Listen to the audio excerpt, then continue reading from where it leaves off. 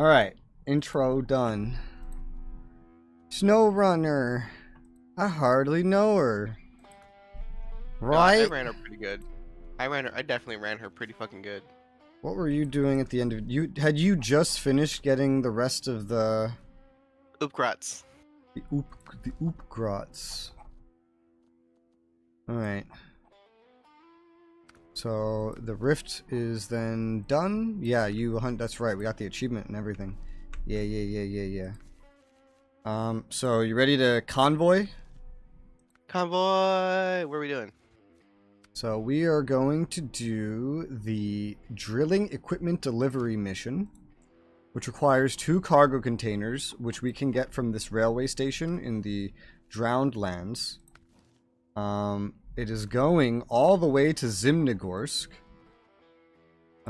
Is there anywhere closer we can get that there before we go? Oh, there actually is a closer one. It doesn't bring me there when I click on it. But we could actually go to the other garage instead. Okay. That'll make this MG. simpler. Zimnegorsk. Zimnegorsk garage. Starmnivora. I have to teach myself to use that better. I'm gonna use this big truck. I'm so curious how this is gonna feel. God, that thing is huge. It is. It's so funny that it can have like a normal load. It's so funny. And it has a ramp towing platform, which is neat. It's literally just an equivalent. It's just like it has this big ass shit. I can get a better air filter for it. 1 second. We are doing. It's called the Drilling Equipment Delivery. It's one of the contracts, I think, for Taiga Oil. Let me just make sure this is fully equipped. As good of off-road capabilities as possible. How many slots is the oversized cargo container? We're not doing the oversized yet. We're gonna convoy getting the cargo containers, and we're gonna get them from the south. I can upgrade the engine on this because I guess we found that. And apparently I never customized this, like, even remotely. Time to do that. No customization. What are you, a pleb? Yeah, I need lights, man. I need lights. Front bumper reinforced bar that comes with lights. Twin horns. I don't know. Exhaust. Flat cat. There you go. Rims. The normal ones look fine. What else? I want more lights. That's what I want. Get as bright of light, as many and as bright of lights as possible. Okay, we can only have the top roof fog lights or the LEDs in the front. What the hell's the fucking difference? LEDs cost more, so that means they're better, right? Of course, always. Yes. Alright, good. I'm glad that that is how it works. Indisputably. And just because this DDR2 stick is like $70 for 1 gig, it definitely means that it's much better than this DDR5 stick, right? Sounds about right, yeah. Okay. More money equals better 100% of the time with no exception. Agreed. I'm glad we're all so educated here. Alright, this will be fun to try. Woo! Alright, so let me get us a path. I'll take the normal path that I usually take down there. Which is, except maybe like an earlier turn. And then from there, we probably are going to cross the bridge. And then go back north up that like main road. Yes, we could go like that. Down there. And then just follow this up north. That looks like it'll function. And then the oversized is something you can handle. I think we get something from this. I think that's part of why I wanted to do this. Looks like a broken bridge. I question this path a little bit. We don't have a objective over there, though. So I'm going to assume that there's going to be a way to get around. It'll add a little bit of spice to the trip. We're going to do a nice little loop around this zone. Sound good? Okay. Alright. My other big truck is already, like, deployed somewhere. With logs on it. Alright, so... Where, this way. Let's go, Matt 9. Come on, Vominos. So this one always has all-wheel drive on, unlike the other one. It's so funny. There was a little hiccup there when we became solid. Oh, Oh, wait. where are you going? Yeah, this is not the right way. I was looking at the marker. I haven't really driven out of this garage too often, especially not in a vehicle like this. Got a little pivot action there. Oh yeah, yeah. That's one of the interesting things about this is that the back will turn with it always. All right, so we want to go this way. When you turn, it looks like your vehicle is ahead. It's tilting its head, looking before it goes. Yeah. It does. It makes the turns like easier, which is neat, because the actual truck body is so small. As a result, it's very, very useful on the other one. I'll tell you that much. Yeah, your tires are fucking massive. They're 71 inches. Yeah. Not only that, but they're thick. Yep. They're much larger than those ones. All right. Where you going? Oh, you're going that. Okay. Yeah. We're staying on this map. Oh, also, I'm retarded, maybe? No, I'm not. Okay, never mind. I thought I was retarded for a second. There is a fucking branch here. Okay, it's broken. It was stuck on my fuel. Alright, let's get a straight line. There you go. I'm pushing you. This has, you are, right now it shows you're not making contact. My train, I'm definitely making contact. Oh, there's probably some desync. Yep, see? I'm definitely pushing you. Whoop. Oh, you're over me. This, just like the other one, has exactly 90 gallons of fuel. And let me just check real quick. I think it has, yeah, nothing. It's got beacons. Oh, different beacons. Cute. It has no ability to refuel or repair itself. Wonder if this goes faster. Oh, this goes faster. Oh, cool. Look how much faster I'm going all of a sudden. I just turned on differential lock and low plus, and I started moving way faster. Alright, good to know. It's less like full auto on these ones, and more like this. I'm being... Okay. I don't want you to go ahead there. Yeah. Come on. Come on. Come on. Push the button. Is there a hill here? Yeah. On like the left?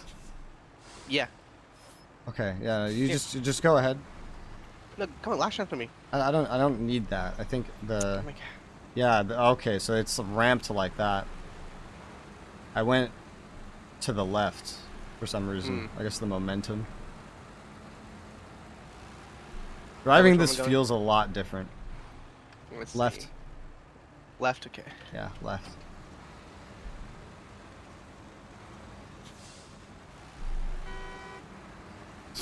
The other one has a much better horn than this one. Mm-hmm. The other one has a much deeper horn.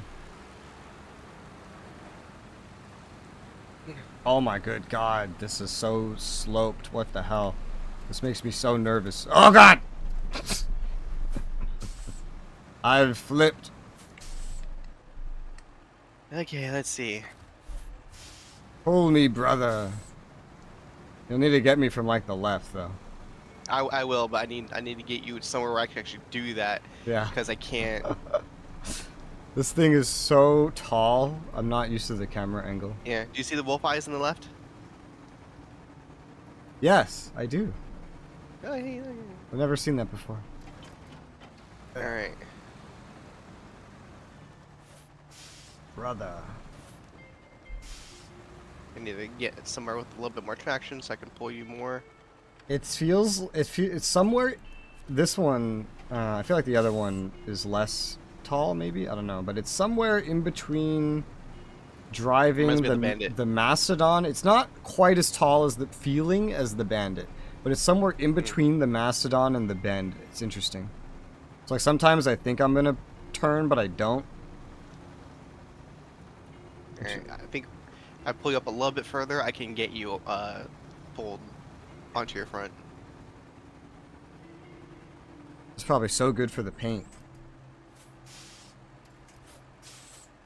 Okay.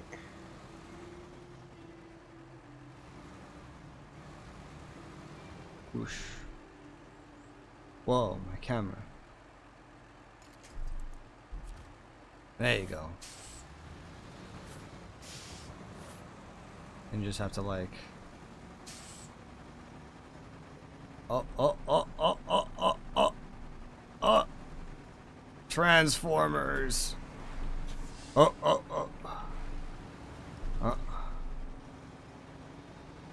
There you go. The right side of this is very dirty now. Alright, winch onto me. Oh, that's not. Why? Because you're silly. I'm learning how it drives. I'm testing its limitations. The back of your truck is too bright with these lights. How does this drive in first person? So this one's not in the center. It's on the left. Yeah. It only has like one instead of multiple. Interesting. But yeah.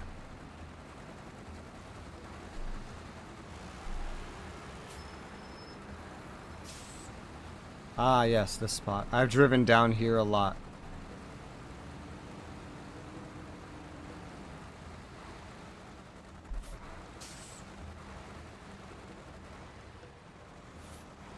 Are you slow because of the mud? Yeah. Oh, okay. Okay, that's a difference. These tires do not notice that. So I couldn't figure out why you were slowing down. We're going left. Yep. This is so bright. It's evening. Well, now it's morning. Good morning. Good morning. These really big trucks are definitely easier to do in first person than third person.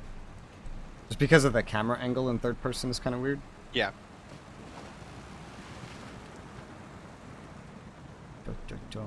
This is very deep mud. I only needed low plus. I was like, do I need low for this? No, low plus.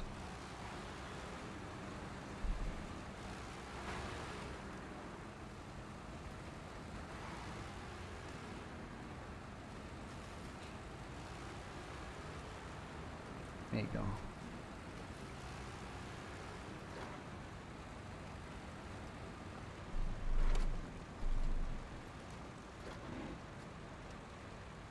There is the up ahead. Once we get into the town on the right, yeah, there's the cargo.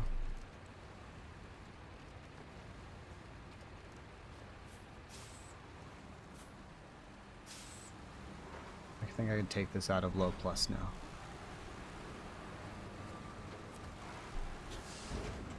Cargo.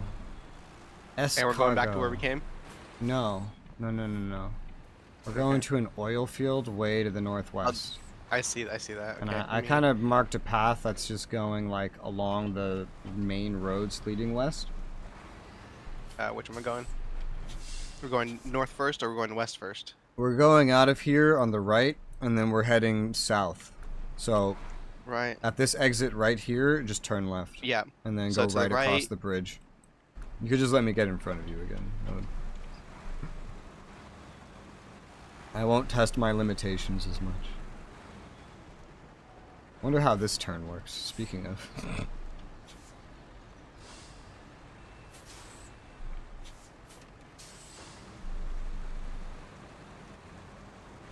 Oh, nice. That extra turn helped squeeze that in there. Cool. I like that. Alright, brother. Let's go.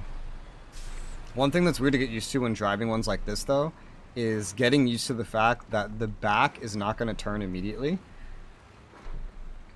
And you have to turn them, you have to, like, mostly pay attention to the front, which I find easier to do in first person. Because you pretend the back doesn't exist. Yeah. And you just, the back isn't there. You don't really have to account for it as much. Hey, it's the cafe. Coffee? I love coffee. And there's a lot of momentum when you turn that isn't there on the Mastodon.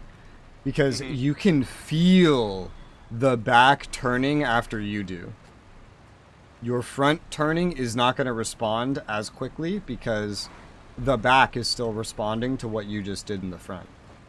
Ugh, like right there. Ow!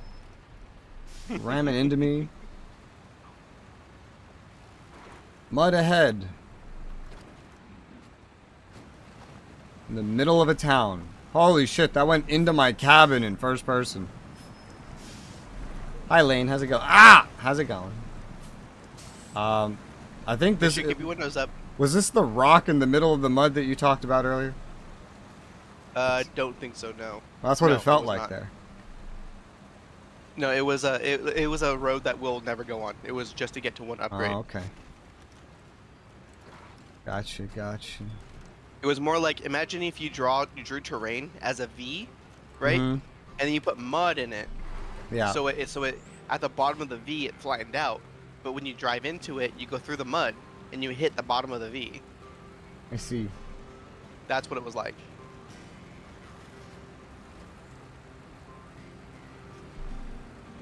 Mine expires tomorrow.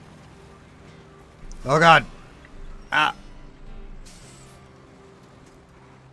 This slant scares me. This thing's so tall, this slant in first person made me feel like I was tumbling when I wasn't. Actually, you kind of were. Ah.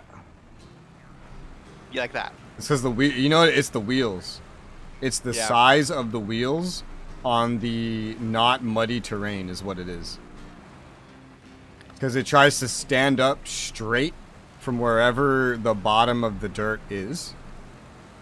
And so these are really, really good in mud. When you get on not mud, it gets kind of weird.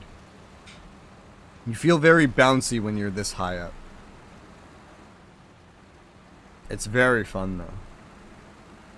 3 days Mom's membership bouncy. expires. Oh, so that's what you were saying expires. Yep. Yeah.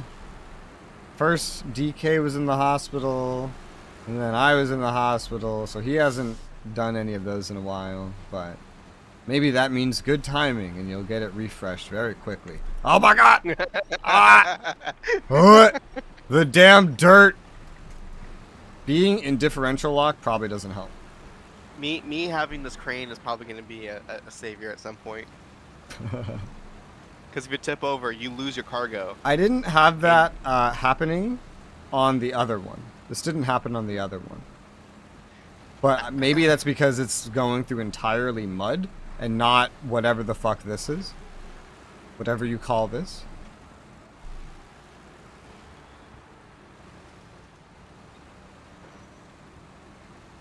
Or maybe there's other slight differences between that truck and this one. I've saved it a couple times though. Just rapid fire pull. Good thing it's such a heavy winch. Just catches that bitch.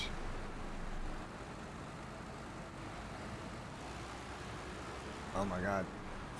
Turn right, turn left, turn right. I'm overturning. I'm used to having to turn the whole back of it with me. There you go. Alright, now we're going... What kind of a weird fucking path is this? Windy roads take me home. Where do you belong? I don't belong anywhere. Mud. It suddenly becomes mud. It's so funny, because these tires are so large that I can very much see when it goes from dirt to mud, because they instantly depress to the bottom of the mud. To the very bottom of it, instantaneously. Whereas some trucks, you have to try to get that deep in the mud. This one immediately goes to the bottom of the mud. And What? it's like, oh, hey, look, traction underneath the mud. Don't mind if I do. Yep. Look at this. Woo. That's interesting. I came up here, I think, once in a Scout. Holy mother of God, mud. Where'd you come from?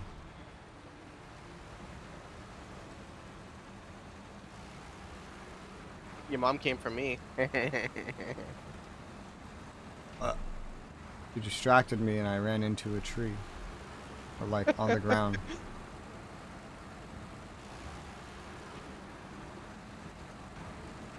That, my friend, is called psychic damage. I saw a hilarious. It's like in D&D, there's a spell bards have called Vicious Mockery, and causes your opponent to fail a roll instantly, right? Yeah. And some DMs will enforce that you have to actually make a good joke or jive at them for the spell to go through. I saw one. It was your visage. Is so hideous that the last time a portrait was made of you, they needed nor hammer nor nail to hang it because it hung itself. Hanged. Yes, I know, but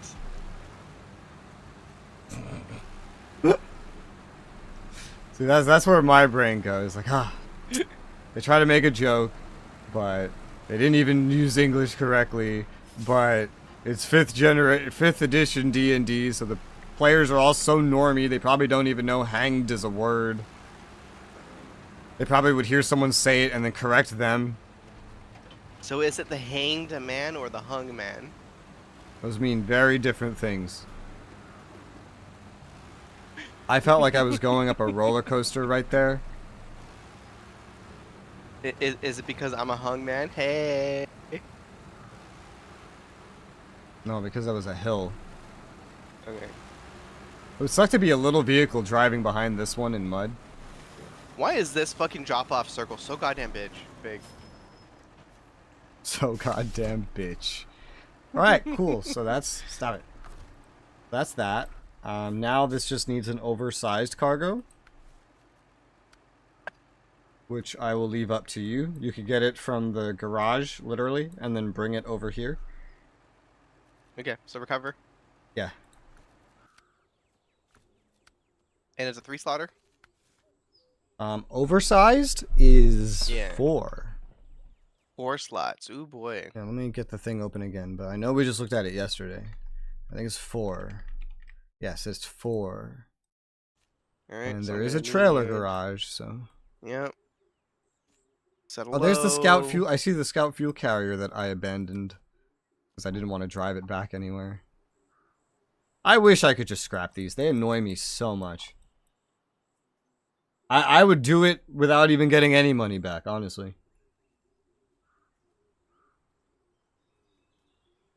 Enjoy mod trucks off-road with mods. Yeah, with mods you could spawn in all kinds of vehicles. It's a way to like cheat the money system too. Let's see. Azov 4220 Antarctic. That is what I am driving. I think I prefer the one that does the wood stuff, but I think wood paths are also muddier to begin with. So if they're similar, then... Still, it's a fun one. The Yar, I think now I can put in the max engine. I can. So the Yar is good to go. The Yar is good to go, and it has chain tires too. I wonder... I want to just drive the Yar around for a minute and test it. Again, now that I have like all the better stuff. Differential lock is always on. Turn on all-wheel drive manually. That's convenient. I got the 6 wheels.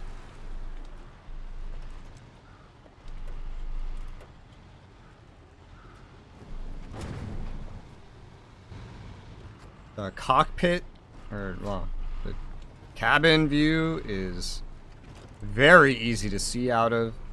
It's not so large. I want you to imagine you and like 6 dudes with rifles and body armor on, and then recalculate that. What do you mean? Because that's a military vehicle for like scouting and combat. Like it's an APC. It drives pretty well. It may be large, but this feels really good. This is one of several scouts that I've read are very liked. Some of the ones I hear good things about are paid, but I've never heard any of them are like definitively better. I hear, oh, this one's the best. No, this one's the best. No, this one's the best. No, this one's the best. It's very split. Isn't that the same for basically every fucking vehicle in this goddamn game? Well, no, everyone agrees the Mastodon is OP. That is very much different. Okay, so this drives pretty nice. It has definitely ability to conserve fuel a bit better than the other one. Oh, hey, you're still there. It does have the ability to refuel, though. And it comes with some repairs. Yep. I'm just trying to figure out if this is going to be better than my other one. So, let's compare. I want to compare the size, too. I mean, even without driving up to it, this is definitely... The Lodestar is definitely smaller. Oh yeah, the wheels are way smaller, the body is way smaller.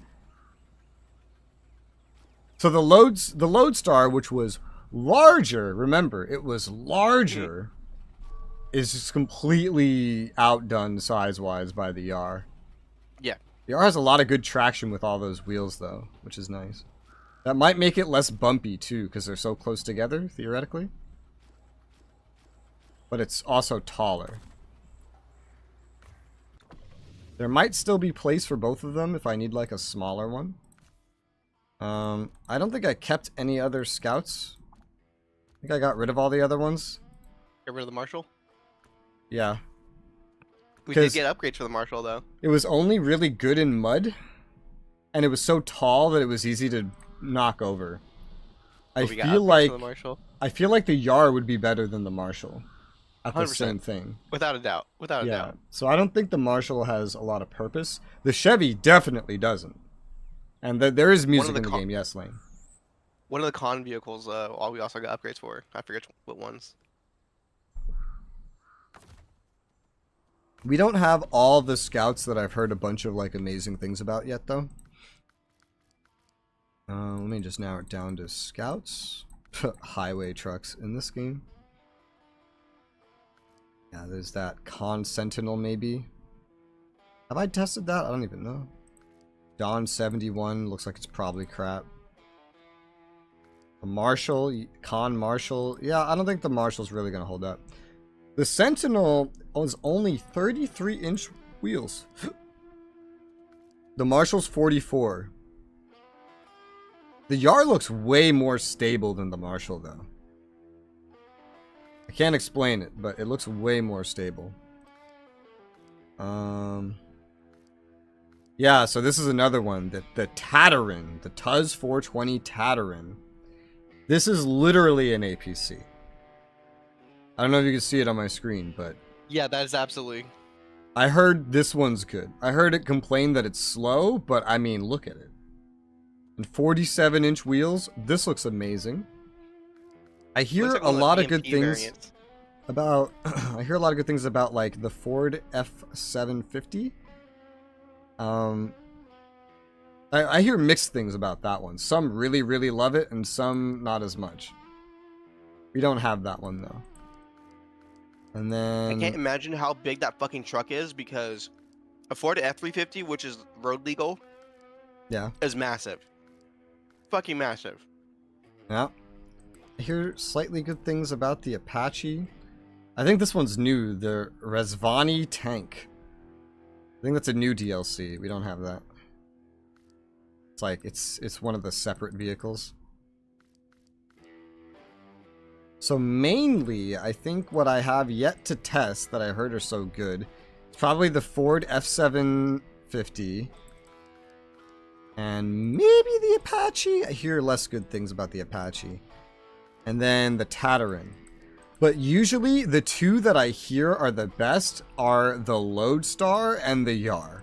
And I have both of them, and I think they both have their own uses. If I had to pick one and only one, I'd probably pick the Yar, but I don't know if it would fit everywhere. I don't hear anything about the Sentinel, and I'm not sure 33-inch wheels are really going to be that great. I'm not sure about that. Why is there literally... What is this? This is a Scout? This is a construction vehicle. You call this a Scout? Does the crane work? Is that a crane? That'd be funny. The Hummer was like, okay. I don't remember liking it that much, though. Yeah, the Lodestar... For when you get it, the Lodestar is amazing. It's so good. And it's more expensive than the Yar, which is interesting. I'll have to test those out to see which one's better in what circumstance. This looks fucking armored. Jesus. 32-inch. Chevrolet Apache, 44-inch. I could believe that that could be good. It has 6 wheels and it's very stubby, meaning it probably wouldn't, like, tip over as easy. I could see that being useful. I could definitely see that being useful. Jeep Wrangler. The Resvani tank looks interesting. Where was that other one? The Ford F-750. There it is. Is that 6 wheels or 2? It looks like 2, and they're very spread out. Interesting. Yeah. The Bandit, which I still have. That is so... The Bandit is so expensive. It's expensive, but it's versatile. It's very, very versatile. Oh, these off-roads are pricey.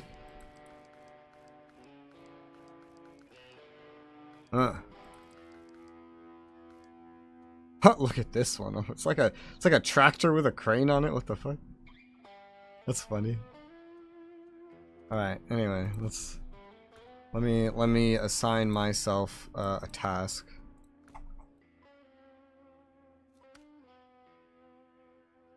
When you're done with that task, I have another task for you. What is that? I want you to go around and activate the side quest so we know what the fuck we're doing. Okay. I'll get a smaller vehicle for that then. Yeah, because most of them are not activated, and some of them might be useful, and we just don't know it yet. This doesn't give anything. That doesn't give anything. Let me make sure and see. Maybe there's things that give stuff too. Doesn't give anything. We're doing this and it'll give warehouse access. Nothing, nothing, nothing, nothing, nothing. And that just like finishes it. Nothing, nothing. This is the last contract that gives something like that. That's good, I guess. Alright. Well, in that case, I think I will go back to delivering logs. I don't remember as a shipwreck. I was like, which one did I start? I don't even know. And garage is emptied up. Emptied out? Yeah. Zimnogorsk. Was it Zimnogorsk? Is it the quarry? Is the quarry? I get those two confused.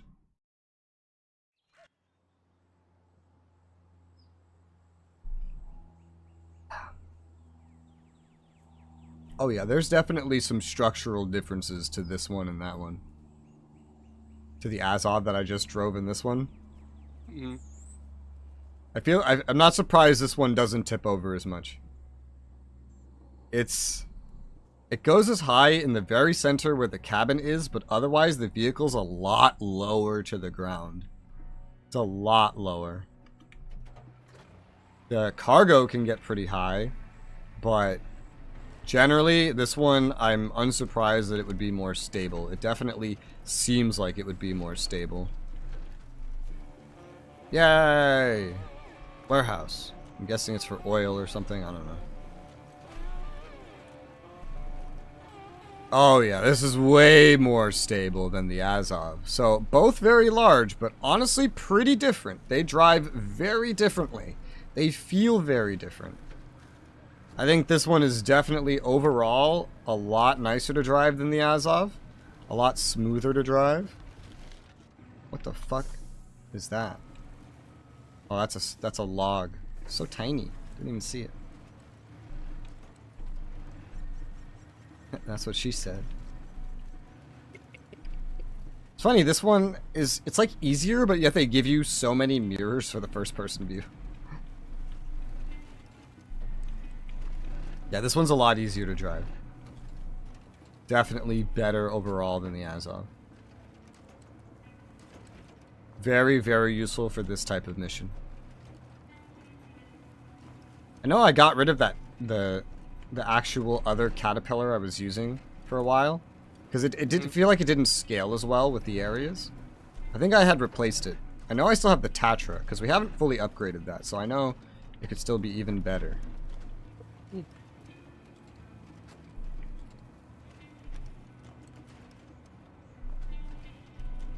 Oh yeah, this one drives like a beauty in comparison to the Azov. It's not even close. Even when I start tilting, I'm really not tilting. There's a lot more stability, regardless of the terrain. Yeah, okay. Well, that's my verdict. In case you do want to try one of these really big ones. The Azov, not as good. But this cat, this massive cat, this is really good. I really like this one. So it's like a puma? What do you mean? It's because it's a massive cat? Yeah, it's a big cat. Yeah, well, I mean, sure. It's a lot of big cats.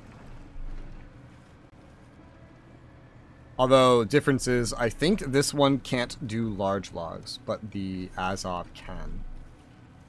I forget what else this can carry. It could do something else.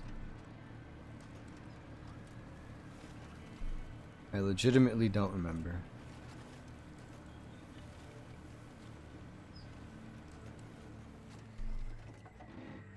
Let me look real quick.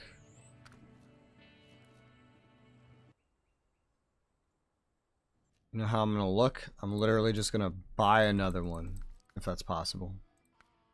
I don't know if we can do that here. What is this one even marked as?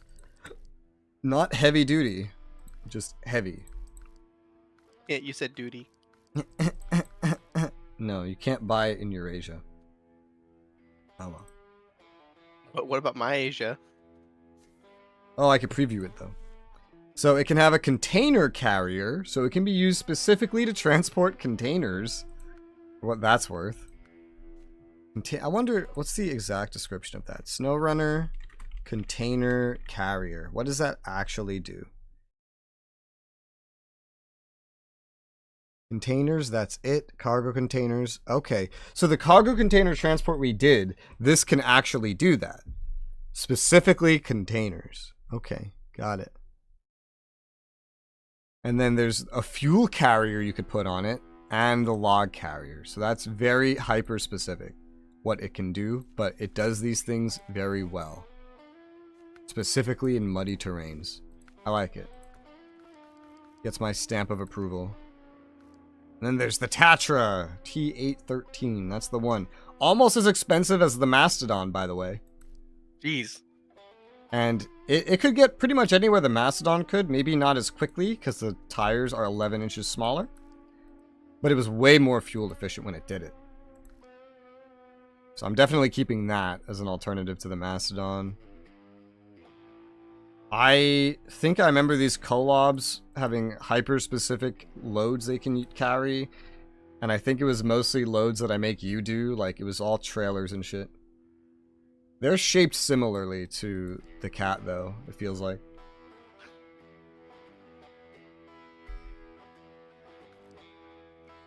Yeah, but the Azov, I think my biggest qualm is the shape of the actual like cab. It's too uniformly tall, which gives it the same problems that the Bandit has. I feel like I would rather just find a way to make like what I have work. Like for example, the Ankh off-road. I really like that little thing. It's an off-road, yet it works like a heavy truck. Or it can work like a heavy truck. Off-road. Actually, I forgot the Ankh and the Bandit are the same class of vehicle. And this little mini Tatra I have. It's weird. It's a off-road is very versatile. In 40K, there's something similar where like there's defined Titan size for the knights, right? And yet there are some Titans that are so minutely barely bigger than others that you're like, why are they just not the same class? But they're not. Mm-hmm. Like the Warhound Titan is theoretically the smallest actual true Titan class Titan, but a Castigator Titan is literally barely smaller than it. It's like not even funny. There's some really interesting looking off-roads that I would be excited to try.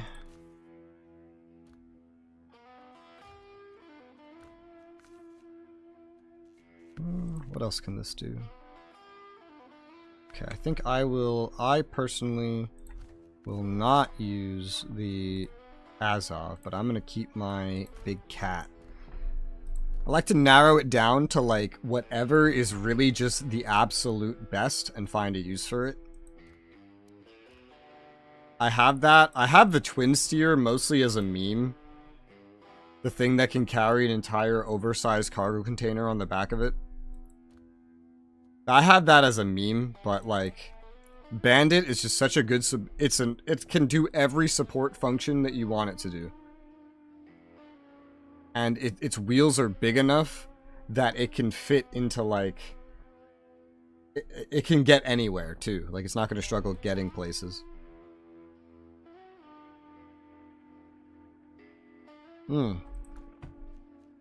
Which reminds me, I wonder. That's right, you can't even change the back on the military. There's a mission right by the fucking garage that wasn't. Nice. It's like right the fuck there. I forget what can the civilian Ankh. I know it's probably that like I know there's some support stuff for it. Yeah, fuel, fire. Honestly,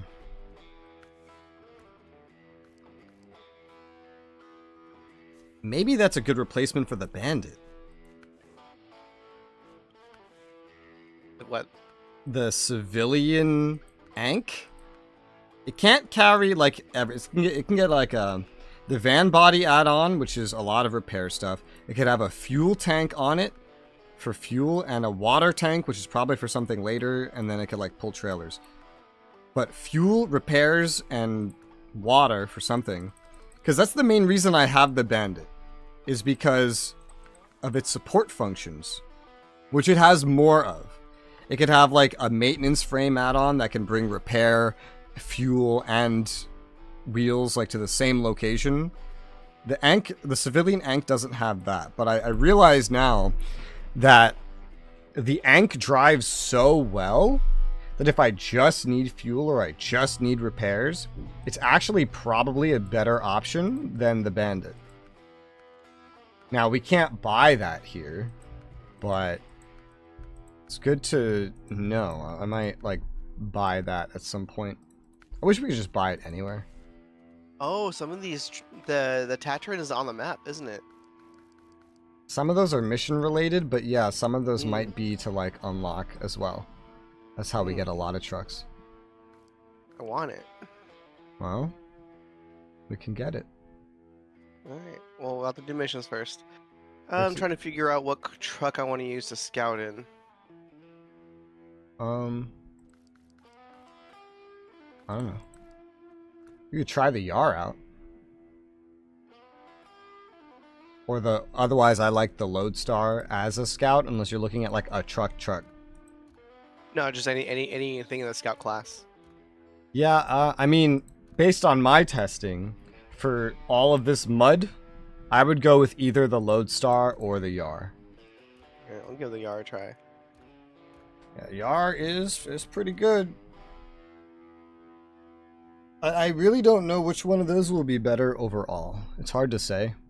The Lodestar is maybe more versatile due to its size. But wow, the Yar tires are really thick. The Lodestar is interesting. The front 2 tires are thin, and then like the rear are doubled.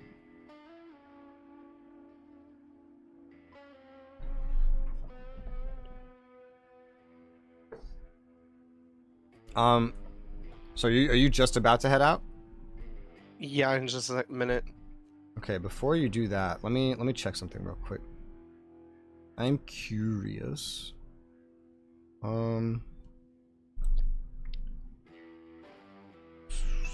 What are they called? Upgrade.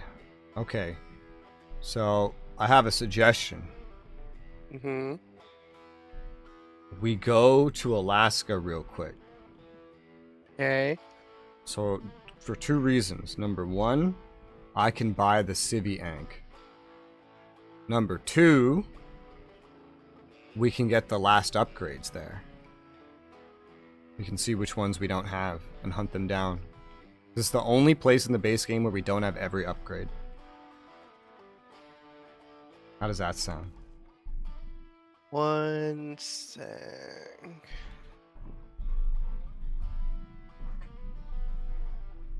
Oh. Alright. Ready. Yeah, that Tatarin is on the map. That's the one that looks like the APC, right? Maybe? Let me see. I think so. Truck The Tuz store. 40 Tatarin. What class is it? It's probably Scout Tuz 40 Tatarin. Yeah, that's the one that looks like a fucking like amphibious like APC. What can that one carry out of curiosity? The roof rack? Yeah. Look at this thing, man. Tires. It has 4 tires on each side. 47-inch 4 tires. Dude, that's insane. It only has... Oh, okay. So it only has one singular... It's 47-inch or nothing. And they're only mud tires. So my guess is potentially this might be what we would find to be the absolute best scout for mud. But that's it. That's exciting. Well, that's useful here. That's gonna be useful probably a lot of places, yeah. But it's probably gigantic. It's probably like bigger than the Yar. The Yar probably seems versatile compared to this because it also has chained. And then it's funny, all the scouts made the Lodestar made the other scouts look small, and now we're looking at all these other ones, and it's like it makes the Lodestar look small. I think I might end up having the Lodestar, the Yar, and this though. And then depending on the size of the Ford and the Apache, if they're smaller than the Lodestar, maybe that. But honestly, I don't know if I ever found the Lodestar to be too big at any point. I think it was always like good size. But let's go. Alright, so what are we let's go to Alaska. What are we getting there? Upgrades, and I want to buy the Civi Ank. I see. Let's see. Snowrunner, Alaska upgrades. Hidden upgrade locations. Because whatever we're missing, it's hidden. Alright, what map? Alaska, you said? Yeah. Where are you? Map Runner. Right. That's the website. Map Runner. I got the links though. Okay. Hidden upgrade Let's see. I see an locations, map. upgrade on Pedro Bay that's going to be hidden. I see an upgrade on White Valley that would be hidden, as well as Mountain River. Yeah, all 4 maps have hidden ones. I know we have a couple of them. Because we hunted down specific ones. We could go check those specific locations. Truckers drive for small businesses drive more than 3 million miles in their lifetime. And only 6% of them are whamming. Alright, let's see. Truck store, truck store, truck store, truck. If you want to buy yourself a Caterpillar 745C, this is the time to do it. If it is remotely interesting to you. Caterpillar 770G. I wonder what this one's like. 74-inch tires? Oh my god. Fucking hell. What else do they sell here?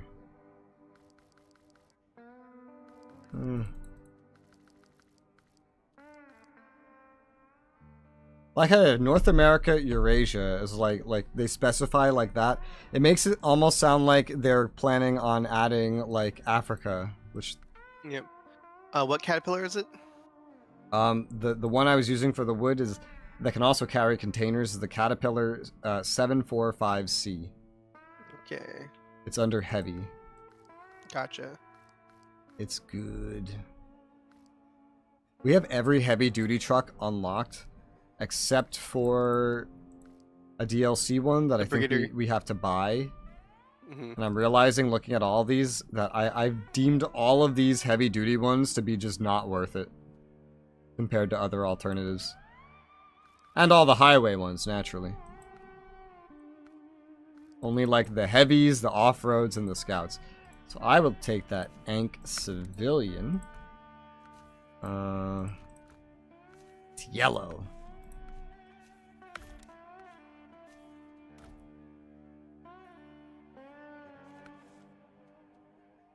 There's a fuel tank, fire tank. It'd have the van body add-ons, saddle low, saddle high, fire tank. I could do one or the other. I'm tempted to buy 2 of these, honestly. Because they could do different things. Yeah, like the Bandit can have something that carries both. Not as much of either, but both. But this drives, the Ankh drives so much better than the Bandit. Remember, I was driving in the mud and the dirt and on every terrain, and I was zipping past you while you were in the Macedon. I was not, like, having problems with, like, tipping over everywhere, and it was just going fast as fuck, and I didn't have to put, like, any effort into it at all. But I think I might just buy a second one, honestly. It's not that expensive, either. For what it is, it's really not expensive. So I'm gonna have 3 Ankhs in my garage. Why not? Free low gear ratio tuning. Notoriously fragile, not fuel efficient. I don't have to worry about that. Let's see. Active suspension kit. Raised. Active. Manual control over the road clearance for optimal performance. I'm sorry, what? Wait, does this let you go between active and not active? Wait, what the hell? Hey, let's see. It does. Oh my god. Let me get daytime. Should I check for upgrade points that should be already unlocked, or should I just go zip to straight to ones that are not? I think you can base it off of probably if we've colored in that terrain or not. That's what. Yeah, that's what I mean. Like the watchtower definitely covered most of these, except for 2 in White Valley, for example. Yeah. I know there was one by a lake in White Valley that we got. That one I believe I already got, but I'll check anyways. Yeah. I do believe to the north at that lake on the west side. I remember directing you to that one. So that we definitely got. Alright, then I'll check this northwest or northeast. Yeah, I see that northeast one. We don't have that. I don't know if that's colored in. You could check that on the way to the exit anyway. I think I definitely got that one because look at the river down there that way. I colored that in. I definitely got it. Okay. Well then maybe we don't need to do this specific one. What about Northport? Where I know there was a There's one to the northwest, one in the middle, in the southwest, one down to the bottom. So let's see, that southernmost one. It's just off the road there. Around here. It's colored in, but it looks like it was colored in from the road, so I don't know if that southern one is unlocked. Okay, I'll check that out. Let's see what Mountain River, White Valley. I can check that from the garage actually. Because it's the raised for the Hummer is what it is. Hummer preview stock. We don't have that one, no. Okay. So raised for the Hummer Headed south to Northport. of Northport, which I think you can go to the garage there. Is there a map in Northport? A garage in Northport? Yeah, I think that's where we started. Yeah, there's a garage. Okay. And let's see. Northport. And then the northwest, you colored that river in.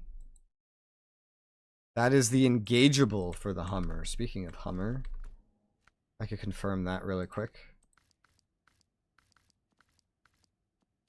The engageable. Yes, we have that. So you definitely got that. Watch, we're only missing like one. We just only missed one. I specifically remember us getting that one.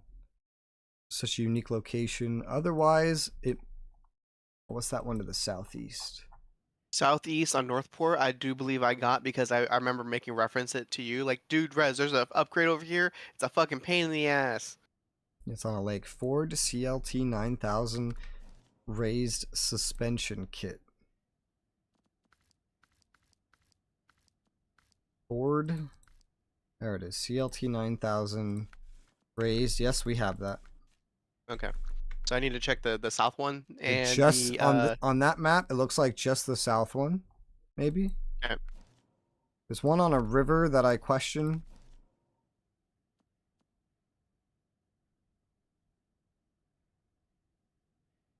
Yeah, I definitely question that one. This like barely outside of the list. This one is such a like trick. It's an engine. The Royal BM17 uses it, so I can check that. Royal BM17. I have that engine. It is the 26 TTA. Okay, we do have that. Okay, good, good, good. So on that map, I think there's only that one to the south. Everything else looks like we would have it. And then I'm gonna recover really quick because I need snow tires. yeah. Snow tires. North, I think we definitely would have gotten that. And then I remember directing you to this one. I remember very specifically. Everything else in Northport is acquired. I just want to confirm that other one real quick. God, these little vehicles fucking go so goddamn fast, and I'm not prepared for it. Yeah. You're always in a Macedon, where the speed is very controlled.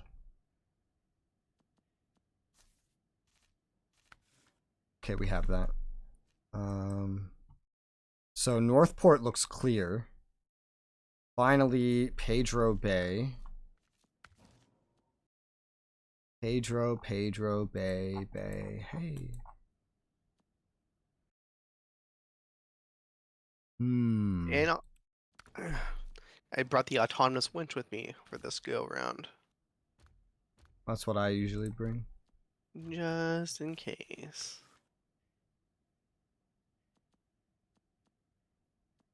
Okay, we do have that.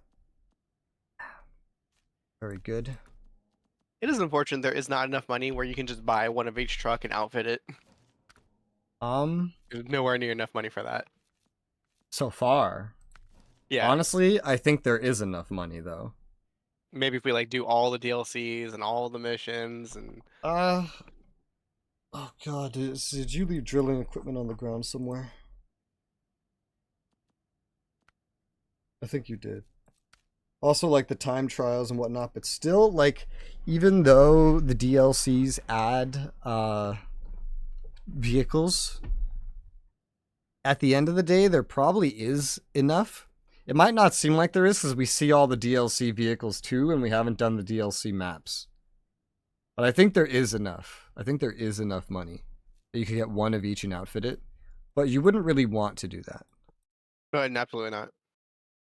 Wouldn't be very useful. Advanced Special, I think I specifically remember you getting that one. Honestly, I think that one that you're going for now is the only one that's missing. That's crazy. I'm pretty sure that's the only one. Well, we'll find out here in a minute. Yeah. Meanwhile, I will outfit because I bought 2 Anks. I wish I could name them. Can I name them? That would be very useful. I could color them differently based on what they are. I don't know.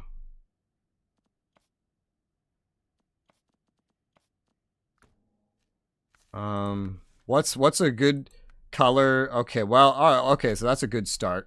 So the service van body add-on is bright yellow, so yellow works with that. Fuel, I guess, can be like white or red. Explosive. Because the tank is like white and red. Because explosive. Also, yeah, so this has an active suspension where you can change if you're high or low. I guess if you're on like dirt and stuff, you'd want it to be low. And then if you were on No, on the road you want it low. On the dirt and stuff you want it high. I know on mud you want high, Mud right? definitely high, yeah. And but yeah. like bumpy off-road is what I mean. It would be better to yeah. have low. So that's really no, useful bumpy, that it can do that. Typically, for bumpies, you want to be lifted. Really? But that could make you like, bounce like, more. Like you might tip over. That is true, but it protects the body of the vehicle and your suspension doing that. All right. Because there's less room for it. Because road's low. Got it. So I'll bring the active. What damages your suspension is bottoming out a lot and very heavily. Versus if you're lifted, your suspension has much more room to travel. So it doesn't bottom out so much. Like rock crawler vehicles definitely all have lifted suspensions.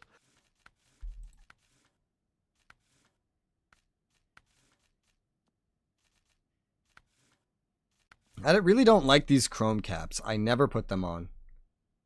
It just limits visibility in first person. It's not like the sun's actually shining in my eyes, you know?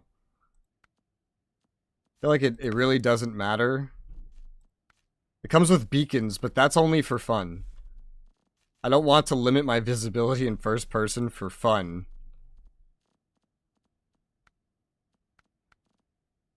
Let's see. Side thresholds. Ah, yeah, I like how those look.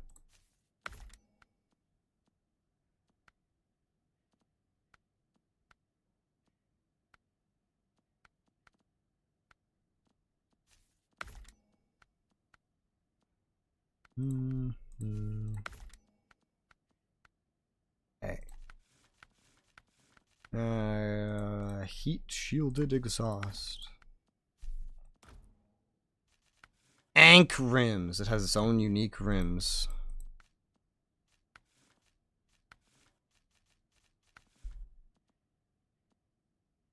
Put a sticker on it. There's one that is track rescue. What the hell? Track rescue units. So many stickers. True Austrian. What the fuck? Maple syrup. The fuck is Firebender. What is this? Farm gang. Egg energy. Be my fertilizer. What the fuck? These are so weird. Bro. It just says bro.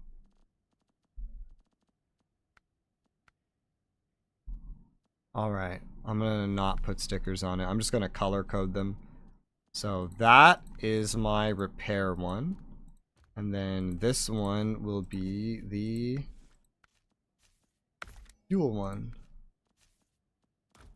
Because honestly, I'd rather have two that can carry a large capacity of each and drive as well as these drive. I'd rather have that than have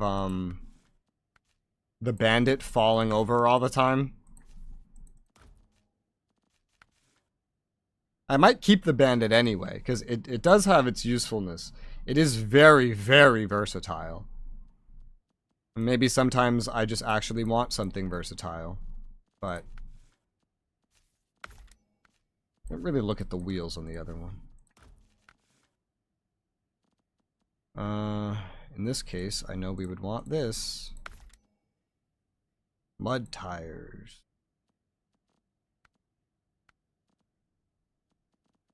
Off-road, not as needed. Spare wheel, desired. Front facing. And you would get the fuel tank. Advanced, medium. Customizing this reminds me of customizing a mech in MechWarrior. Yeah, but can you put large pulse lasers on it? No. And sadly, no autocannons. Because a large pulse laser and a rock would be very you know. Oh no, there's rock in my way. Ba ba ba bum ba ba ba bum. Yeah.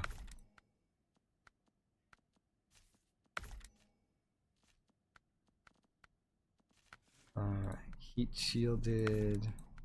Wish I could save one of these as like a template and copy it.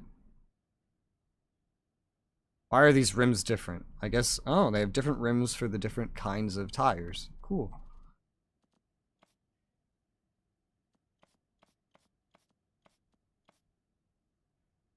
I feel like just coloring this one white is probably good.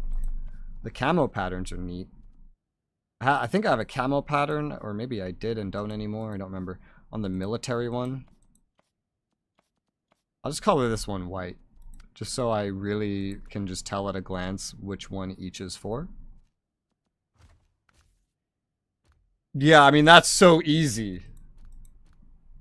Why is this one only at S? Is it the add-on? You know, this is easy. It is. The van body add-on takes some power to wait. Your mom? Alright, so change that out. Yeah, so this is so easy. I mean, look at this. This one's all white with a fuel tank. This one's all yellow. This is very easy to tell which is which. And then the military Ankh, which, yes, I did keep that camo pattern. Because I think the back of it, yeah, the back has the camo pattern. Bare wheel, advanced, medium. It also has the mud tires on. Yes. Does it have the spin tires? But you know what? We don't, for the military one, we don't have the active. Funny that it needs a different active for some reason. It's the same fucking truck, but hey. This one only has raised available for now, but hey, that's fine, I guess. Sure. Why not? And then I think I've customized this the way I want.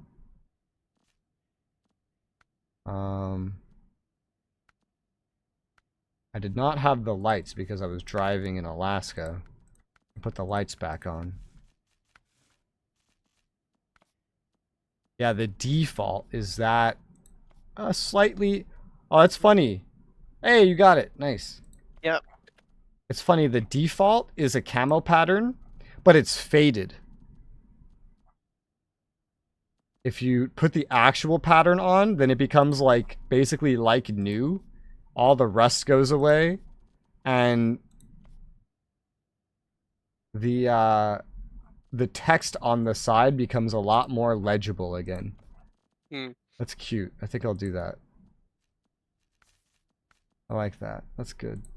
It's always silly when games like you let you change your camo patterns, but like that's weird. You changed your paint, but it's still as fucked up as it was before. Ha ha ha ha. Okay, so the van body add-on actually changes with the paint. So I don't need to match it. It will change. Res. What? I'm old. You're old. I'm old. Do your knees hurt? I've been complaining my back hurts. And Firewire just bought me a back brace. Oh yeah, I was there while she picked it up. Oh my god. Yeah. I could make it all pink. I would love that. I don't know what color actually to make these, so I think I might just stick with the yellow. Yellow seems like something a repair truck would show up with. I associate yellow with lumber for some reason. I associate yellow with construction, and I think construction is like close enough to covering repairs. So I definitely don't associate it with fuel. This fuel came looking white though. Does the paint change it? It doesn't. So the fuel tank doesn't change with the paint. So I'll probably leave that white so it matches. But I can recolor the repair. Interesting. Each one of I have 3 Anks now, and they're all worth 130,000 each. Jeez. Yep.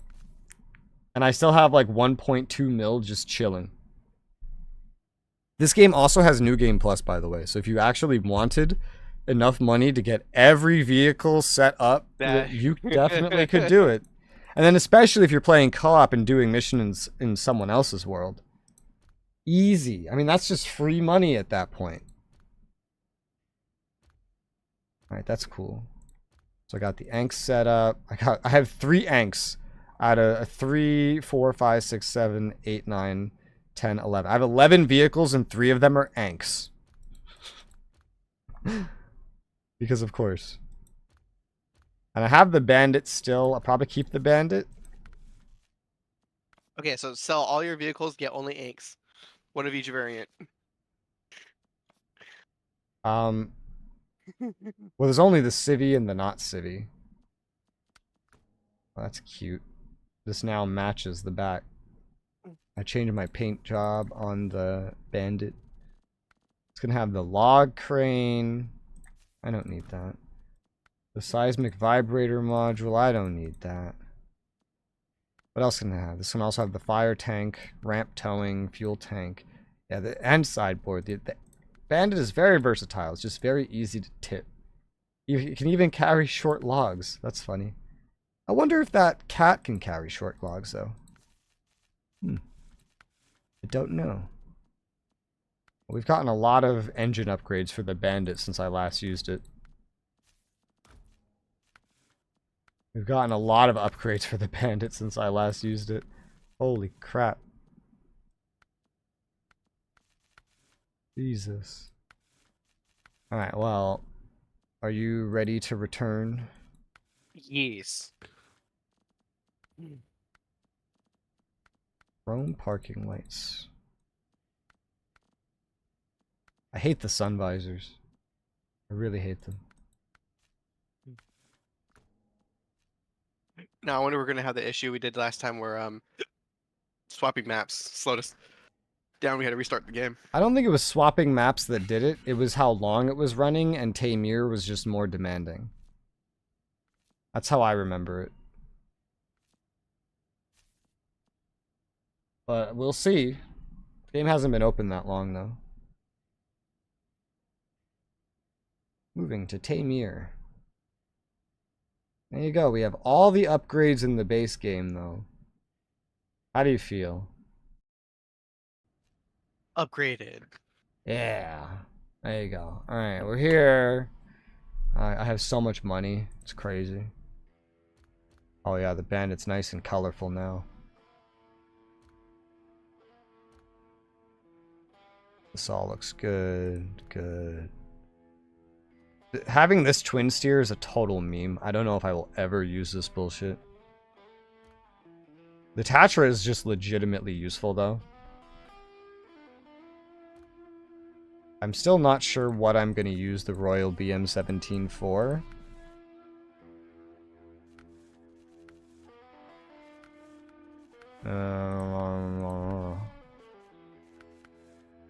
They can have the... This can have, like, everything the Bandit can have, actually. Looking at the Royal BM-17, this can have everything that the Bandit can have. Off-road.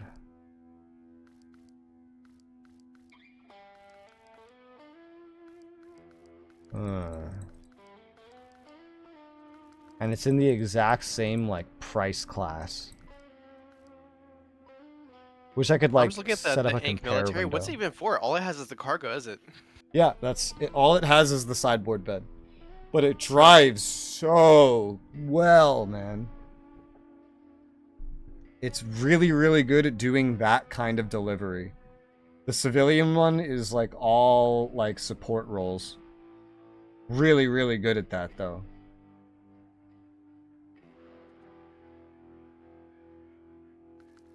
$51. 47. Close, though. This can go up to 51 as well. I'm trying to figure, like... The Royal BM-17...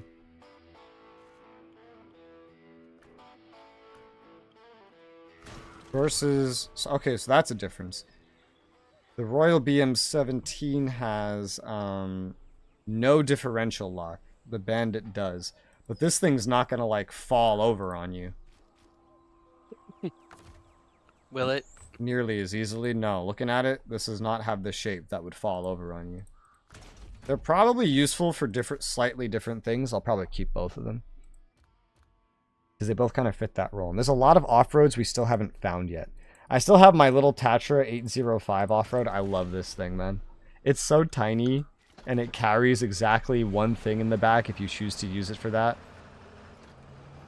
I love this thing. This thing's so fun. And it's so tiny, it could just go wherever it wants. It's just don't put it in deep mud. Woo! And I can drift it. I like this vehicle. This is a fun one. Hi, Zach. How's it going? It's also very cheap. I think half or more of my vehicles are off-roads now. You're an off-road. 1, 2, 3, 4, 5, 6. I have 11 vehicles, and 6 of them are off-roads. We have the mission for the twos. Do you want me to do that real quick? For the twos? Yeah, the scout, the APC looking thing. Oh yeah, sure. Okay, I'm gonna do that real quick. The Tatarin.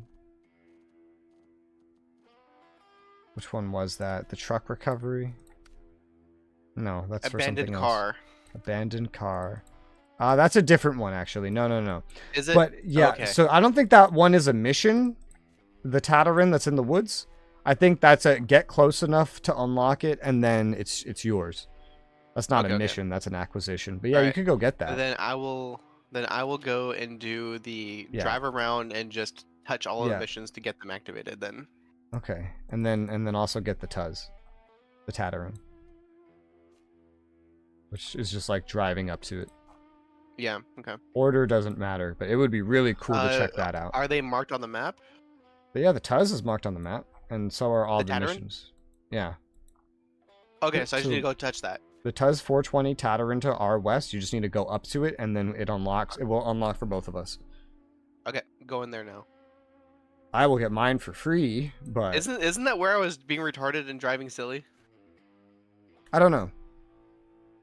But if you mean driving off the cliff, like, no. Yeah, no. I was driving up and down a hill that was not like marked as a road at all. It was just I was driving through the trees. Well, that's where we can get that fucking APC. Well, looks like I passed it and I didn't notice. Yeah, well, we can get it. All right, I'm heading there now. We're starting to get so many just very, very large scouts, but they're good.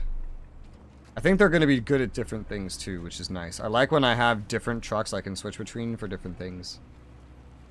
Hey, Rez, you know the Warhound Titan I was talking about?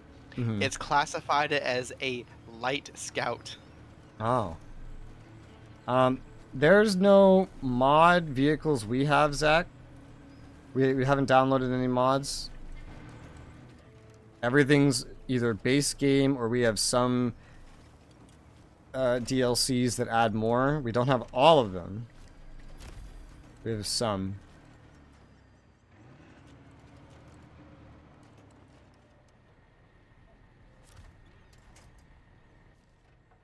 Okay, this is not the right spot. I was like, why is this not working? This is not where I'm supposed to go. That's why. I have the largest mud tires equipped on this thing on the fucking whatchamacallit. The Yar. What's the car called? I forget. The APC 6-wheeler one. The Yar. Oh fuck! I still have the snow tires on. God damn it. But yeah, the Yar. Let me take off the fucking chain tires. I guess I didn't hit the right button when I exited. I need to... You would think chains would work in mud. to activate this damn mission. So was I in the right place the first time? I was. God damn it. My mission changed when we swapped. Chain tires work, but they work like off-road ones, which are not nearly as good in mud as mud tires, which we learned in Michigan.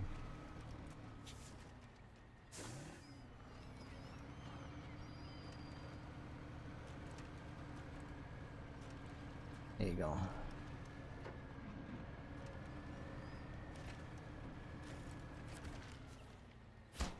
Alright, cool. That's delivered.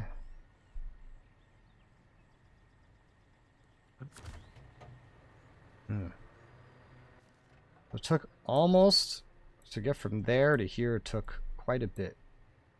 So a support vehicle out here might actually be pretty useful for using this, considering how... Well, there's only a couple things I have to deliver here, but still. What map? Right now we're on Tamir, which is the third and final region in the base game. We're doing every mission that we find on all of them. What's the fastest way to get here? Probably from the east. Is there anything already just coincidentally placed? Not really. What is that one?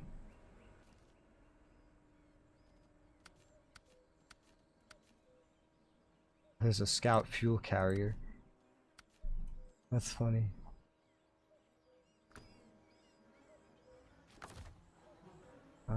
You chill, methinks.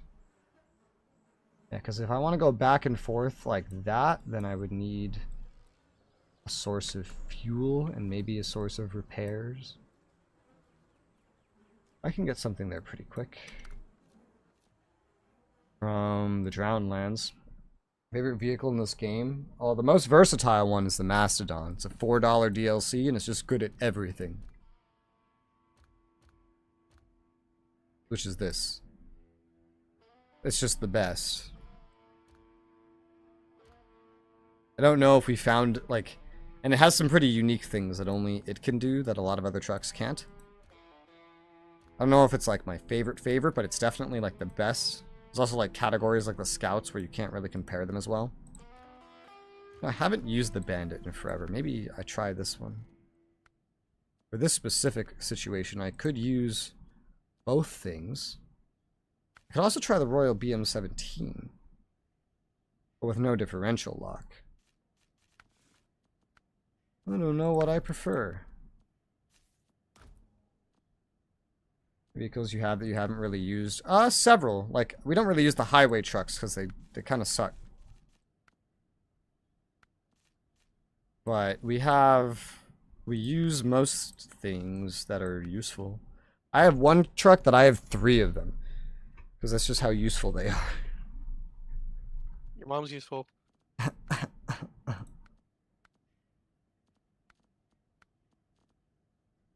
Trunk repair supplies on top of having maintenance add-on frame. Comes with a bit of a fuel tank. They both do. Yeah. Curiously, look at the BM17. I know you have the sideboard frame on, but what if I put this on you? It's basically the same thing. Then you have the thing on the top like the Bandit? No, but you're not going to fall over as much. But you know, I would really prefer this vehicle. Oh, okay. So that's a big difference. This doesn't have mud tires. I was just thinking, you know, I would prefer this in a place that was more dirt or snow and less mud. And I guess that's kind of the intention, because this one doesn't have mud tires like the Bandit does. I guess I picked the correct one. But is it flippable? It doesn't look as easy to flip. Not nearly. Like the Bandit. So where do I want to... What direction do I feel like going that way would make a lot of sense right now. Come out this way. And then... I could leave it like there or here. Really? It wouldn't matter that much. I feel like it would be faster to get over there. Yeah. I'll do that. And it involves just kind of following this main path. So, this way, that way, blah, blah, blah, blah, blah. Cool configuration for the Bandit. It does look kind of cool, yeah. Its downside is it's very easy to flip. But it has mud tires, and the other vehicle that's capable that I have, that I use, that is capable of the exact loadout I want to run on this right now. The other one is, it does not have mud tires. I know I'm not going to spend a lot of time where I'm going, so I do want this exact kind of configuration. Your mom wants that exact kind of configuration. Yeah. Yeah. Really? Really, actually, truly. Okay.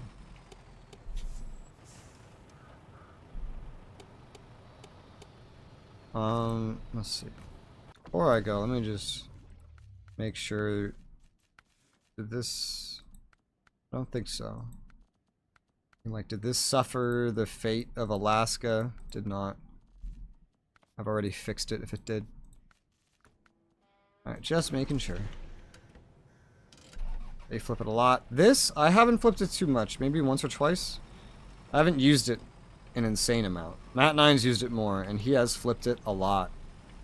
A lot. This thing is... A lot. This thing can, yeah, this thing can be easy to flip. I have not needed, like, my support vehicles too much. Not in a while. I didn't really need them at all in Alaska. God, this thing's so fast compared to, like, other things I was just driving. I don't think I've really used the Bandit since, like, Michigan. Maybe I used it, like, once in Alaska. I don't know. But not more than once. I had the chain tires on it, but I don't know if I actually used it. Yeah, this thing is just so tall across its entire, like, length that it is easy to flip. But it's not terrible. And it's going to serve the purpose I want it to serve right now pretty well, which is a very short-term recovery of fuel and some repair supplies for a brief stint delivering like 3 logs somewhere, of which I've already done one of them. Ow. Ow. Holy shit. Going too fast. The thing can repair itself. It has enough fuel for that mission. So I have to refill something that's working off of a 90-gallon... Ah, these rocks are fucking these tires up. I want to refill something that has 90 gallons on it. And it's going to use maybe 40 or maybe 50 each round trip. I'm thinking.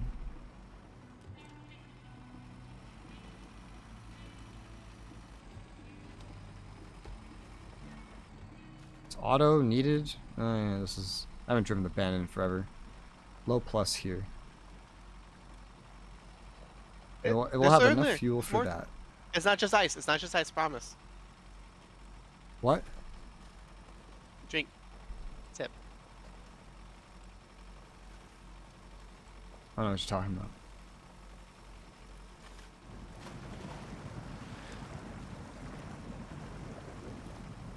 It says, I think this carries an extra 370 gallons of fuel in the back on this thing, so this will work pretty well. I don't need the dedicated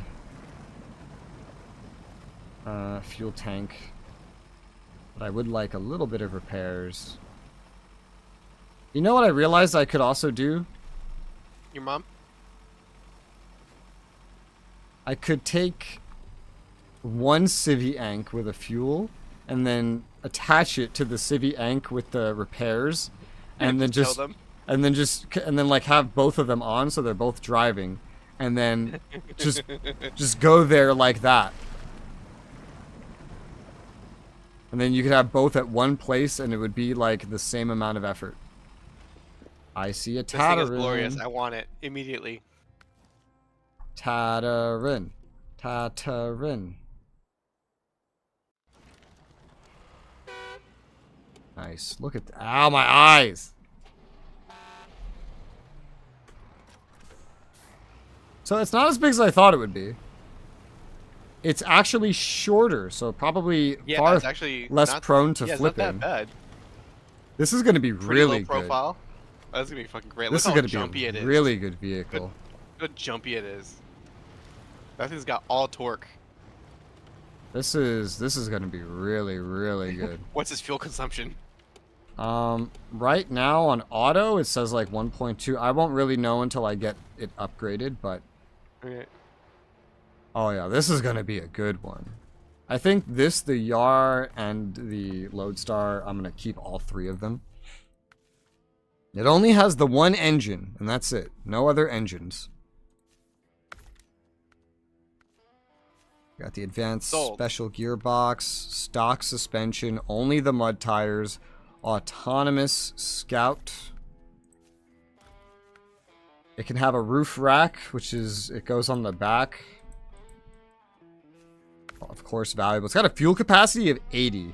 Fuel consumption is C-, but it's got a lot of fuel. Carry a bit extra. Look at the fucking DLC skin for it, Rez. Look at the fucking DLC skin for it. Oh my god, this is like a shark? It's an alligator. Jesus. Alright. Whatever. I hate the sun visors. Doesn't have any extra lights you could put on it, just beacons. It's got extra fog lights. Oh, it's not on the miscellaneous. Okay, rooftop, I see. I see. Why are these sun visors so expensive? I don't even like them. They're annoying.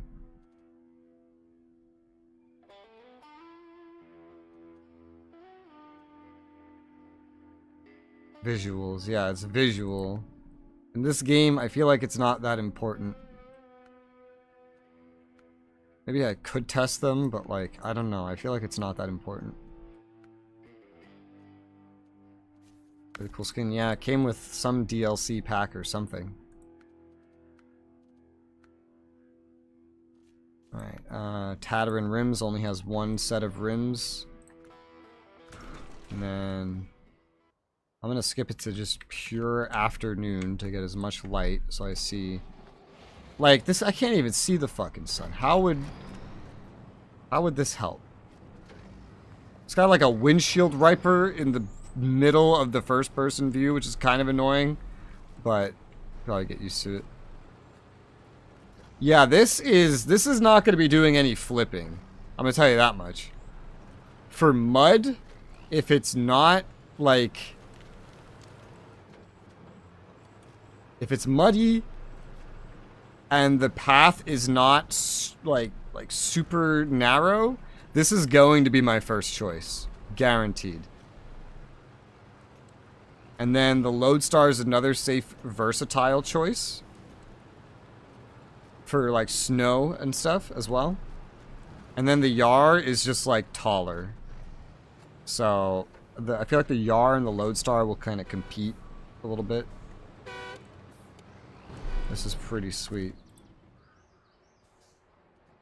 Yes, Firewire.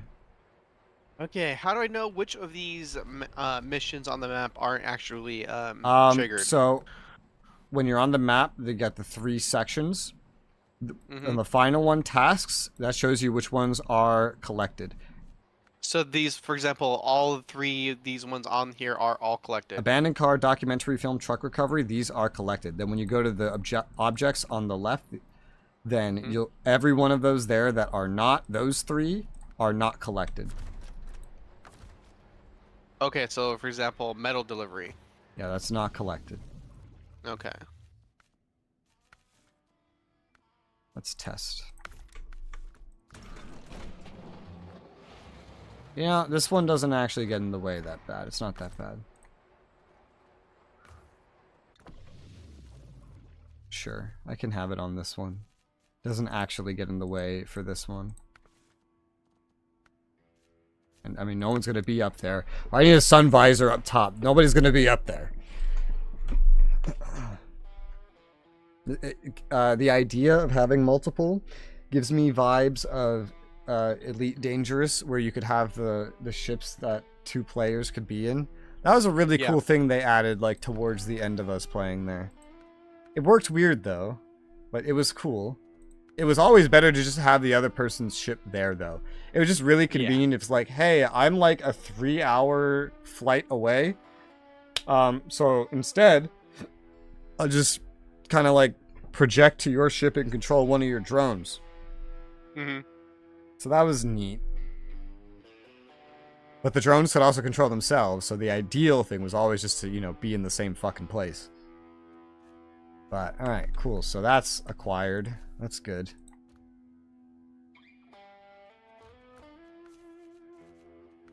And then, let's see. These ones I'm less sure about. Oh, it has that on right now? Tomorrow's my birthday. It is? You getting old? Yep. Is it time to search for the casket yet? Yep, already got it. Bought it. Got 2 for 1 at Costco. Cabin air conditioner. Sure, you know what? Let's get the cabin air conditioner. Fuck it. It looks I don't it looks dumb, but like sure. Oh, this had to be uninstalled because of what it's carrying. Oh, this needs actually this needs this stuff.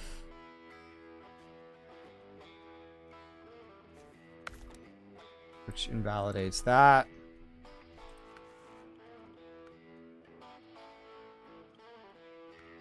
Why do I feel like this is better? It is. And this has the all chains, right, because this doesn't even have mud tires. You really actually don't notice these when you're in them. I feel like I drove a vehicle where you do notice them. I feel like so far today I've done mostly vehicle customization and less driving.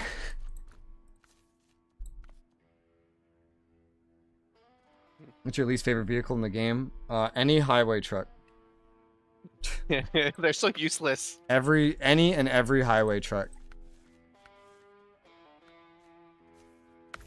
Yeah, fix these loadouts. They should save on the load times and just not have those in the game. When we get to the North Carolina map, it should be useful.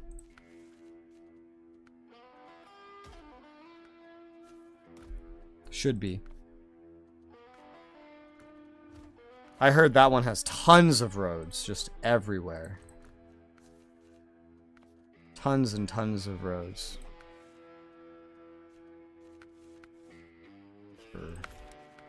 How does this one look?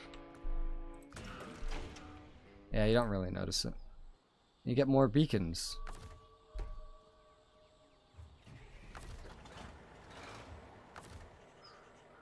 Where's my beacons?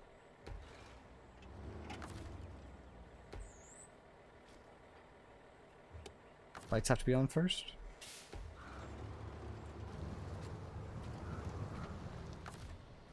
Why can't I turn on my beacons? What's the point of having beacons if I can't turn them on? Pennsylvania or New Jersey map? I feel like probably not, but I don't know, maybe. My beacons turn on. Mine on this truck, I don't have the option to turn them on. Is your car on? Yeah, I'm driving it. Hmm.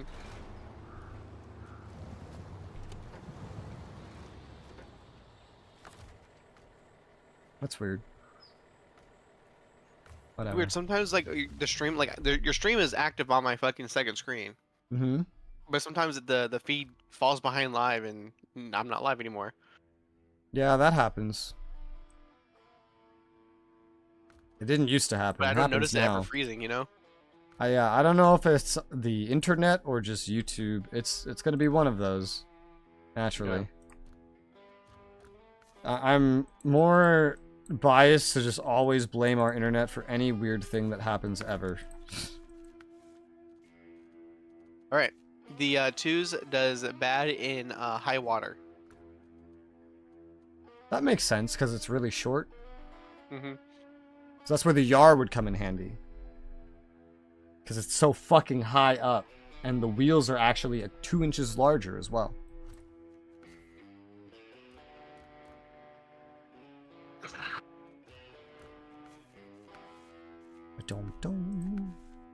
This is literally just a me customizing shit montage at this point. Okay.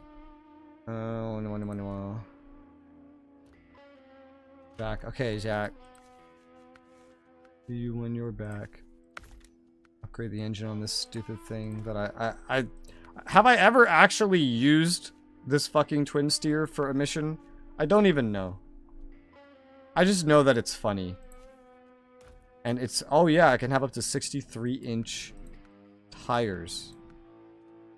Jesus Christ. Yes, my child. Shut up.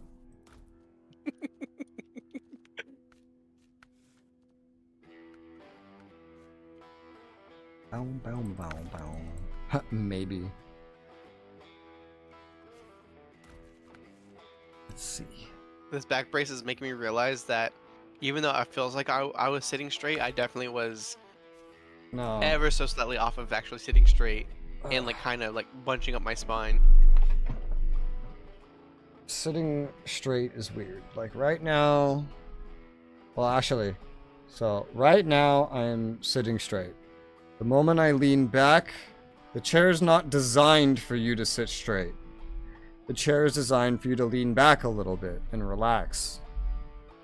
So when you're sitting on a computer, unless your back is not touching the chair, you are like never sitting straight, ever. Yeah, no, I sit kind of almost on, not in the edge, but like I'm definitely like away from the back.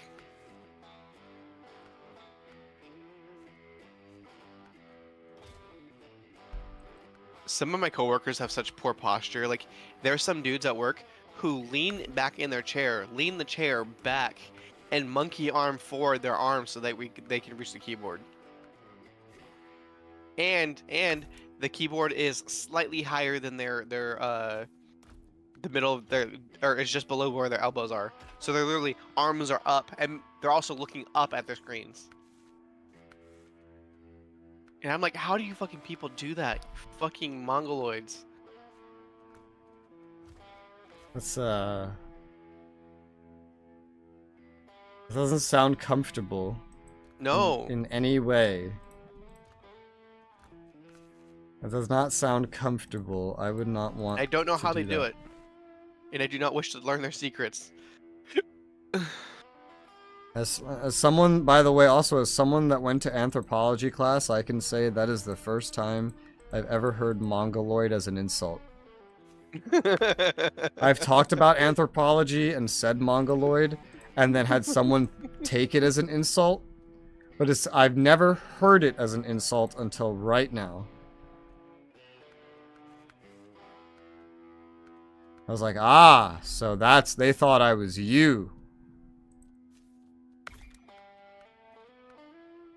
They told me it was in. I was like, why would I use an anthropology term as an insult? That doesn't make any sense.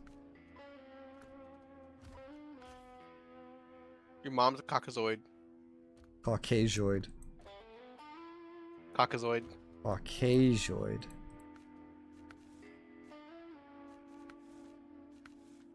Get it right, nerd. I have the flasher bar. Why do I still have that? Flasher? Hardly know her.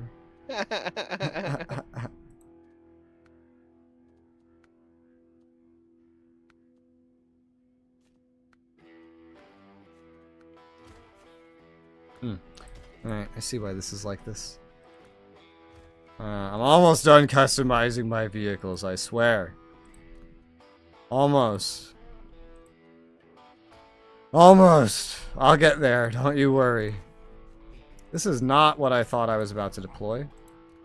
I guess it was, though. I guess that is what I needed to deploy. Ooh, we actually have all the better engines now for the Tatra. It's funny, it says fuel consumption C, like C, C+, but this was really fuel efficient, the Tatra. That's weird. Yeah, I take the stats with a grain of salt. Yeah, I kind of just test it, and I don't usually reference the stats themselves. Yeah, I'm pretty sure like the Mastodon says like it's got terrible power to weight ratio, but it's still fucking stupidly strong. Yeah. Although it's not going to move very fast, like ever.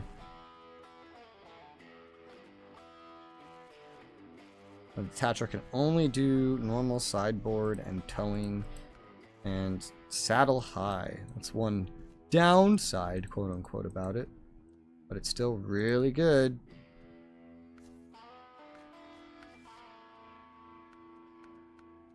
Alright, all the missions on this map have been activated.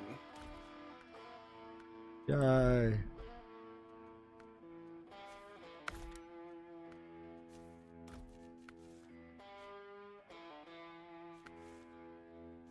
Alright. I'll take these rooms. Tatra, and finally the Mastodon.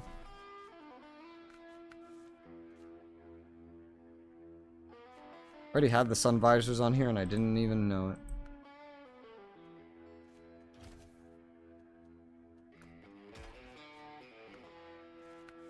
That's good.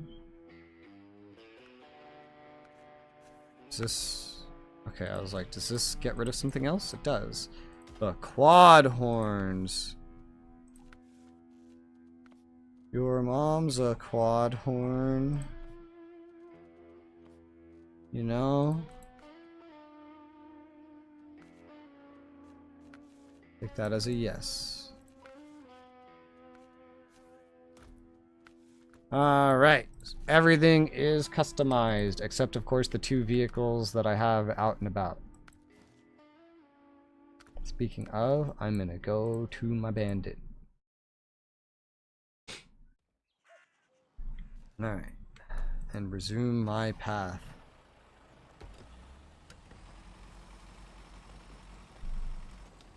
Oh yeah. I could immediately feel the ability for this thing to tip over right there. It's just so tall. All over the damn place.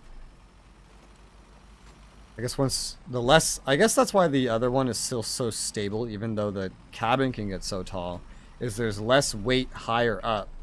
Because there's less weight higher up, there's less to tip it over. That sounds logical. That sounds like logic. The weird thing about the Bandit is that the tires are like on the side of it. It's a unique feeling.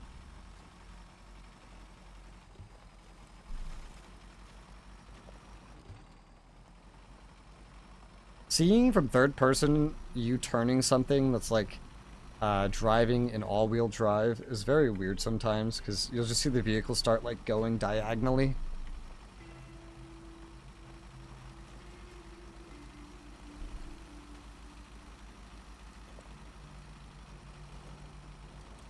Yeah.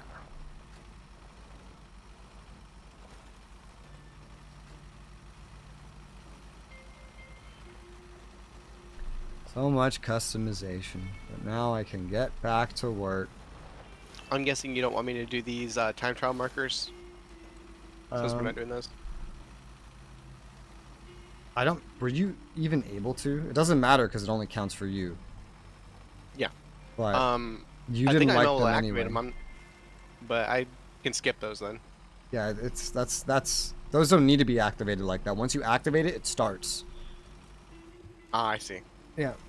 So it doesn't even work the same way.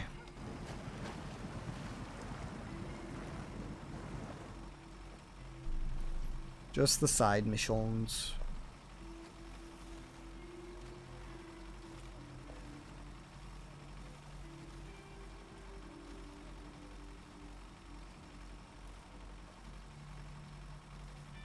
Just I'm getting think. some frame stuttering. I'm not there yet. Just think. We're probably like at least or roughly halfway done with Tamir. And then we're on the DLCs. Oh my god. And I heard the first 2 DLCs are really hard. Are you excited? Mm-hmm. Really hard first DLCs. I hear the later ones are easier. Yeah. How do your power rushing go though? It's fun. It's it'd probably be more fun if you do the co-op. But it's a relaxing game, I think. I really think you'd like Shipbreaker. If you like that, then. It's fun, but like it was hard. It was something that was hard to stream because there wasn't always a lot to talk about. Mm-hmm. Because like if I'm commenting on what's happening in the game, it's like, okay, I'll clean this dirt, I clean that dirt, I clean this dirt, I clean that dirt, and it was just like that over and over again. And I started getting bored of my own commentary. Which is why I stopped playing at 15 hours in. But it's a very good game for having a conversation.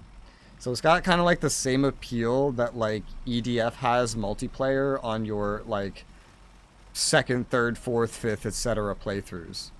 Mm-hmm. It's kind of like that. But if it's something you play solo just for the relaxing, then it's good for that. And it has some progression, which is nice.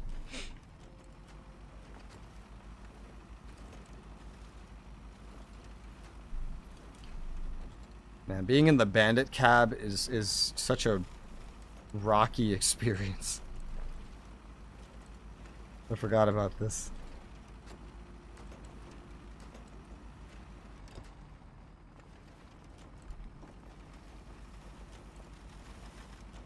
Oof.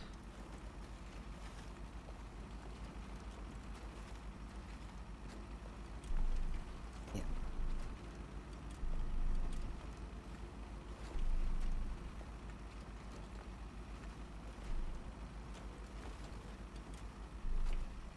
Well.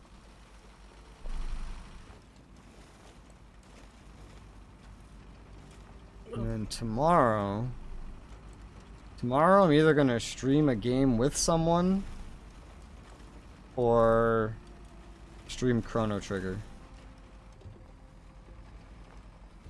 Chrono Trigger. Bleh. Yeah. And then internet dies. Eh? Yeah. Eh? Eh? It looks alright. First option? It's either gonna be that or I'm gonna stream a game with someone, but I don't know if that person's available yet. I see. But either or. Chrono Trigger looks alright, you know, it's got like the generic JRPG combat. Looks fine. I wonder, I don't imagine the PC port is gonna have the best keyboard and mouse controls. It should be fine. Japanese console ports are just the worst at The keyboard and thing mouse. though is that game only has up, down, left, right, B, and A. Like, I see that you're able to move it aslant though. yeah, just up and right at the same time. Maybe it's on the analog stick now. I don't know. Yeah. But yeah. Like, it's not a too fucking complicated game. But Like, even it came games out like on that, the... like they're usually, if they're Japanese, then the keyboard and mouse controls are fucking terrible. And you can always feel it once you're on the main menu. Just run your mouse over the options. And you yeah. can immediately tell if the devs porting it were retarded or not.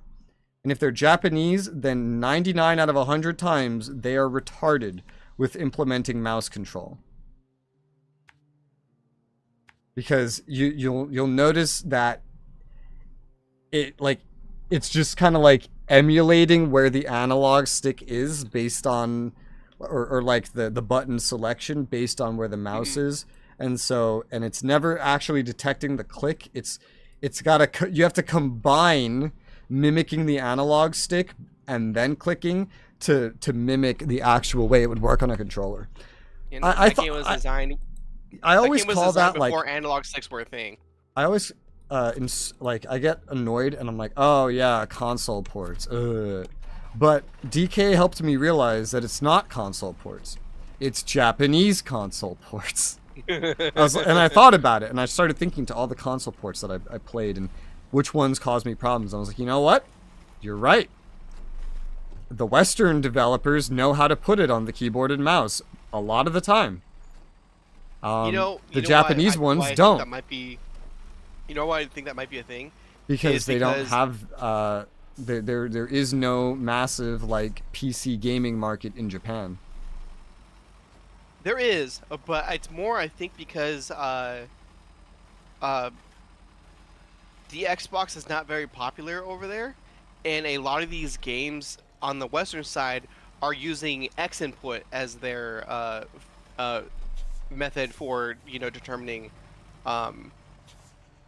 keyboard to PC controller bullshit. And since they don't really use that in Japan, it's not really an option to them, and they just don't do it. How does that affect keyboard and mouse controls?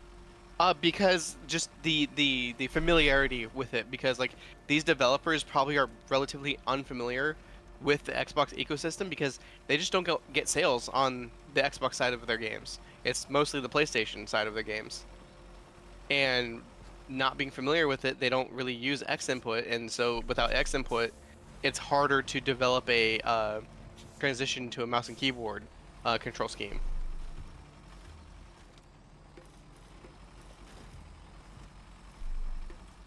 That doesn't make sense to me. Because it's not like the controls it's one of those you on don't like know a what you don't PlayStation. know kind of situations. The thing is, a lot of these games do implement X input and not the PlayStation setup, because that is easier for putting it on the PC, but only for controller.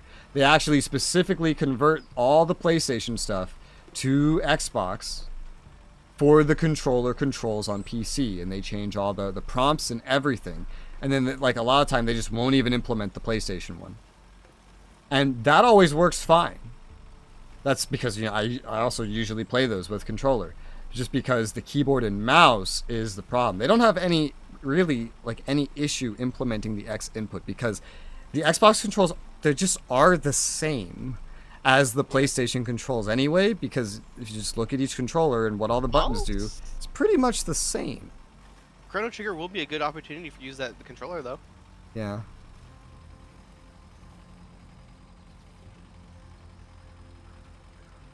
But so when it comes to keyboard and mouse, I think it's more just the fact that Japan doesn't have like a very big PC gaming scene.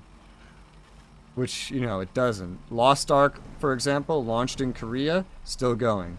Launched in Japan, shut down. Launched in America, still going. Final Fantasy is doing good over there. And what is Final Fantasy? Generally, it's a PlayStation thing. Even the MMO is on PlayStation. It's not like they live and breathe PlayStation and Nintendo.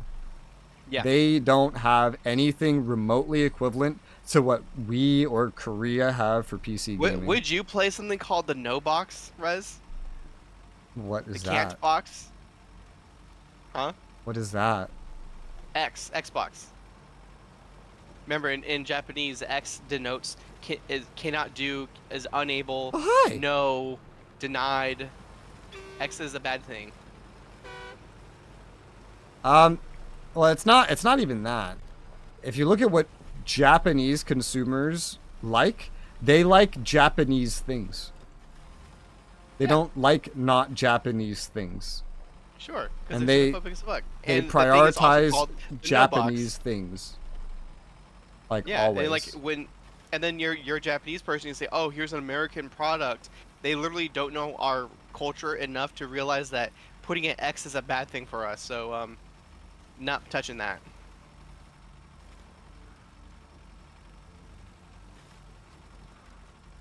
I still find the off-brand, quote unquote, but still licensed Steam controller they released in Japan. It's such a garbage thing, but it screams of we want there to be a controller they can use because they don't know how to use keyboard and mouse. Which they really don't. Their devs don't know how to code it, and they really have no exposure anywhere to PC gaming to begin with. Right, I have arrived here. Where do I park this bitch? It's like right here.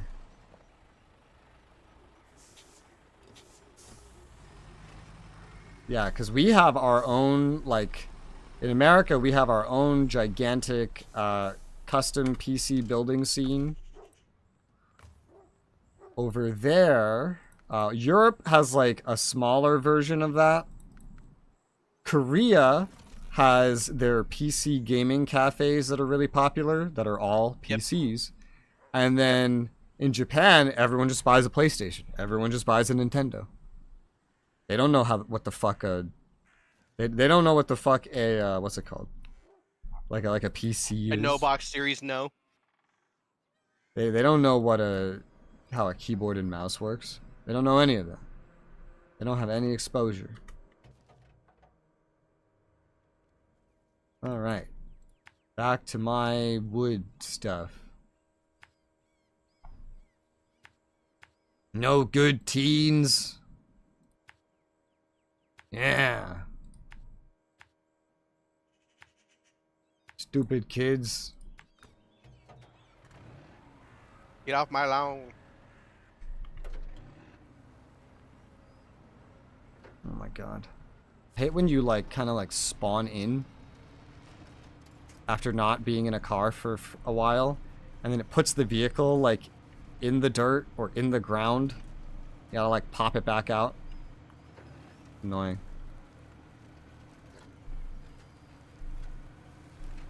Alright, I believe I got all of the missions here.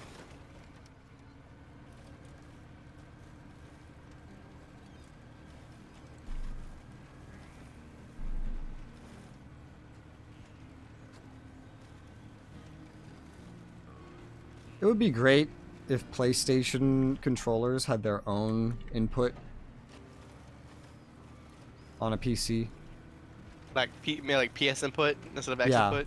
Yeah. They just use direct input.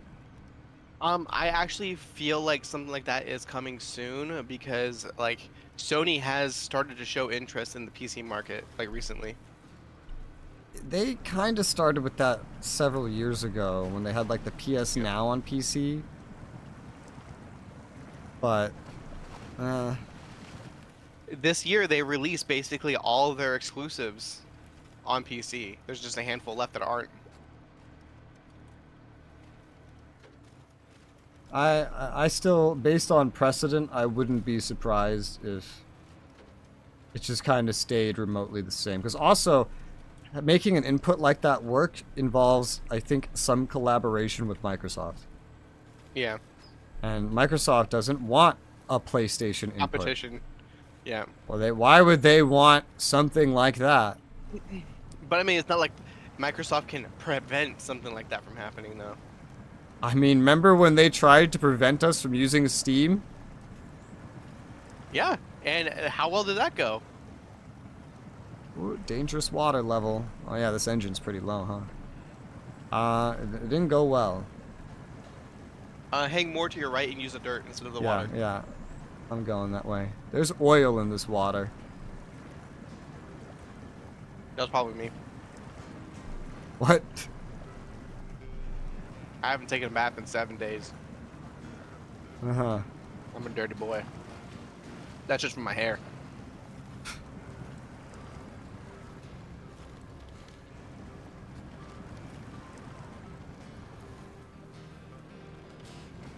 I would love it though if like on PC PlayStation controllers were fully supported, and also if PlayStation controllers had not a 4-hour battery life or yeah, 6 hours trash. or like what the fuck. And then you see someone complain about it and it's like, bro, go outside.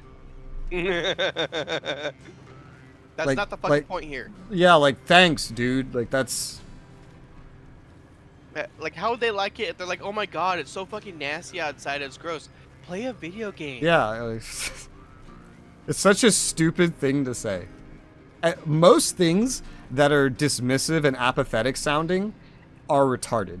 In every single instance. Doesn't matter what it's for. Almost every time I hear something that's apathetic to a situation, it's retarded and you would never apply it to any other situation. It's great. I just want to like that response is non-empathetic and shows that you're a bad person. This conversation's over.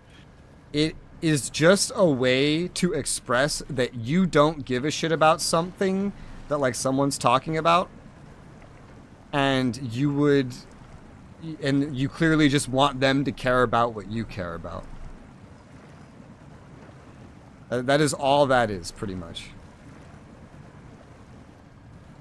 And you can see it everywhere. Sometimes it's more subtle than other times, but it is there quite frequently, and it is always completely stupid. And it's hypocritical, because when you start talking about what that person cares about, that person will not have that tone.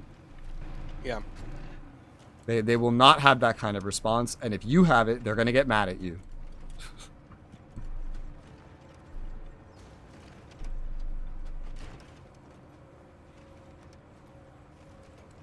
Like, my car has this issue that all of the cars of my kind have, and it's upsetting. I'm like, don't have that car anymore.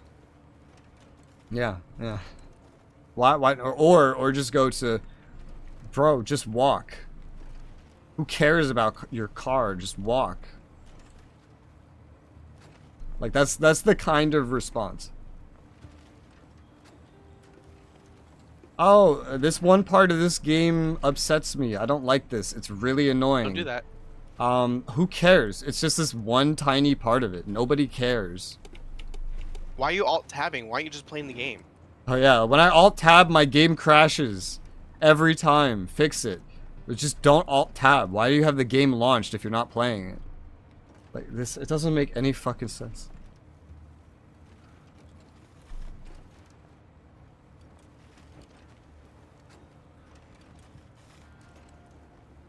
And you know the problem with it? Nobody I know speaks like that. So I can't speak to someone that's real and ask, why do you say this? Like, why? I want to ask someone that thinks like that. I want to get it, like, hear what they have to say. I had a conversation with that and ended up me just saying like, okay, I see what I'm trying to say is things could be better. It doesn't matter that there are alternatives. That's besides the point. Right now, I'm talking about this specific aspect of something, and it could be better, and we as people should always want to be better. They're like, I don't get it. I don't see it that way. Why do you care about this thing I don't care about? I don't understand. What? This seems stupid. Why don't you just care about what I care about? And why don't you just not care about what I don't care about? Fucking It's the same weirdo. kind of person who's like, just don't think about it. Yeah, It's literally the same kind of person. I don't know anyone like that, so I can't ask them. Count your fucking blessings, dude. I want to ask someone. The problem is they're all on the internet, which means they're not real. They're all bots. We live in a dead internet, Rez. What did this say?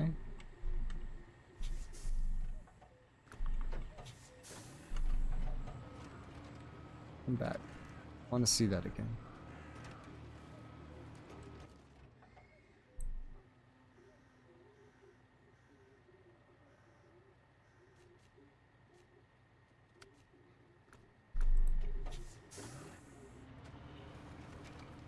Huh. This cargo spot's weird. Change map real quick.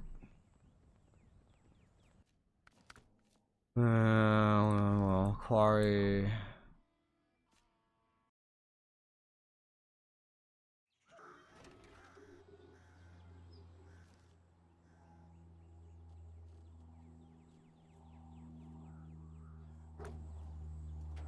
I don't understand this. I'm trying to test how this works. It's very weird. After I loaded these logs, it just went away. There's nothing else to load. Even if I drive away from it. Is there like a timer? Try loading your mom, that'll take forever. Why does this just go away?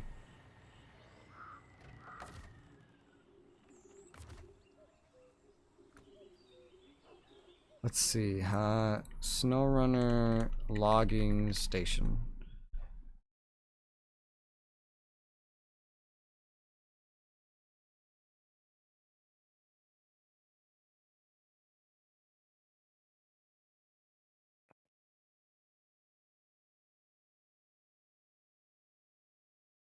Free cargo left. So, that's weird. You're weird. So these locations have limited logs? That's fucking weird.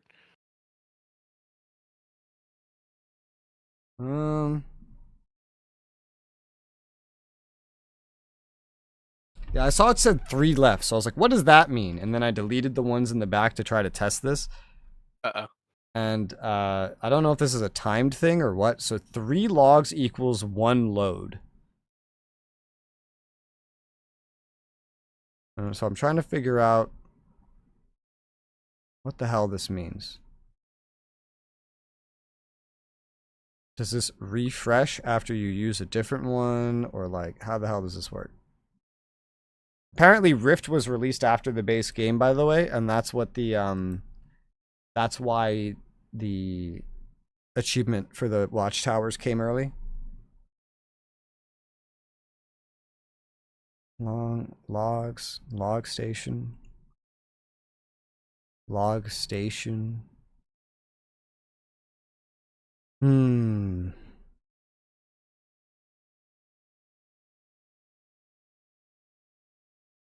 I need to find an explanation of this.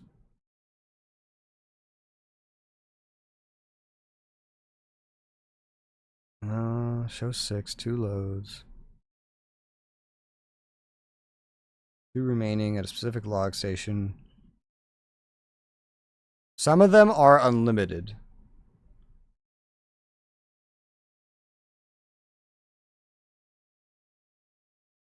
And I can't find the definitive information that I want to find. Everyone's just talking about an achievement where you visit all the logging stations.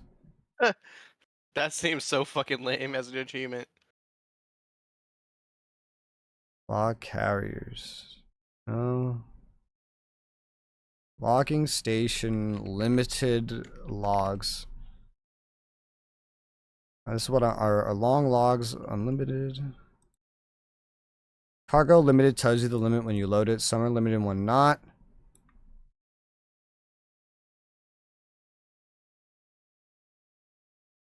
Load 3. Okay.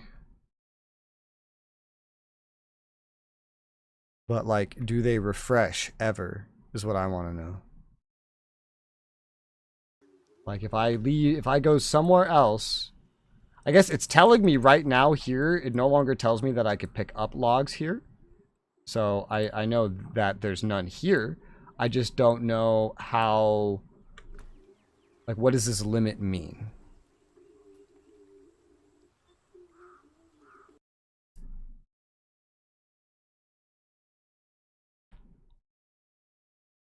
This, no limited log stocks. Amir, unlimited logs at the log station in the drowned lands. I'm gonna go for a load. This a limited number of cargo. It sounds permanent. It sounds permanent. And in Michigan and Alaska, there's only unlimited supply log stations, and all of a sudden, half of the ones in Tamir have a limited supply without the game warning you or telling you a single thing. Yeah, that sounds about what I'm just experiencing right now.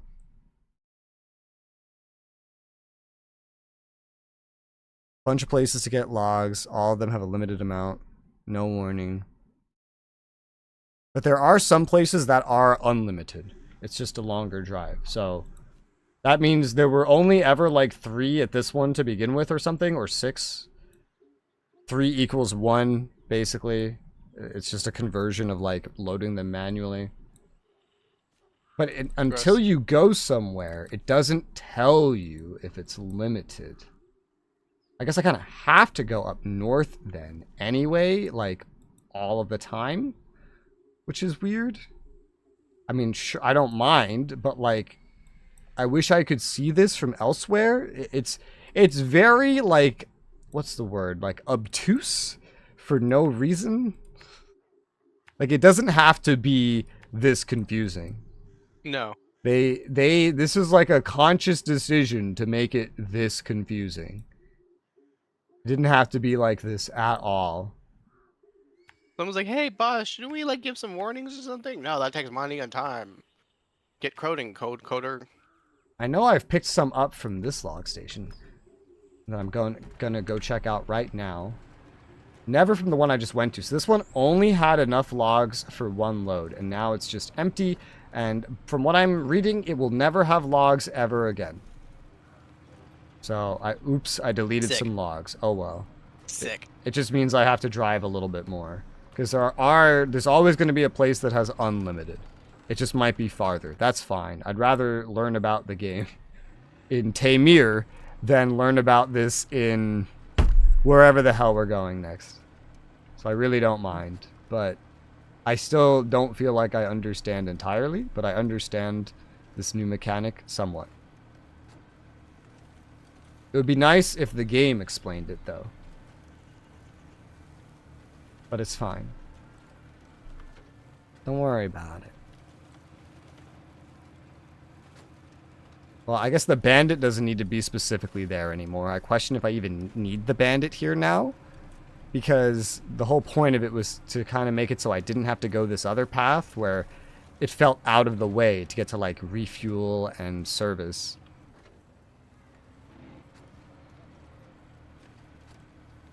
Well, whatever.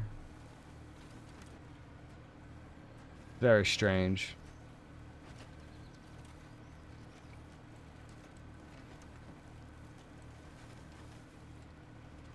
might just be easier to pass by that. It's a little more out of the way. But even then, the place I'm going to right now might also have a limited amount. I might just have to take a long way. Let me delete trailers from afar. Tell me how many logs are at a station before I drive there. Or like some kind of icon on the map. Yeah, I mean, you tell me what logs are there. Cool. Tell me how many are there. No, that's not realistic. I don't care. I'm playing a video game. It's not unrealistic. Boop, boop. Hey, is that Dave there? Yeah. Boop. Hey, it's Dave. What's up? Hey, man. How many fucking logs you got over there? Like, Yeah. you know? Yeah. Basically. Or these days, you know, it could also just be in a system and you just read the report. Like, oh, okay. Okay, I'm going not the way I intended to go, but that's fine. This will still work.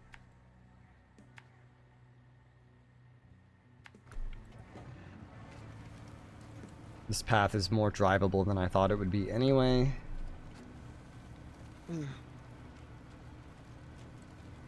Hopefully all of this stuff gets better in Roadrunner.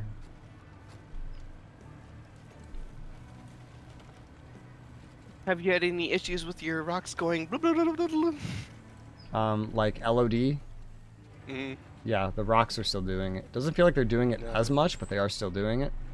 I haven't seen... I also had some like grass and other texture flashing, and that hasn't happened yet today. So the drivers may have helped a little bit. Yep.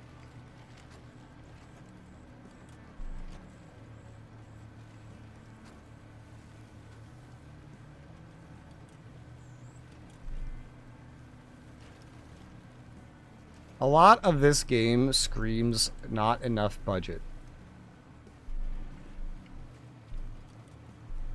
And with the live service model, you can also tell where they like improve something, but like it's in a new feature that you get to later. It's not in like the base game or the first 10 DLCs. That's one thing about live service models, is they have that problem. Still a fun game though, I like it. Oh, this is a weird angle, huh? Alright, fine, I'll just run over some trees.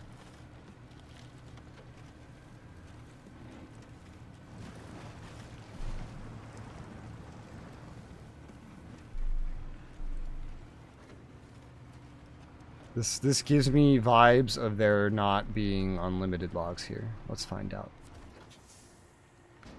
Nope, there are unlimited logs here. Okay, well I guess I have to come here then. Which means leaving is like I might as well pass through. Well, no, this is still out of the way though. I could probably just move the bandit over a little bit to kind of be in that path. So instead of going that way, go up this way, like that, and then at like one of these. Okay. Because that's still a lot more convenient than going out of my way to the station. It's not that much different. But the bandit's already kind of also here. I might just test it this next run and figure it out. How goes your unlocking of things? Good. That's good. Do you almost have everything? I finished, let me see. I finished Quarry, I finished Zen. I'm working on the Drowned Lands right now. Okay, and there's I still... think I've got like more than half of Drowned Lands done. There's still just the marking rift? the thingies. Is there still the rift to do? Yeah. Gotcha. Saving that one for last because it's the rift. Out of the way. It's extra. It felt like extra, you know? It was detached. You needed a mission just to get to it. This whole area, this specific zone screams, we ran out of time here. We ran out of time and or money.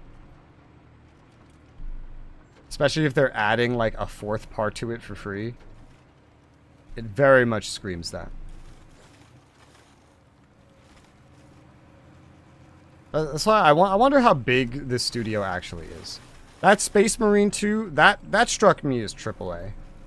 Definitely. Yeah, for real. This, I question if this is AAA. This doesn't feel AAA by any stretch. Does this feel AAA to you? No. Yeah, no. I think they like got bigger over time. I feel like this was probably one of the things that made them bigger.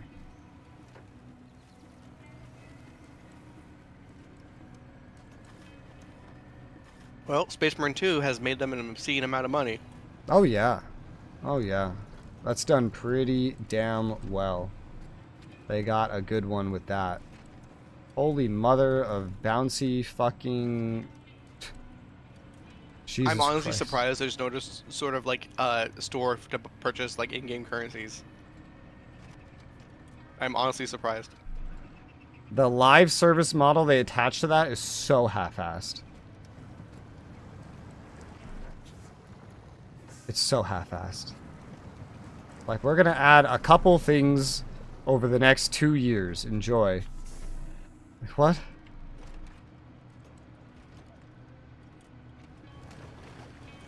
I hate this path. It's so bouncy. It's like easier almost to just like be in the water. I don't know. Can I pull myself up here?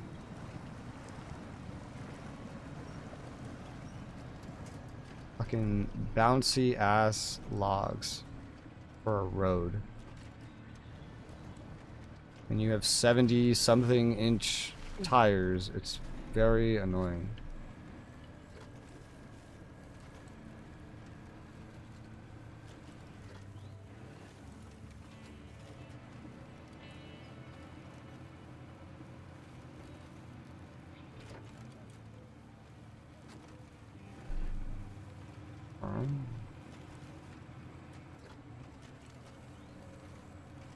I feel like every year that goes by, I hate AAA games more and more. It's because they get more and more predatory every fucking year. Everything about them becomes worse every year. Just everything. Even like the storylines and everything. Like the writing gets worse. The gameplay features get worse. The monetization gets worse.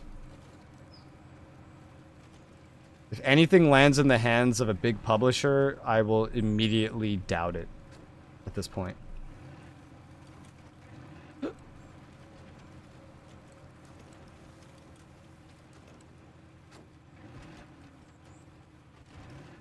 And it's no different if it's like American or Japanese. You know what you know I really hate? Capcom. Yeah, they're the fucking worst. I already hated them because of how broken Monster Hunter World was when it released on PC. But I feel like I hate them even more now. I think they're the ones that published Dragon's Dogma. And like Dragon's Dogma 2 launched on PC and it had so much pay to win on it, it was insane. Yeah, it's fucking stupid. Like every game they release, I think I like them less. I loved Dragon's Dogma 1 is like my second favorite game ever. I don't even want to play the second one. I have zero desire to play the second one. I just don't want to do it. It looks just the same fucking game. Which it doesn't look better. Would probably be fun, but like at the same time, like I don't want to deal with the monetization. I don't want to deal with Capcom. I don't want to deal with the fact that they made successfully the least CPU optimized game in existence. I don't want to deal with Capcom's bullshit. Yeah. So. And that's gonna effectively kill the franchise because, like, well, that one didn't do good. Why would we make another one? I think Dragon's Dogma did pretty well. The second one, Two? I think it sold pretty well. I think it's doing pretty well. Ugh. It's certainly used as a benchmark.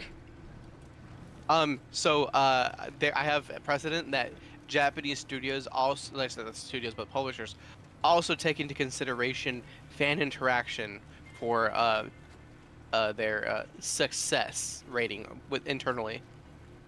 For example, Mega Man Legends 3, right?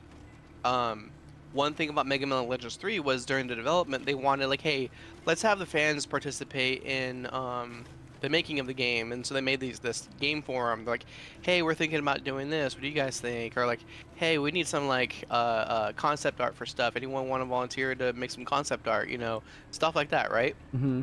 Well, after about a year of doing that, which was, you know, pretty well received by the fans who participated, the company started like responding less and less to things. Mm-hmm. And so like the people, like the normal people who are part of the forums themselves started, you know, typing less and less because like, well, the company's not really responding to what we're doing here, so I'm gonna divert my attention to somewhere more active because I want to. But Capcom as a whole saw the drawdown of activity on the forum as a sign, oh, players aren't interested in this game, cancel it. I hate for how many things this same thing when we talked about like the government stuff yesterday. How out of touch decision makers are with the things that they desperately need to be in touch with. Holy shit. And it's just like any AAA game fails. Oh, well, it's because they didn't like the game. It doesn't have anything to do with the fact that we're selling revives for $1 a piece. No, the game just wasn't good enough for them. They don't like this kind of game. We need to make a different genre of game. All right, kill this IP. It's dead. That's what they take from a game failing, which is the most annoying thing. Like, it is retarded that they, like, who even comes to such a retarded conclusion? I feel like a baby could figure things out better than a game publisher.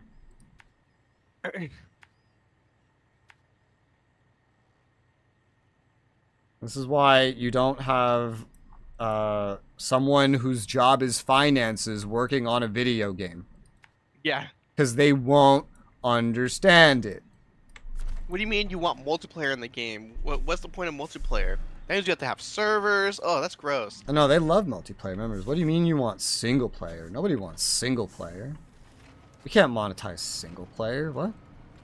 It makes less money. That means you don't want it. Because you spend less money on it. Duh. All they see is a product and how much money it's making. How well it's selling. And how much money it makes equals this is how much they like it. No. Hey, you guys, that's how much you like it, sir. I can't have you killing off a main character like that, so rewrite that, please. So stupid. We need to sell merchandise on that character, so. So stupid. Just, like, don't be so stupid. It's that easy. Anybody can do it.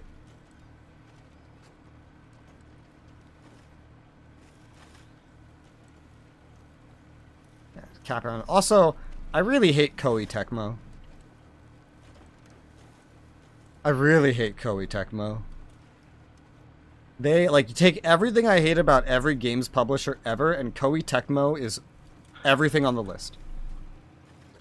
They cover everything that I hate about publishers in, like, one go. I don't think any other publisher does that.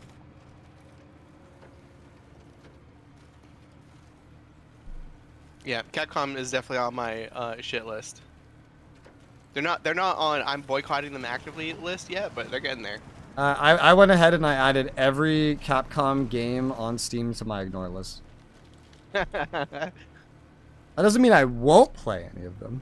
Yep. It just means right now, I'm not going to buy them. Yeah, Ubisoft and EA are currently on my ban list. Oh, and Blizzard.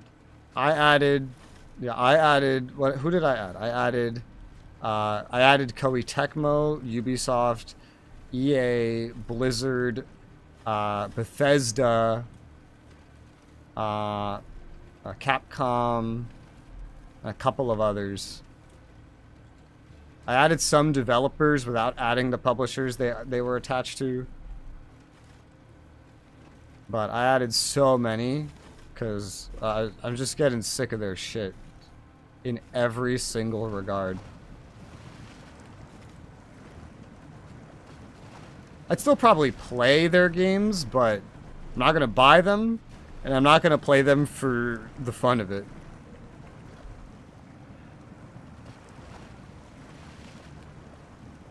If a dev comes to me like, hey, play this game for money, you know what? Sure, whatever. If that producer tier I made wants to see one of them played, sure, why not? But I'm not gonna follow it for my own fun. There's too many other games. Even with this massive purge I did, I still have like 900, and the fact that I purchased 13 games the other day. I have 950 something games still on my wish list. And still like over 200 installed total that I have to play.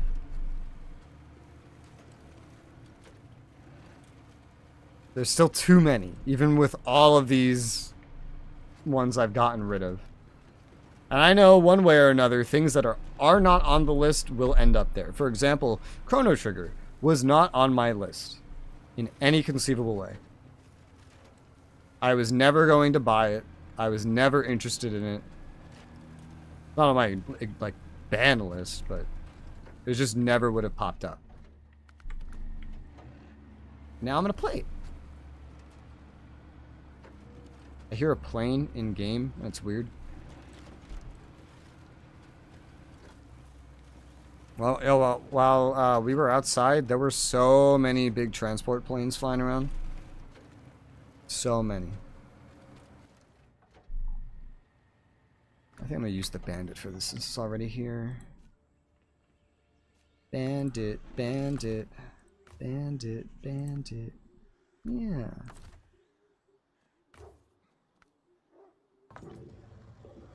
That was 40 gallons game, not 10 gallons. You're very bad at math.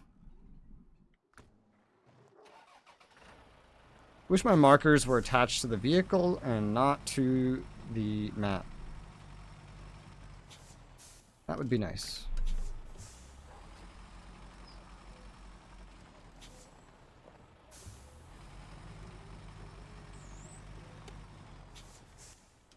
What games are upcoming or released right now, Matt9, that you are interested in? You have a list? If you're able to speak.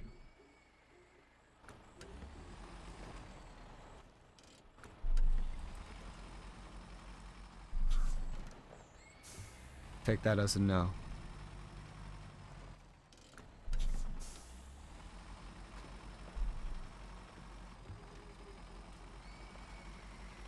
Is that a fucking horse? Where the fuck are we? Why is there a horse?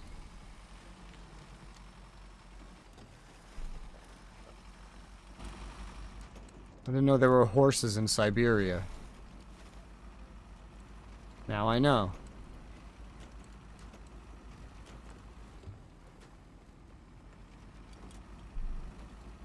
Oh hey, there's my car. That's exactly what I was trying to reach. And then I can just do it like right here. And then I don't think it needs any repairs, but this could be my little pit stop. There you go. Just moved a little bit. Yeah. Caterpillar. Alright. I'm gonna do a quick BRB. BRB.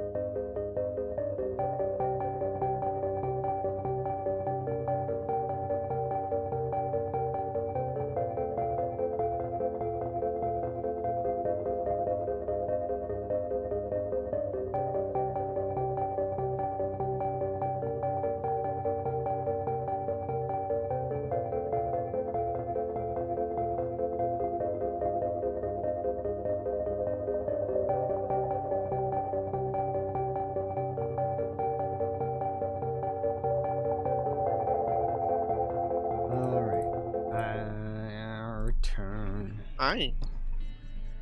Hi. Hi, hi, hi, Hi. hi. Hi. Start driving again.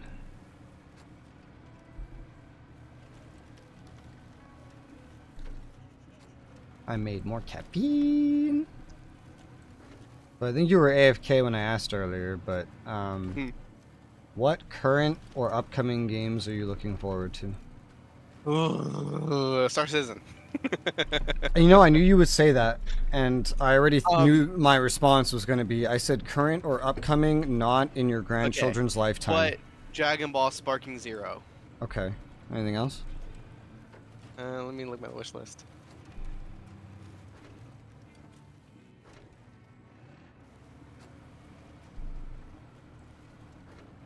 I'm talking like new or like upcoming game, right? Yeah, yeah. Okay.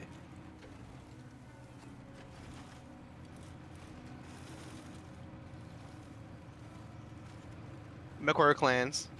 Naturally. Starship Troopers Extermination. Sounds right. Class of '09, The Flip Side. What a surprise. Gundam Breaker 4. Alright. Once Human or The First Descendant. Once Human. Are you looking forward? Nah, you don't have you don't have the availability to play Once Human. What are you talking? You're gonna have to take off for like weeks if you want to play Once Human. Then there's a game called Serum that looks interesting. You know, Once Human has wipes every 6 weeks, right? Oh, they do? Fuck. All right, we're moving that off the There's list right seasons, and when the season happens, all your progress on a map gets moved to like a separate thing, and then a new season starts, and that new season is like a new game, and you could carry over some progress, but like you can't carry over all of your items. Removing ignored. All of your items, any items you built, you can carry some of them, and it costs like a point system, for example. But like it costs so much that you're better off just crafting it all again.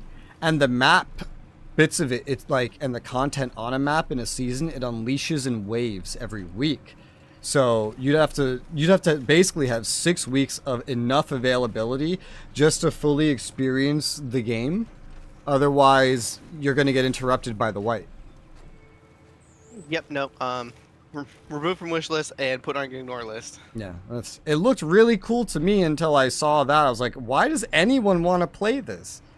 And then I've seen fucking Tarkov. I've seen someone talk about it like, oh yeah, it looks great. And then I was like, well, why? Well, what are you gonna do when your shit gets deleted? They're like, oh, it doesn't. I'm like, yes, it does. There's wipes every 6 weeks. Oh no, there's not. You'll get to keep your stuff. I'm like, no, you don't. It's like, oh, it's fine. There's that apathetic thing again. Yep. But yeah, it looks really fun, but the season thing. I can't. I have to legitimize my payment. I can't. It's a free game. You don't pay for it. What was the other one? First Descendant. I've heard that's all right. I've heard it's fun with some problems. Okay. What else? And the last one was Serum. Serum. It's like one of those games like you have to take a medicine every so often or else you die, but it's not really that big of an issue. It's like a not post-apocalyptic, like you're like a test subject in like a facility. You're basically trying to get out. But like you're one of many people who are stuck inside of this like test facility, which is like a walled-in like continent. Interesting.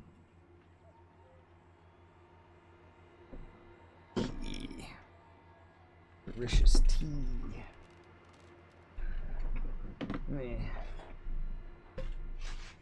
Keep it warm with a paper towel. It's incredible how long a single paper towel over a cup of tea can keep it warm. Like, what would be cool in 30 minutes now takes like an hour and a half to 2 hours. Very useful. Sometimes I get my tea and then I forget it's there for an hour. And now it's still warm. Cold tea. No, because I put a paper towel over it. Okay. And that keeps it warm. That's why I like putting paper towel over it. Keep it nice and warm.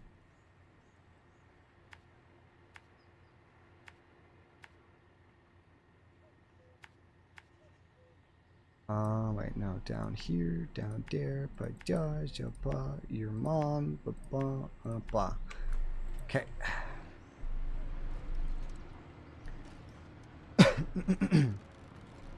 Nice. I have just like too many games I want to play in general, so I don't know. I know Clans. I'm excited for Clans. It's probably the one I'm most excited about. I'm definitely excited to try 14, but that's not like new, unless you count the X pack.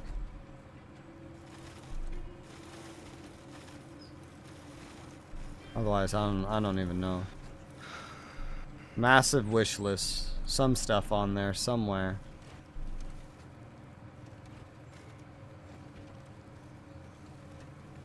I wonder what the key price for Clans is already.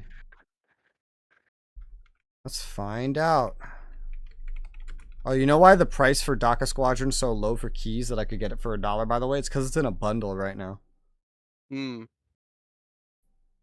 Oh my god. Oh my god. Oh, okay. Okay, this makes more sense. So, What? there's a catch to what I'm about to say. Okay. You can get Mech Warrior 5 Clans right now for less than $20. But You're not just getting the game, you have to buy a whole Steam account with it.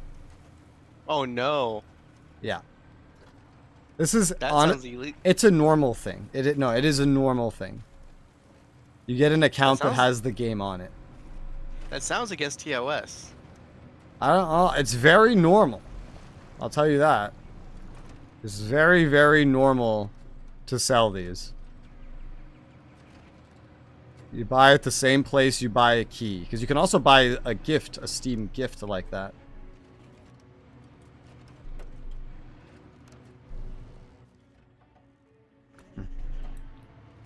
But yeah, that's... Those usually cost less because nobody wants to log into the account. A separate account to play a game. But that's surprisingly low for an account. Mm-hmm. I wonder why that's so low. Where did the accounts come from? Did they not give, like, reviewers keys and they gave them entire accounts? Funny. Because they have to come from somewhere.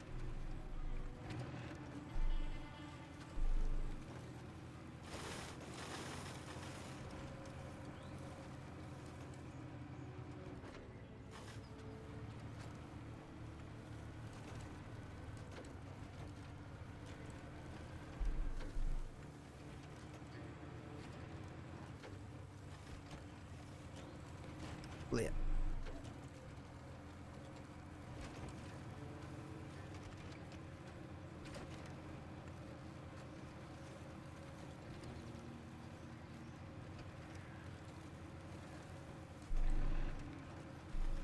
So there has been some, I don't know what to call it, but like kind of that's reveals of the 9800 X3D, which is the sequel to my CPU, which even one generation later is still the fastest gaming CPU. They're testing its successor, and the scores are being recorded. And it's looking pretty good. Better than the rest of the generation. There's actual notable gains. I'm not gonna upgrade to it, but it's cool to see that it's an upgrade.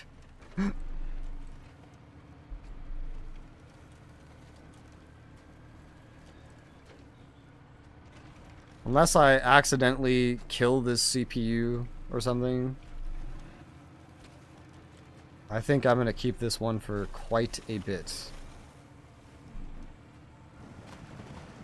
Longer than I usually keep them.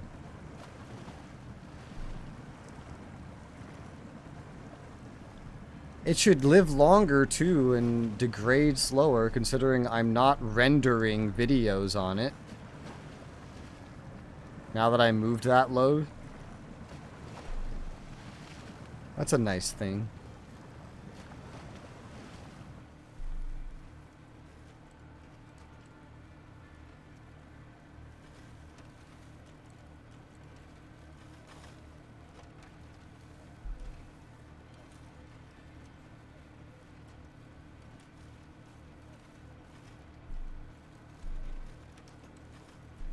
We need to get better at making CPUs that are more than 8 cores. Where is my 26 core 9 gigahertz VR system? We have things above 8. It's just every one of them has some kind of catch. For AMD, it's that it's on chiplets. So, you get a 12 core, then it's 2 6-core chiplets, which is not as good as 2 8-core chiplets. And then if you want X3D, well, there isn't one with 2 X3D chiplets. One die will be X3D and the other one will not be. Which can lead to problems when you're gaming. So it's like if you just want it for gaming, you might as well just have the 8-core version anyway.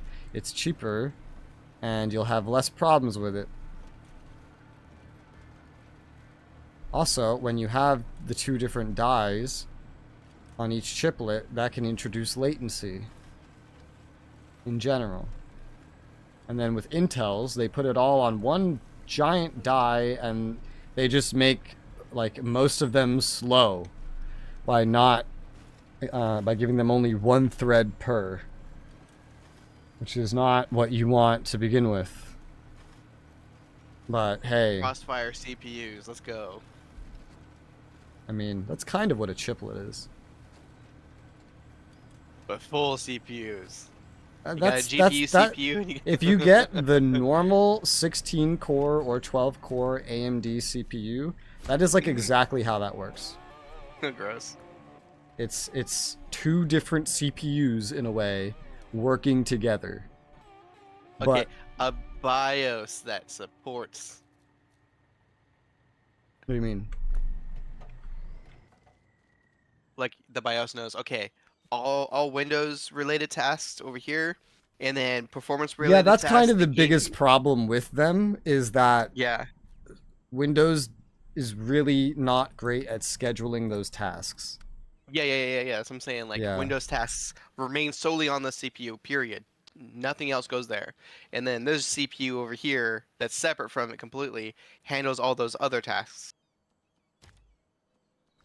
Yeah. That would be nice. That's one of the big problems. But one day, maybe. I don't know.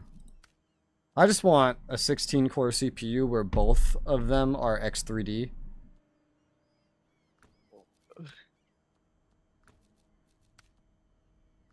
I'm looking at some of these side quests you have discovered. Yes, See what I have. they are. I have found all side quests. A lot of things in Tamir have to do with recovering vehicles.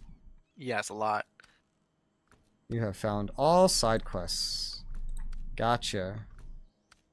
That says that means you need a task, yes? I need a task. All right, great. What task should I give you? Do you want to do a contract or a task? I don't know what is each. Well, that depends. I guess we start somewhere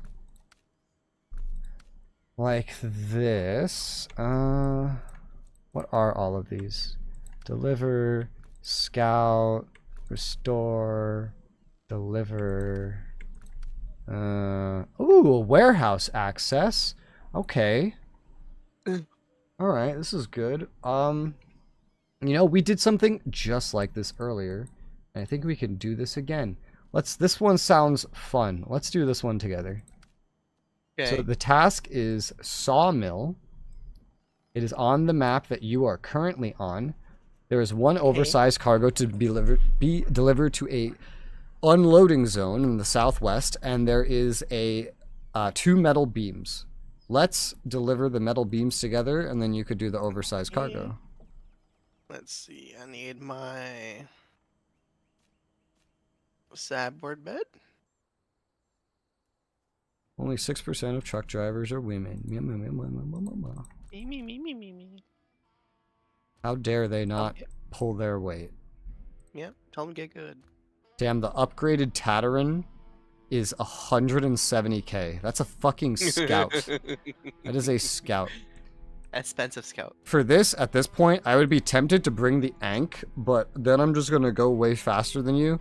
So if we're going in a convoy, I guess I'll just bring the Mastodon, because I know that's what you're going to bring. Let's go. Literally, just because I know you're not going to use anything else, even if it's better. So, it's going to be a pretty similar path to what we did before. We're going to head down that right side. And we're going to follow that into town. And then we're going to go across the bridge into the factory where the metal beams are, and then bring those just down the road where the sawmill is right there. That's what we're gonna do. Okay. Time for morning.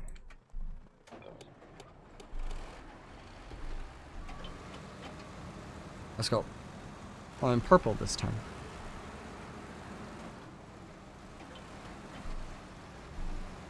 Let's go, boy.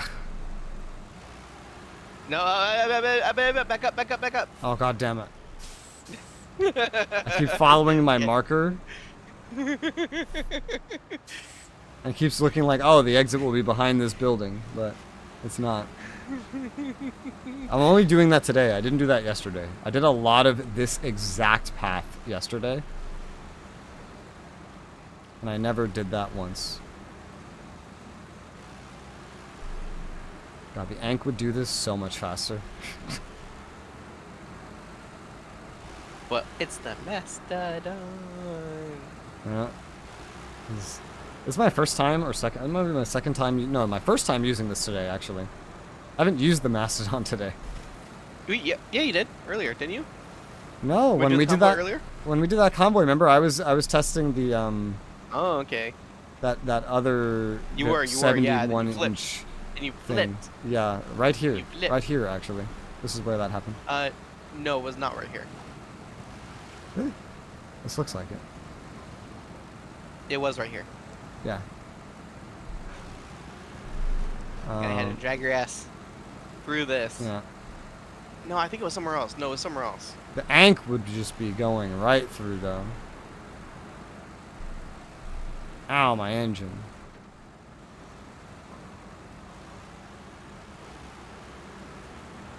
This thing is so loud. I like finding driving just the Mastodon can get so boring after a while. So I love having a good amount of vehicles, especially when I find one that's going to do something better.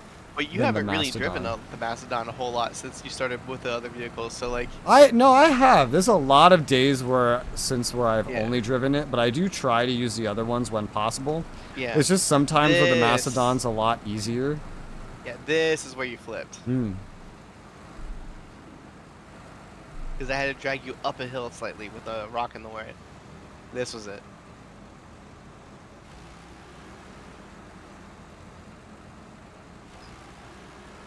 I've done a lot of Tatra, but when it was like the Tatra, the Caterpillar, or this, anytime there was really, really deep mud, I would default to this. This was also easier to use in the snow as well than a lot of those other things. So I started favoring this more even after I stopped using it. And then I started using the Ankh a lot once I got it. I haven't really used it on Tamir at all. I just kind of like half forgot about it due to all the breaks in between us playing the game. And then also these convoys, like I might as well just match your Mastodon anyway. It's simpler that way. Next convoy, I'll switch vehicles. No, use the Mastodon. This is my first time using it all day. It's not a terrible thing.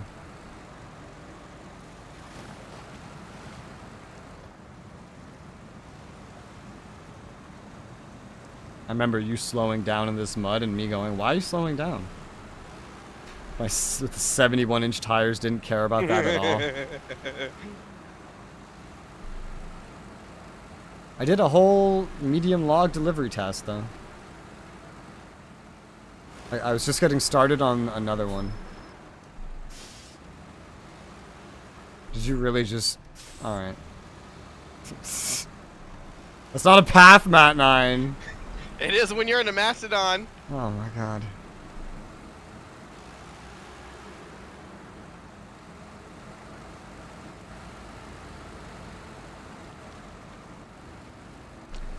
Oh yeah, you know what I don't understand? I looked at my Steam inventory a couple weeks ago, and I noticed an item there that was never there, which is Dawn of War 2 Retribution. Like basically all of the DLCs for Dawn of War 2 and Dawn of War 2, just chilling in my inventory. Anyone who had the base game or whatever got like the full collection for some reason. Yeah, I already have like the full collection, so it was weird. Yeah. But so I just have that. Do you want it? Sure. Alright. I was just gonna send it to you anyway, but then I was like, wait, but he doesn't like strategy. Are those multiplayer? They are, aren't they? They are. I've already played through them all. I have not. The second one is co-op. Okay. First and third one are single player.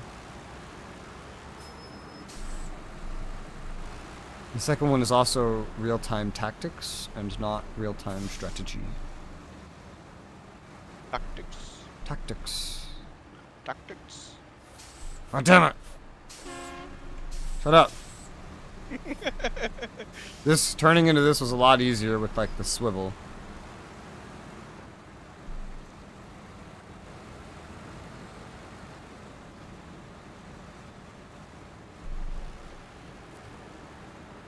I mean that lag where I move my camera. Let me dial them back up real quick. Bonk. This is the exit we want to take, is just right in front of it. You don't need to go as far into that thing as I did. The edge works just fine.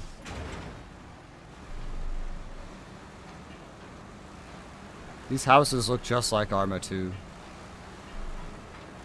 Even though Arma 2 takes place in Czechia and not Russia. Well, I mean, it's Russia, but they copy and pasted a region from Czechia. Yeah. Ow! You know, I did that same thing on the other vehicle. If you go into that full speed, you just kind of ram into whatever's under the mud. Yeah. I did that same thing earlier, but in the other vehicle. It's alright, this bitch is a tank and she can repair herself. Yeah, I'm just waiting for the sound of the cat. What do you mean? Sound of rifle fire shooting at you. Oh, because Arma. The snaps, yeah. Mm-hmm.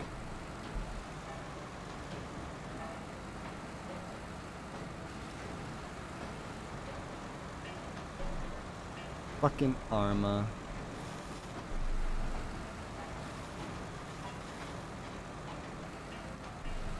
I find it so interesting that the main voice actor of the protagonist from Arma 2 is a voice that you can select in Arma 3.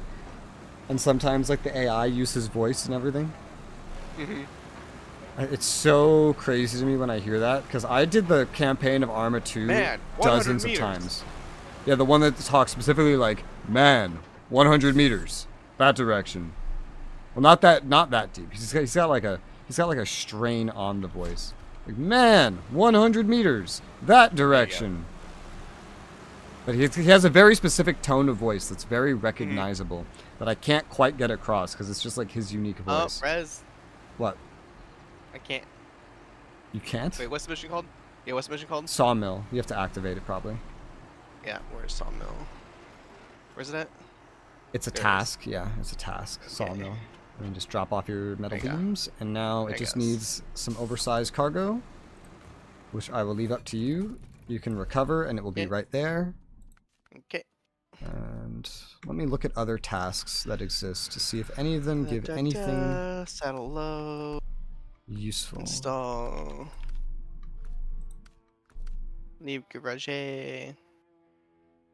Some of these will reward us with vehicles too. Being Chongclays. I I want to try that Volkswagen bug that's in the scout section.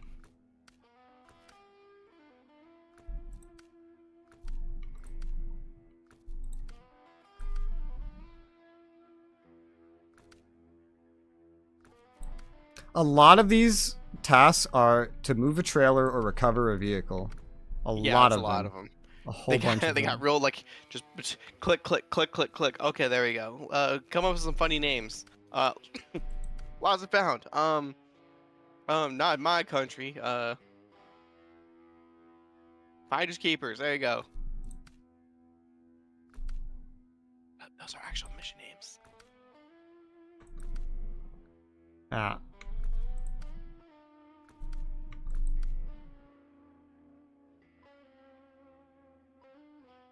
Huh. Fallen bricks. I feel like we did this exact mission before. Like one oversized cargo and two slot things.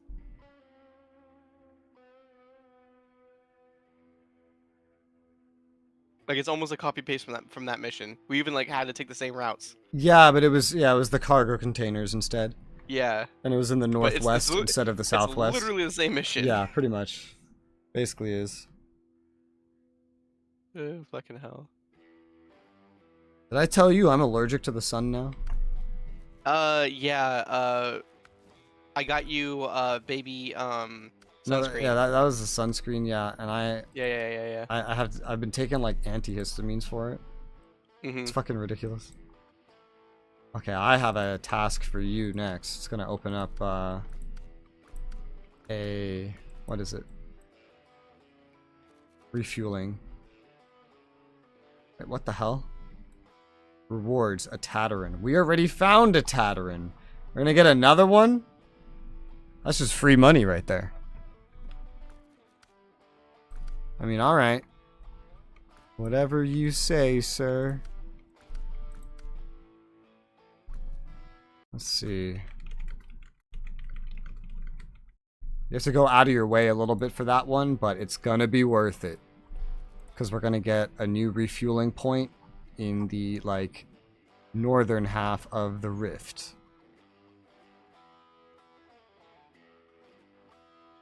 Okay, it involves... How does that work again? Snowrunner, fuel carrier, trailer. What does that need? You only need like the saddles for like the semis, right?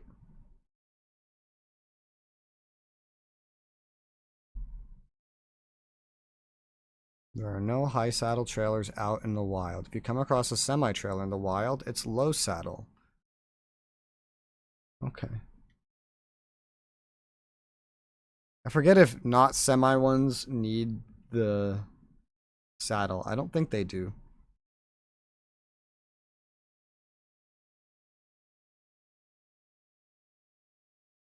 Pro tip, you can go to the trailer store with no saddle equipped and it'll automatically give you the right one. Fun fact. That's useful information.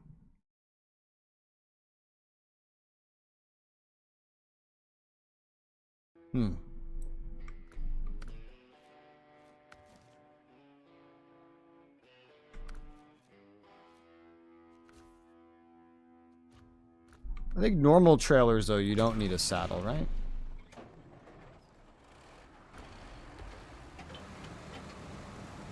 That looks like it'd pull a trailer. I have to remind myself how this works.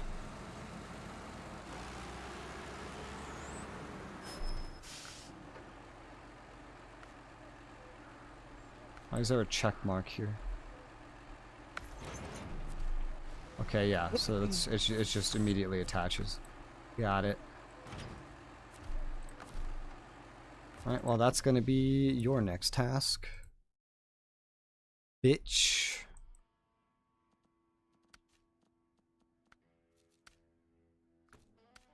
And then the rest of this... Okay. Okay.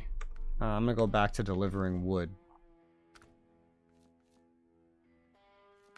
Are there any more tasks that catch the eye? Not really.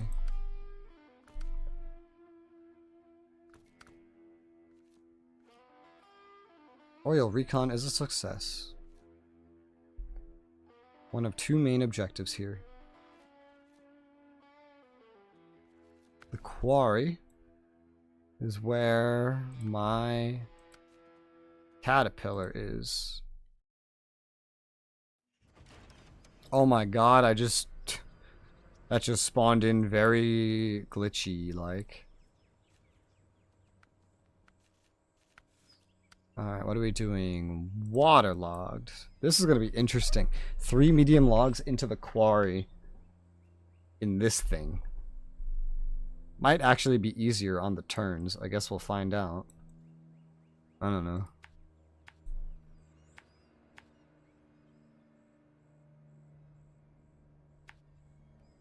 You know, Matt9, it's not just the CPU, but also the GPU generations this generation are just really underwhelming. You know? Mm-hmm. The CPU one, like, barely improving, and then all the high-end stuff evaporating for GPUs because of AI. Whee! It's just like... This generation for gamers is, like, the worst one. I mean, it was pretty bad forever. where crypto was at its height, too. Just for prices, but the Yeah, hardware was still there. Yeah.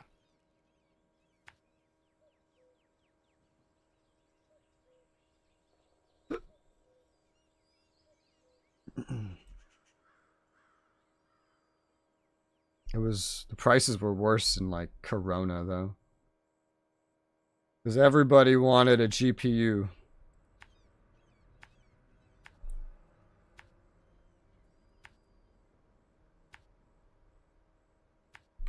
Alright, that's a whole ass path if I've ever seen one.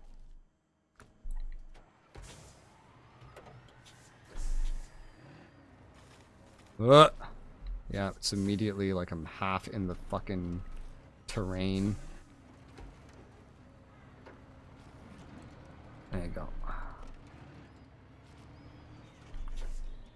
Stupid fucking shipping crate.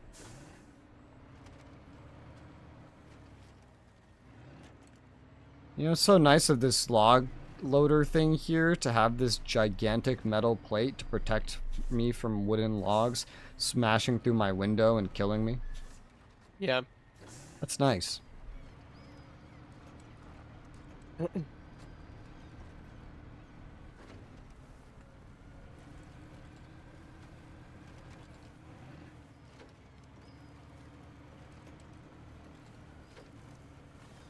Off we go.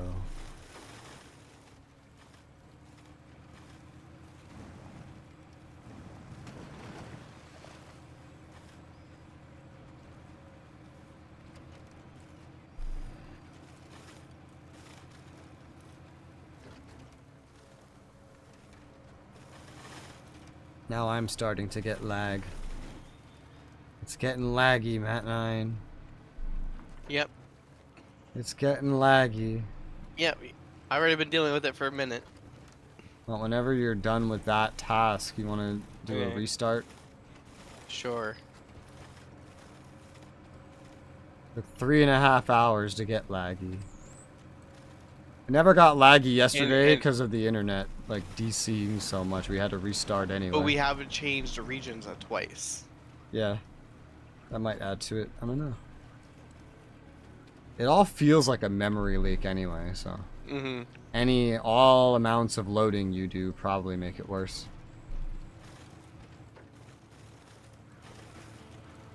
It's annoying that stuff like that doesn't really get fixed in live service games.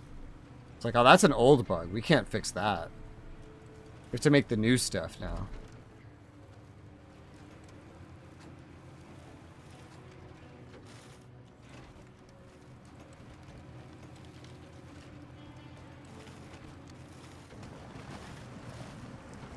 Speaking of literally what I said earlier, I forgot I had tea here. But it's under a paper towel, so...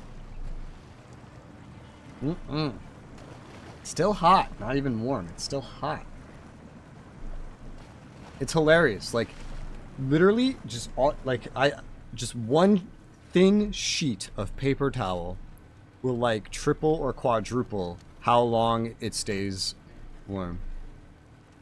Beautiful.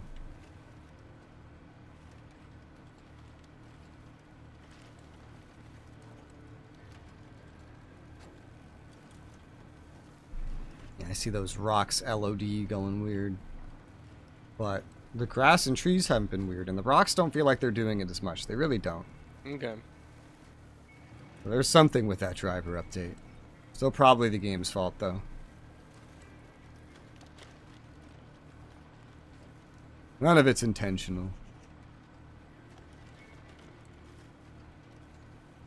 Sometimes things break and fix without anybody knowing they were broken to begin with. Hey. Before you do that, I want to check how much money I have. Where's the quickest way to do that?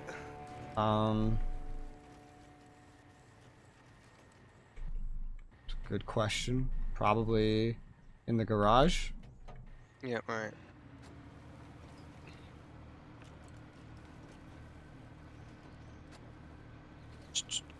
Detached trailer. Recover. Alright, give me 1 sec.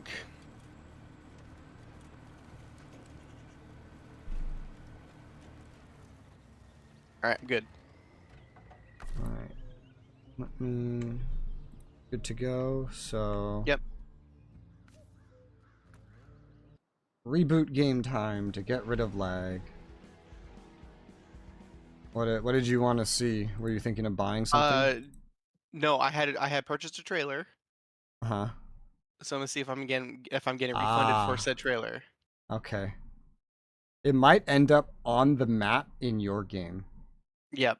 That's what I'm about to find out. Because if I don't get the money, that is the other option. Yeah. Game reboot. Lag be gone. So annoying. Go back 10 years and honestly, I get really, really used to like fixing things on computer in games. And at this point, I'm just like, yo, just fucking work. Why don't you? How about you just fucking work? No. I'll deal with things. I'll fix things. But God, just fucking work the first time, please. Thank you. All right. Cool. Cool. Great. I also have to poop. Oh. Yeah, like that. No, that was a stretch.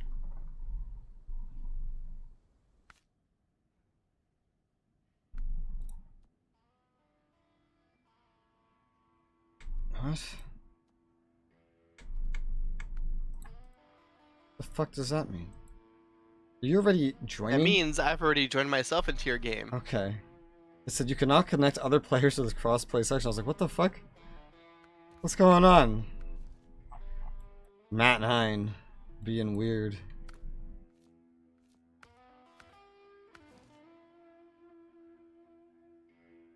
Where's my truck? Alright. And the answer is... yes, I get refunded for my trailers. Nice. I think the trucks, your trucks just like pop into your world though. If I remember correctly. Shit, I almost did what you did. No, because I've had crashes with my trucks outside of your thing, so that's not correct. I just almost did what you did, where I was refueling this cat. It defaulted to just pulling fuel right out of the tank of the bandit. I almost did it. I didn't do it. I almost did it. I forget what I was driving, but I do remember you literally taking all the fuel out of my gas tank and going, Matt 9! I was like, where's all my fuel? Where'd it go? I give it back. Matt 9. Alright. Next task. It is covering all fronts, and it's in the rift. It is to move a not semi, but a fuel trailer to a location, and then it opens up a refueling point. Okay. Now, and this is a task. This is a task. Okay. Let me see if there's anything else you can maybe prepare to do up there simultaneously.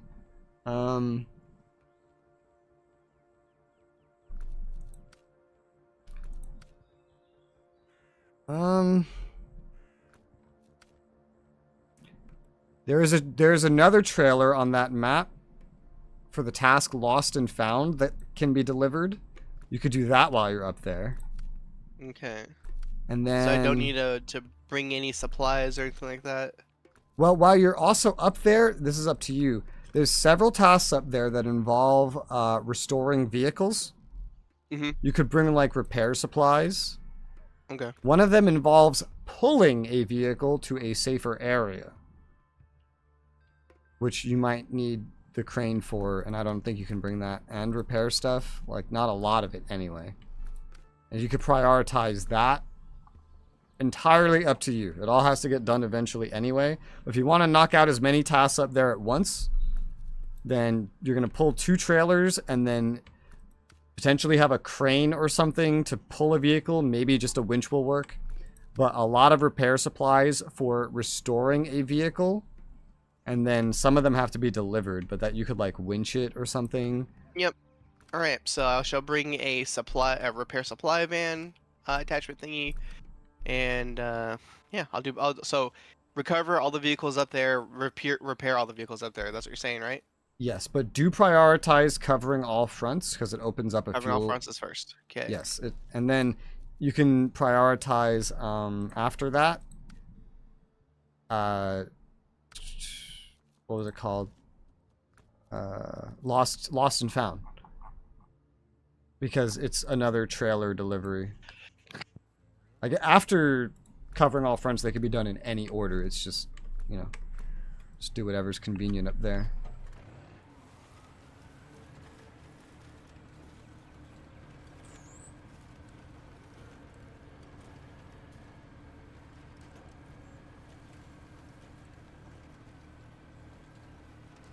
Much less laggy. Much better.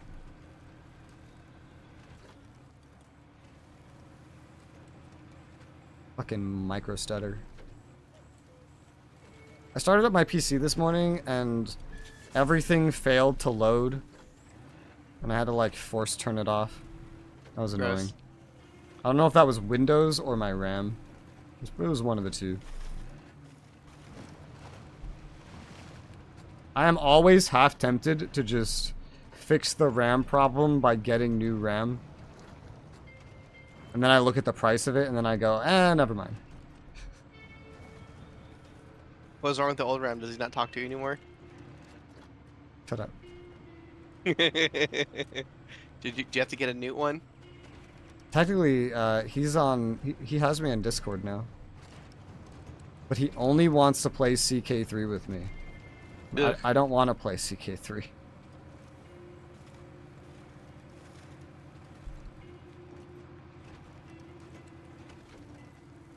Poppin'.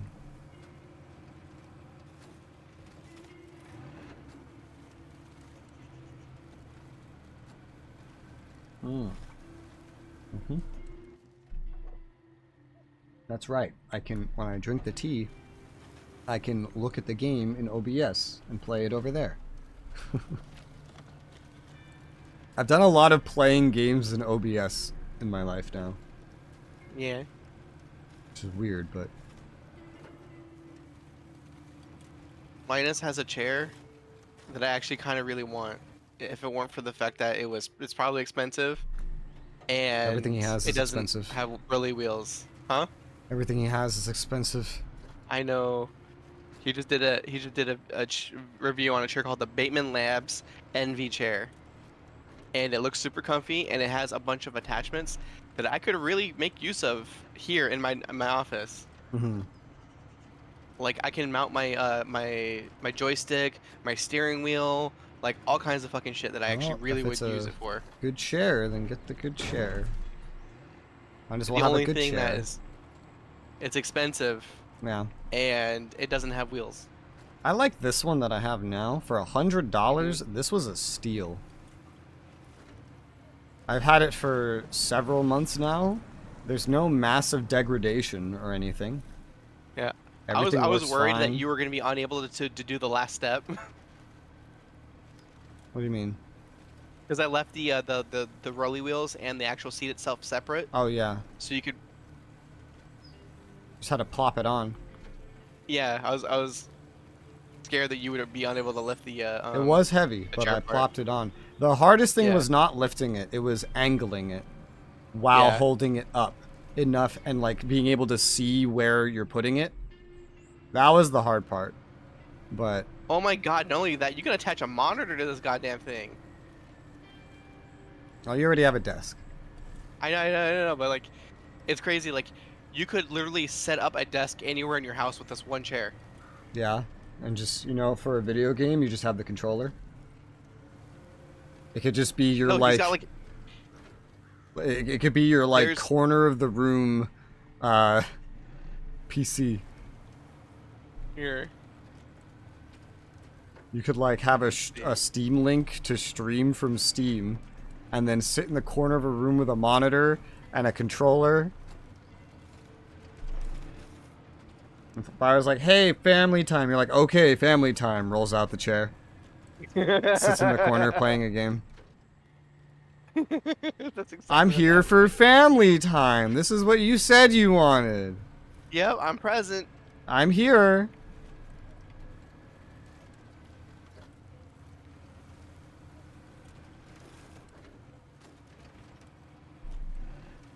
Here, I sent you the video with the...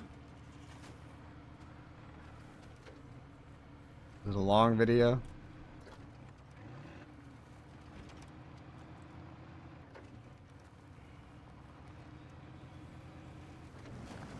Ah!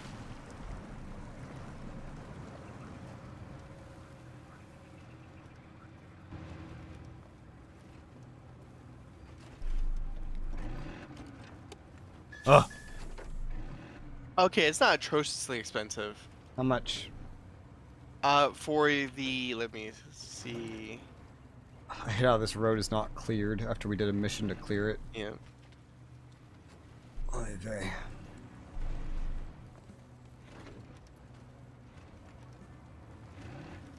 $1,600 for the chair plus an ottoman plus the desk attachment. And then the accessories range between $30 and $200. Fuck do you mean? That is insane. 1,600. That's a 4090. That's probably a 5090 if they were gonna exist. Remember, my concept of not too bad is the chairs at work we have are $6,000 fucking dollars. This chair I'm sitting in is $100. The other one was like 200 or 200 something. Yeah. Like this is crazy. That $1,600 for a chair. And an ottoman. Really. And a desk attachment. You better get a whole fucking computer with this chair. All right. Yep. Oh my god. If you want the desk and like the full size desk and the monitor attachment, that's $145. If you want the half desk that splits in the middle, that's $200. This chair is too expensive. Not atrocious. That is atrocious. Yeah. That is insane. I could get 16 of these chairs. I'm also eyeballing a $2,000 gaming table for Warhammer. Okay. So there's that too. But to be fair, I want to build it, so.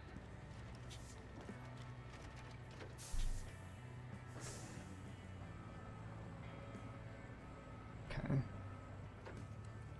Alright. I want to be very, very careful with this. Because this angle makes me nervous. Very quiet. Nah. Okay. Yeah, a winch just in case.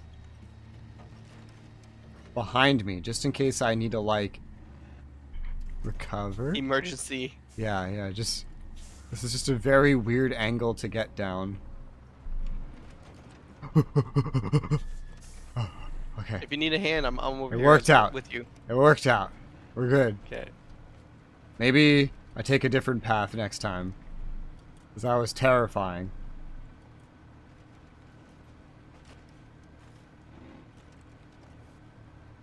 $1,600 fucking chair, man. You might as well just get a 4090. And then give it to me. You don't need that encoder. Would it be nice if you could just like take the encoder out and then put it in something else? Yeah. Sadly, that's not how they work. Buy a GPU that's only just for the encoder. Like, you know what I mean? Yeah. Like, you know, like they have GPUs that are just for AI acceleration. Just GPUs that are just encoder. Well, I mean, at that point, you would just have the encoder module as like a separate thing and have like a slot for that. Yeah. But the thing about GPU encoders is, even though for some reason they all say this works 100% independently, but no, it doesn't. There is GPU work that goes into those encoders. Yep. It's not significant, but it not even just that. I mean, literally, performance that could be going into the game goes into the encoder. Mm-hmm. It's not incredibly noticeable, but it does exist. How the fuck am I getting... I'm gonna take this long, windy way to get out of here. That's what I'm gonna do. Oh, yeah. Oh, yeah, bud? Oh, yeah. Oh, yeah, bud. Yeah, we're gonna take this I want path. that chair. It's such a comfy looking And chair. I just want $1 million. Well, one of those is closer to capable for me. That's a friend's quote.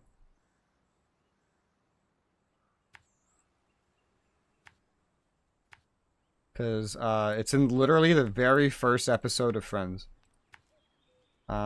Gross. Where, like, Ross, he gets divorced. Like, literally how the episode starts.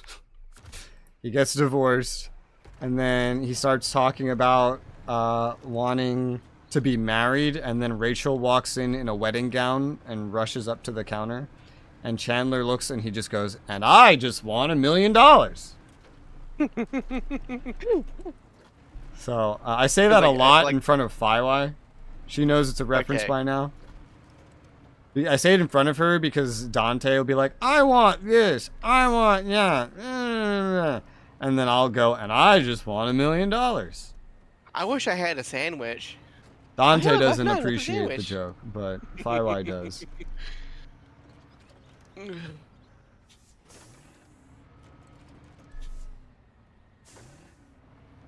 You know, I think you'd like MASH if you ever watched it. I watched maybe almost an entire one episode, and I got bored. Yeah, it's a very I'm gonna realize it's a very boring show sometimes, but like, it's so supremely interesting. Like that show is so old, yet like when it comes to military life and just a point civilian life these days, there's still so many parallels. What do you mean?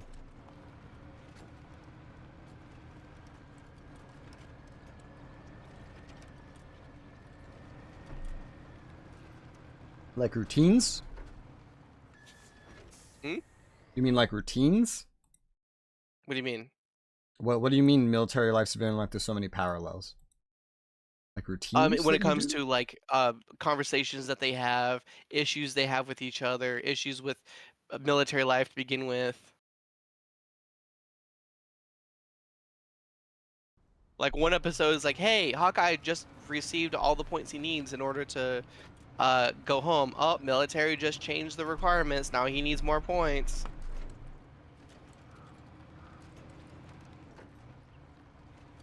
How does that come up in civilian life? Like, "Oh, if you get this much, you have a bonus." "Oh, sorry, corporate says the bonus has been changed. Okay. Here's a dollar." Yeah, I guess. I mean, military is a job, so sounds about right. Yep. Especially in this country, it is a job. Yep. Back then it was Or, a draft. Hey, I am an expert at surgery, and if you put me in a hospital, I could literally save people's lives that no one else could. But Uh-huh. because I'm so good, I've attracted the attention of this shit hospital with shit patients that anyone could fucking do, and my talents are fucking wasted here, but because I'm so awesome, now I'm stuck here. What? I run into that a lot. Oh, okay.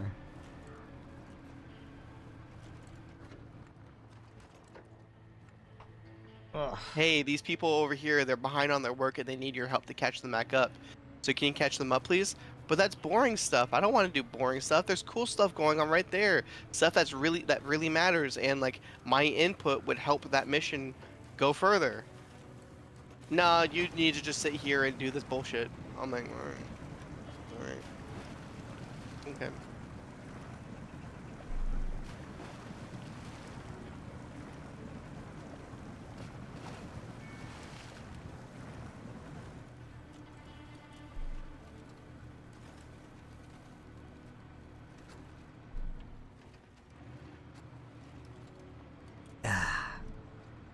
Ah. Okay. Hmm? Covering all fronts. Need to get that fuel carrier and deliver it to that fuel station.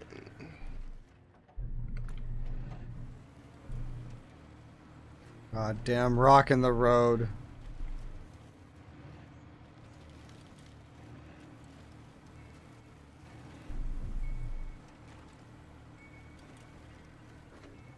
Ah, a rare road. They're always so nice. Until you start driving fast and every rock, every tiny rock on the road then progressively breaks your entire vehicle.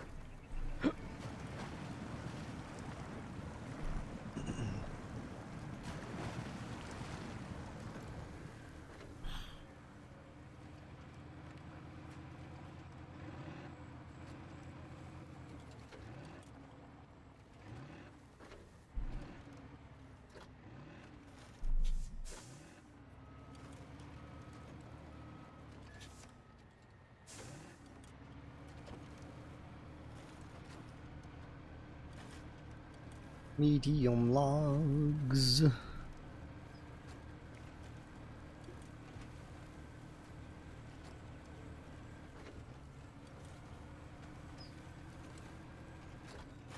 Yeah. You know, I got emailed about a game having a beta of an update. It's like, here's how you access the beta. And I was like, wow, thanks. But I don't own this game. Okay. One time, a long time ago, they messaged me, hey, we released this DLC. You should check it out. I was like, great, I don't have the game. This time they responded, and they're like, oh, let me help you with that. Here's the game. I'm like, thanks, bro. I'm glad we both knew where that was going. The guy working there before you did not know what to do with that. Guy? It was a robot. No, it's like the devs sometimes they hire these companies to do all the communications like this for them. Yep. So you interact with a lot of those. And this guy was like, I'm new here. Like, oh, hey, new guy. I don't have the game. Let me help you with Give that. me free shit. Thanks, new guy. And that is how I got a new game the other day. Yay. While we streamed this, I got an email. I have another new game waiting for me right now. That's hot. This happens more than you might think. I think it happens about them as much as I think. How much do you think it happens? No. Hopefully this doesn't need a saddle. None of them are semis. Okay, thank God. I tested it before I sent you to do it. You're welcome. You're welcome, mercenary. Where's my reward? I didn't bring any. Yeah, I specifically tested it, so I do what I was sending you to do. Okay. How do I get over there? Guess back the way I came. If you had to go up your ass, you'd know where to go. Oh, not right now, because that place is a little filled up right now. I gotta go to the bathroom.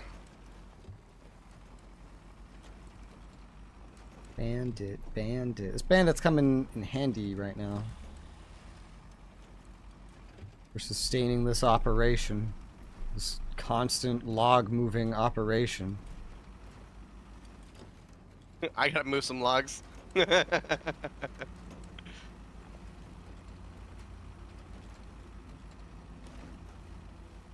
find the bandit so much easier to drive in first person. Just for visibility. Depends on how problematic the terrain is. But like to see what's in front of me. First person is a charm.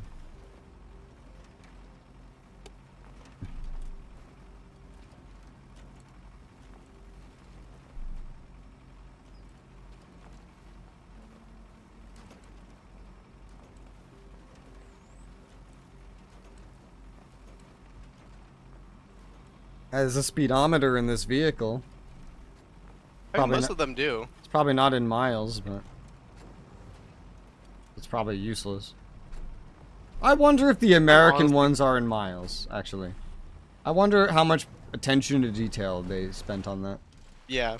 Like, I wonder if they made, like, the Russian ones in kilometers and the American ones in miles. Or if they just randomly made all the American trucks show kilometers. Yeah, or if they're even accurate. Why is it not called kilometers? Why is it kilometers? It's centimeters. It should be kilometers. It is centimeters. It's decimeters. So why not kilometers? Why where do we get that from? Why is it the only one that's not said like everything else? Why do Brits spell the word lieutenant as lieutenant? We'll never know.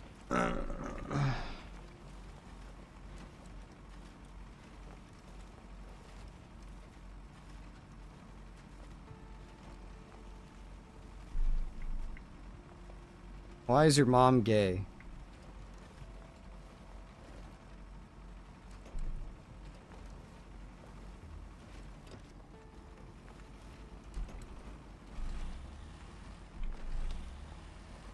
All right.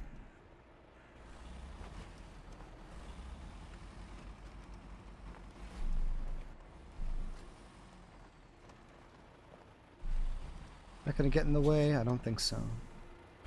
I'll find out in a moment.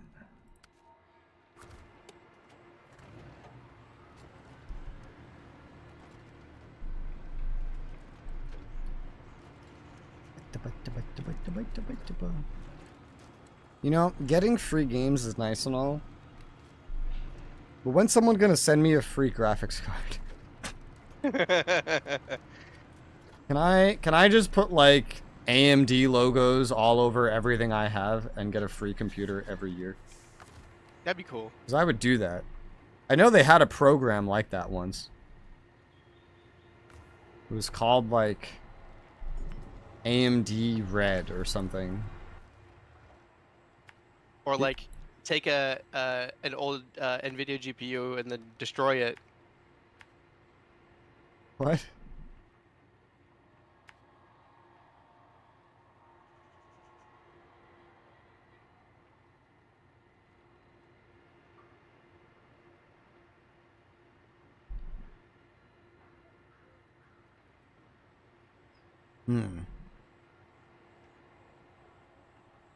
Guess I'll try this time. Ah! Ah? I got scared. Why There was you light, get and then scared? there wasn't light. I changed it a while ago. So that's some desync or a bug you just had?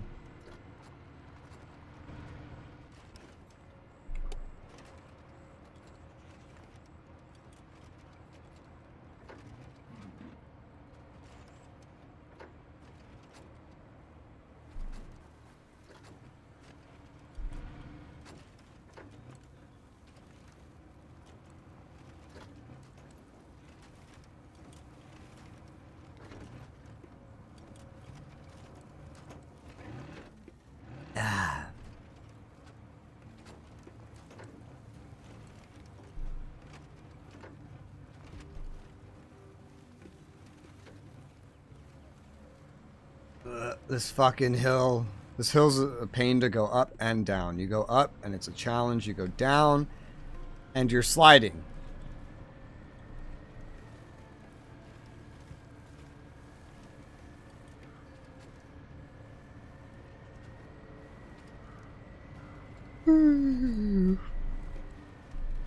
I did not expect with this mouse, by the way, for the first thing to start showing any signs of braking to be the mouse wheel. Yeah. Oh, that's the first thing that goes on my Logitech mice. When for my Logitech mouse, it was the left. For most of my mice, it's the left mouse button. But these mice, this specific mouse, has like really, really durable switches. This is the one you bought me. When did you buy me this? How long ago was that? I don't know. I think it was deployed. It was probably a while ago. I don't know if it's been a year yet, but it's not the middle mouse button. It's doing okay. It's just when sometimes I'll click it and it'll still registered as it being held down for a little bit longer, and then a lot of the times when I try to scroll up at the end of the scroll, it'll scroll back down. That's its current symptoms. And that's a shame. And it's not 100% replicatable. It happens semi-frequently.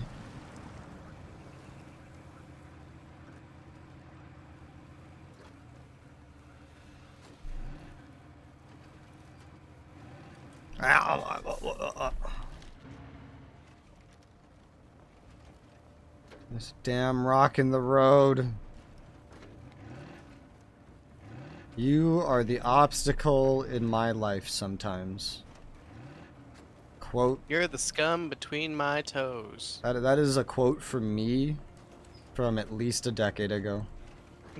I said that to someone. I said, you are the obstacle in my life sometimes. I think that was the exact wording. There's a screenshot of me saying it. Let me find it.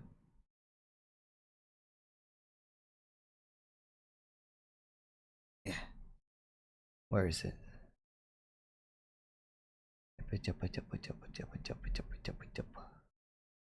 No.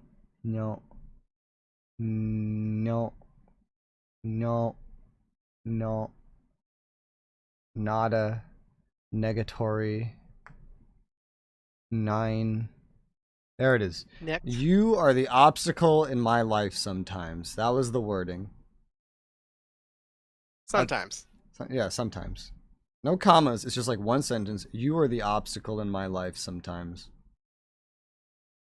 I think that's a really profound quote.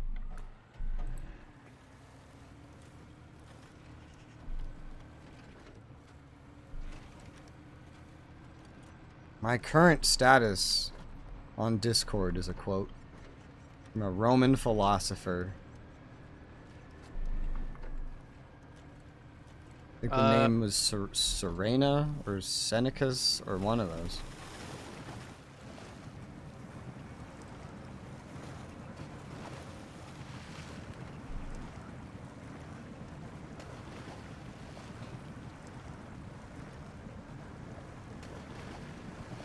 Holy quarry.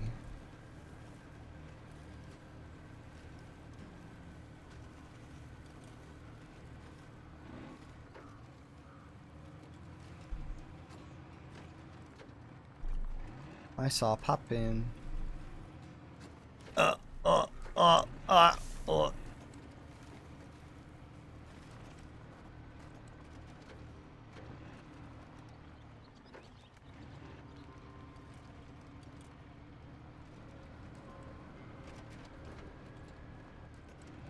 I really don't understand the purpose of high gear.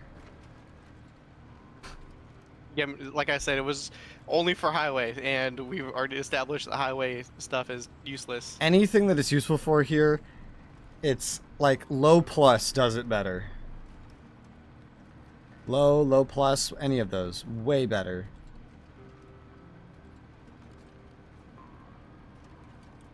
What the hell?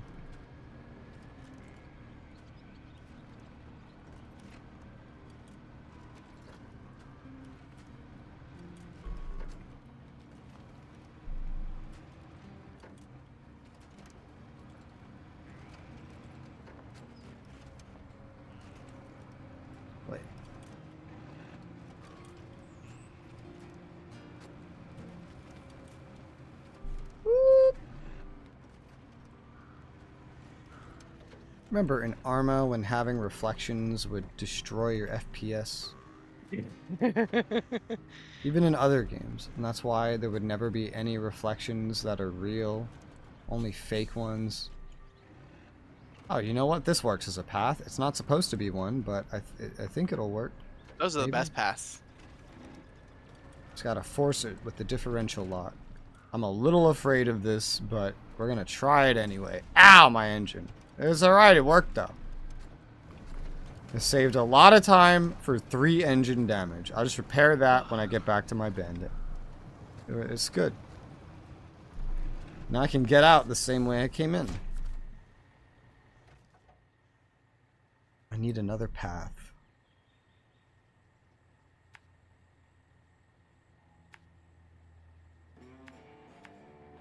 Hell yeah, brother. Now we got that Doshgarn fuel station up and running. Yeah. Yoo-hoo! There's a road on this map that looks like it's semi-traversable. It is fucking not.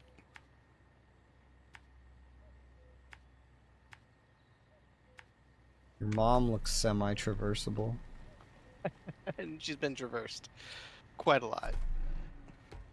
And then I can go ahead and do anything vehicle related on this one. There is one to like move a trailer up there as well, lost and found, but like do that whenever it's convenient for you. Otherwise, go for anything vehicle related, of like repairing them, moving them, things like that. Yeah, I can do that one next. Yeah.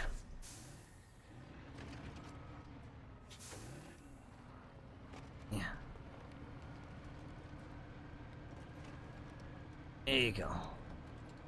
Got my camera to clip through a rock there for a second.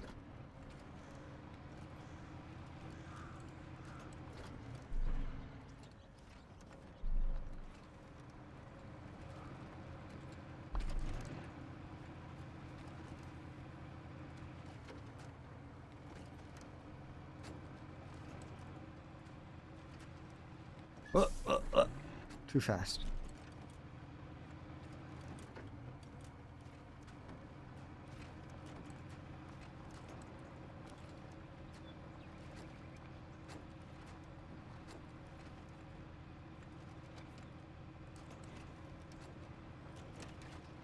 I guess I'm gonna drive mostly the cat today. That's nice. Nice variety.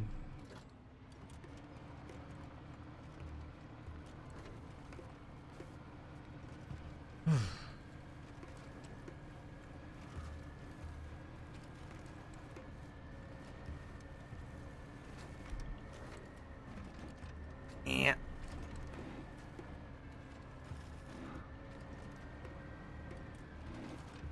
There you go. You're not supposed to use differential lock on hard terrain, but it's very good for when you get, like, kind of stuck on hard terrain.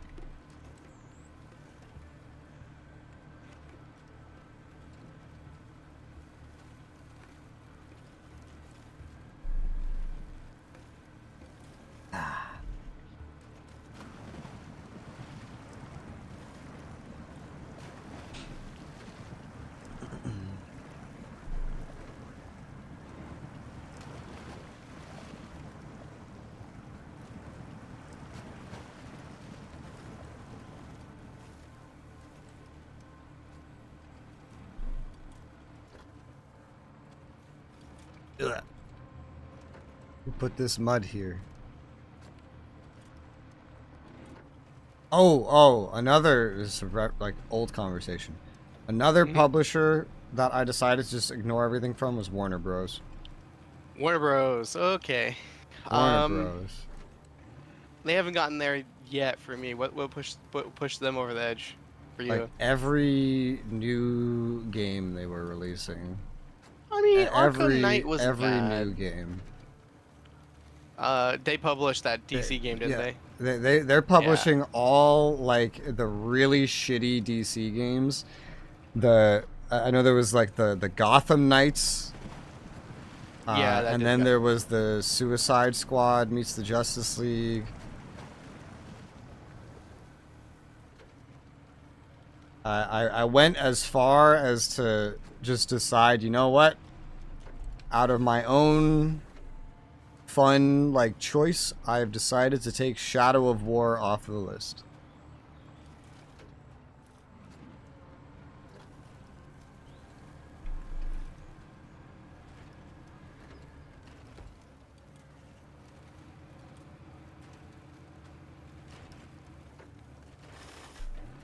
They have a lot of the fun publisher quirks. I also then took off the Quidditch game they're making. I was like, nah. I don't feel like it.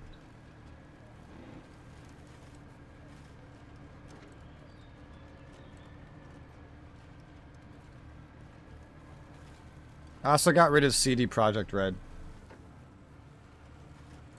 But that's fine, because honestly, I've never really super liked their games anyway. Yeah. Witcher 1 I had fun in, but then it got buggy and I couldn't finish it. Witcher 2 I had fun in, but then the final mission bugged out and I couldn't finish it. Witcher 3 I got bored halfway through it. I didn't stream it, but like I got bored halfway through it. And that's the most popular one because brain dead people are like, haha, I understand this. Haha, I really like don't Chinese care speaking. about their card game shit. I don't really care about that. But you don't like Gwent? You don't like Gwent? Gonna play Gwent, Res? And then like Cyberpunk released to absolutely disastrous reviews. Took them forever to make a game that was completely beyond their scope. Released broken as all hell. And it still doesn't look amazing in any way.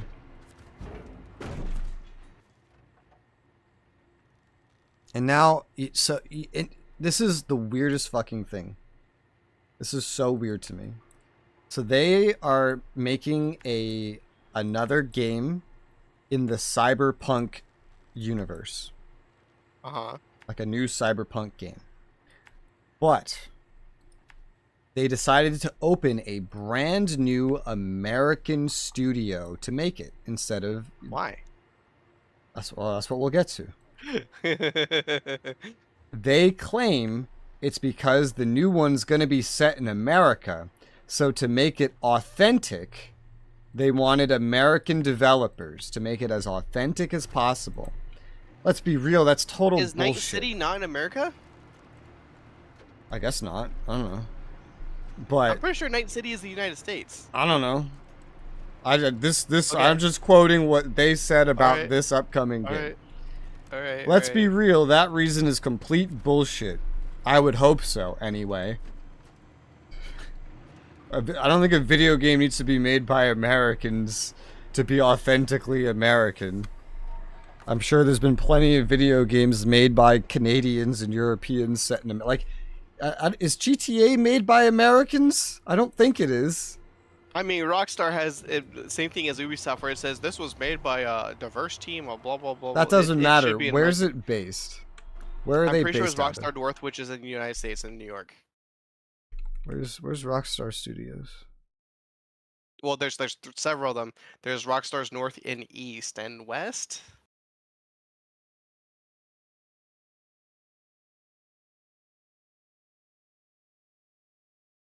I don't know. But I think, here's what I think the real reason is. They have The Witcher, and now with their fixing of Cyberpunk, they probably think, okay, this is profitable enough, we need to make another one. But I don't think they want to be in a Bethesda situation where they have like all these different IPs and only one game for them comes out every like decade. You know, like Bethesda, how long has it been since Elder Scrolls? And now it's going to be forever since Fallout, because now they're adding Starfield to their rotation. Yep. I think they don't want to end up in that situation. Where they've got a bunch of really big IPs that they have to constantly baby. Yeah, and then so it takes forever for one to come out for any of them. I think that's why.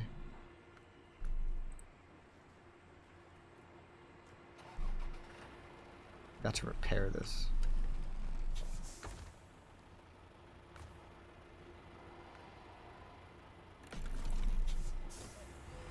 Ah.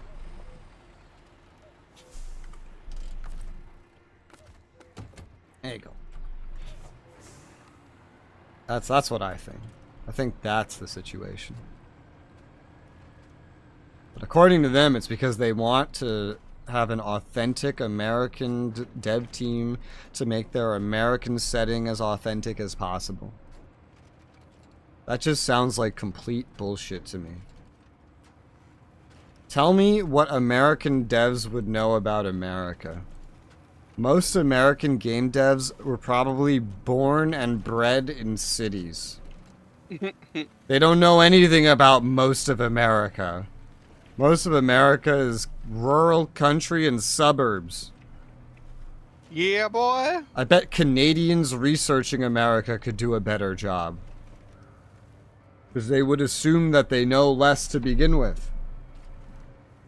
American devs would probably just turn it into whatever city they're developing the game from.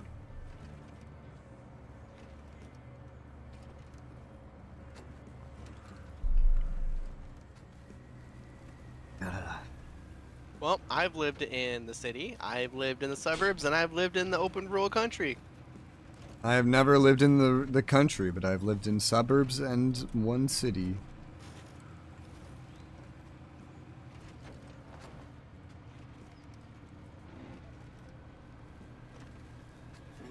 Woo! You cut out right there when you said that. Woo!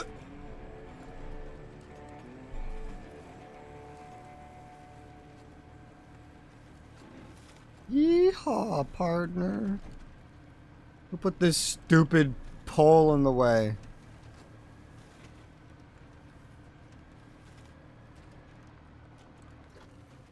Blech.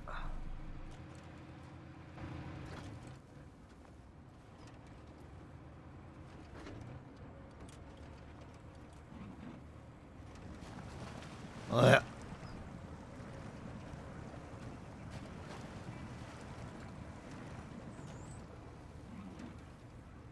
There you go.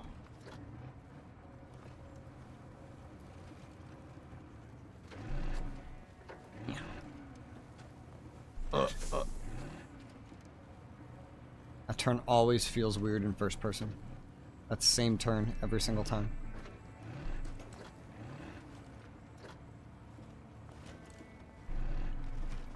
God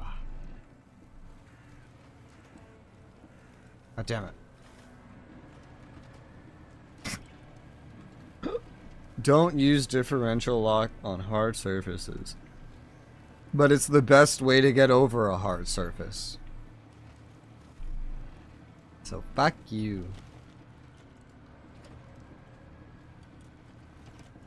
Oh my god, what the holy shit.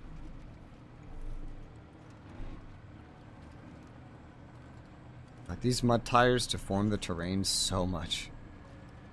It's hilarious. You just see you can see the terrain stretching to like its limits and then going back into shape. it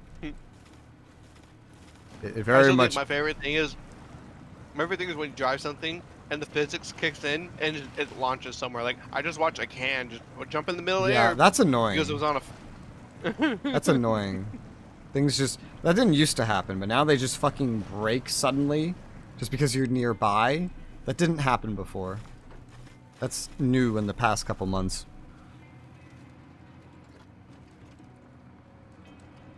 There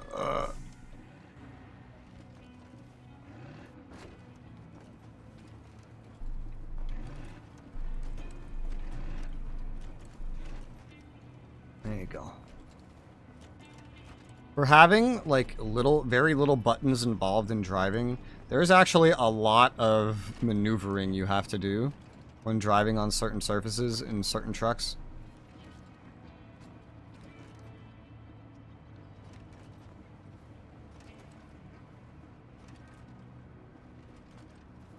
Alright.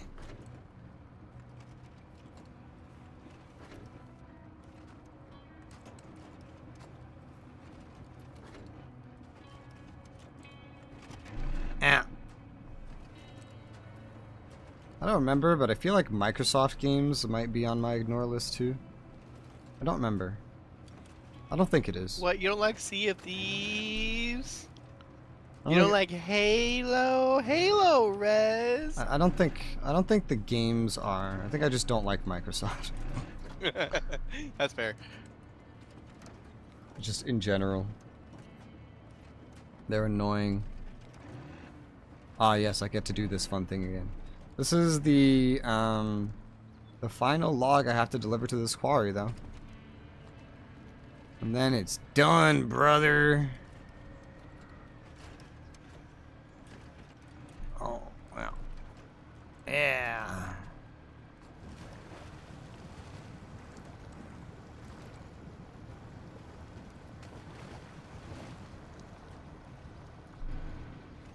I'm here. Deliver. Guess we won't have to drain the place again in the meantime. Here's your pay. Yay. It's not gonna look not waterlogged, but eh. Whatever, I guess.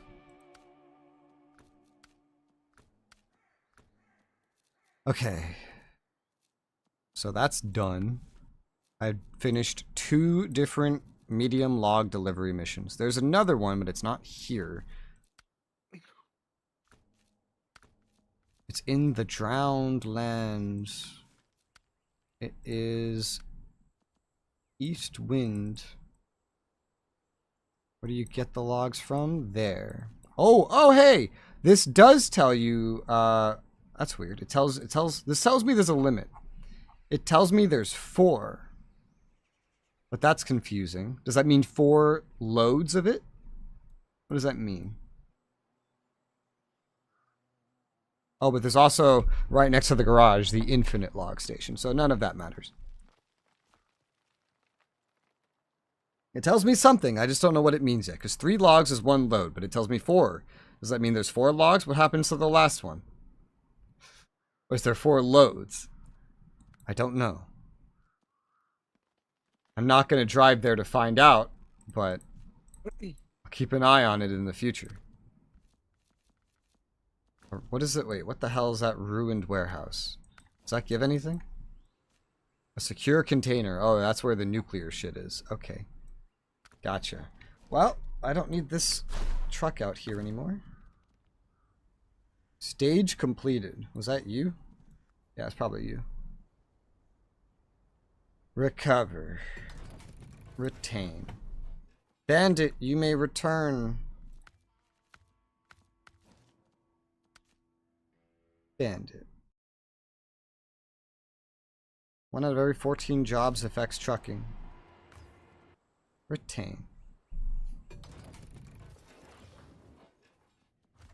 Okay. What is my next task? I'm going to do something that's not medium logs now, for variety. Come on, Vamanos. I mean, this seems pretty simple. Deliver some metal beams to a warehouse. Great, you're going to and from the garage. That's funny. This is the perfect excuse to use the Ankh. I haven't used that in so long.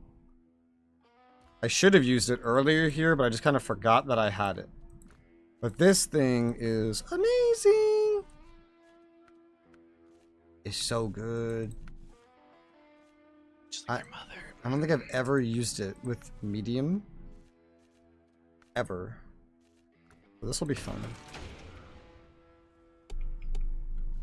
Or with mud tires. I've never used it with mud tires. This is the perfect mission to use it on, too.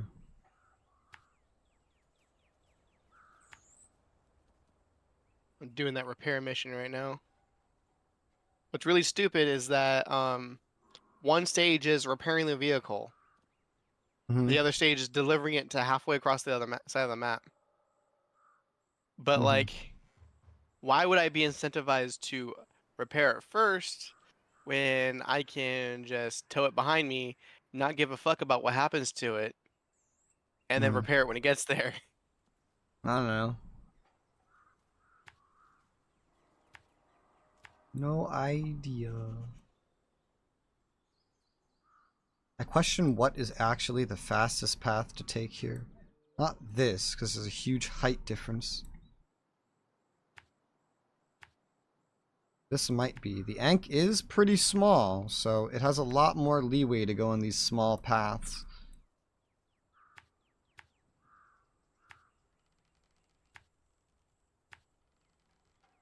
This is a shorter path than the other one. Might as well try it.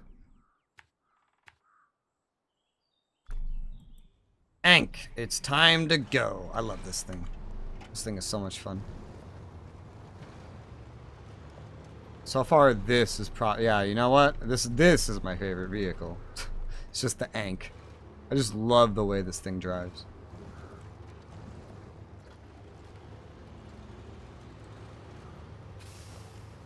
What a run-down looking bus stop that is.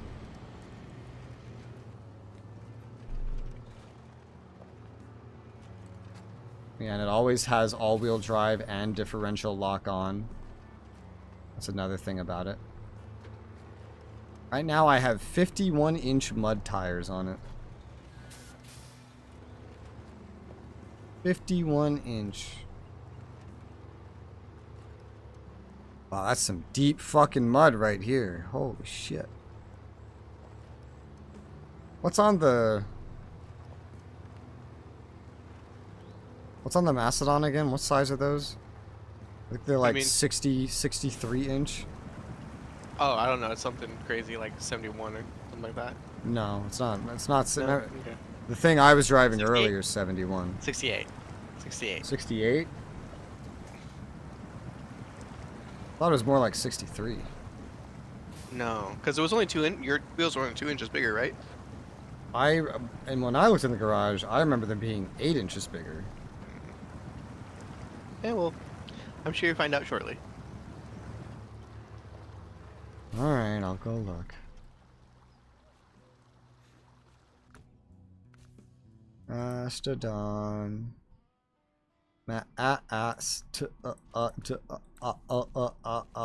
They're 61 inches. Yep. 61. So they were 10 inches smaller. And these ones are 51, and then it's 71 on the vehicle I was driving before.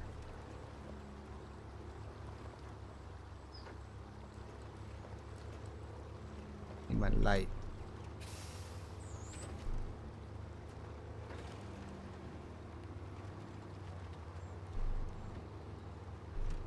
So yeah, they're pretty small compared to the big one.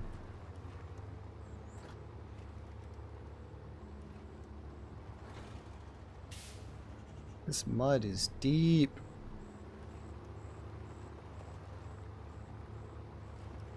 Very unfamiliar with this road. Don't know what's normal for this road. Just trying a new path randomly.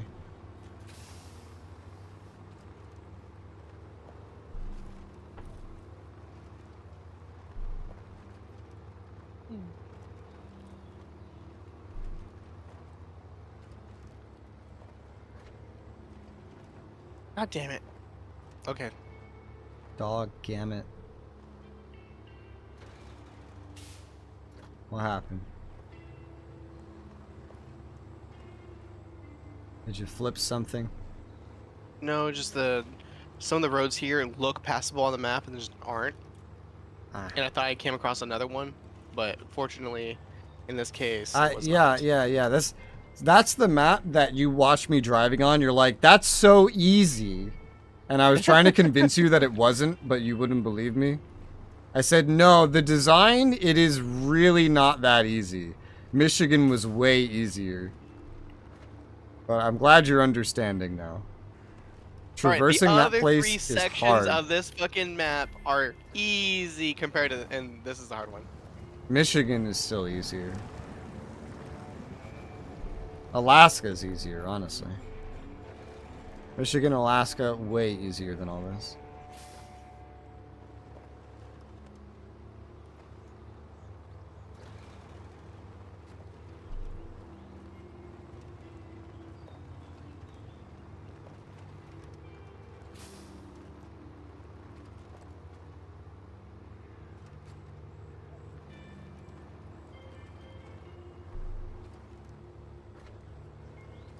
Mud. Everybody likes mud.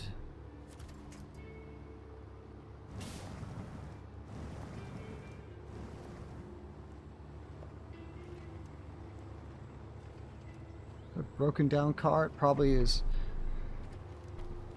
It's probably something that's part of a mission. I'm guessing.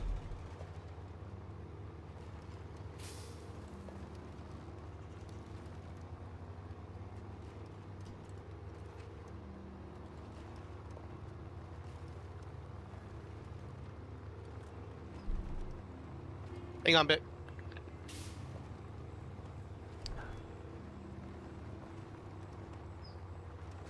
Look up more. I've been looking down at the road all day.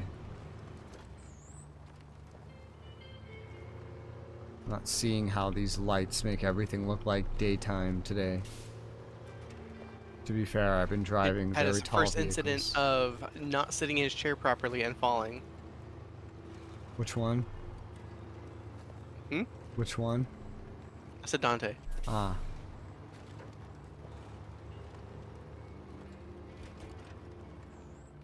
Well, you gotta learn somehow. You know how I learned not to jump on a bed?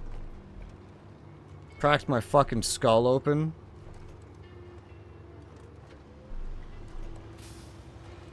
No more Resi jumping on the bed. You can tell me don't jump on the bed and I'll do it anyway. Then I crack my head open and go to the hospital. Now I know not to do it. That's not a path. That's the path.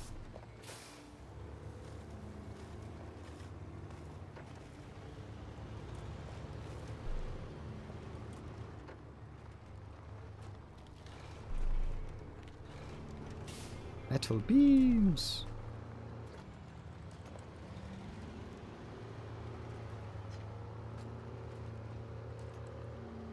It's so nice to not be sliding on ice the whole map.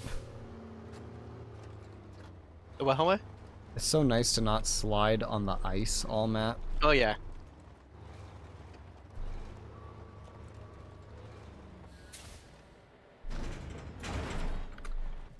Alright, I'm gonna try this other path too. Out of curiosity. I don't know which one of these would actually be faster, but I'll take this one.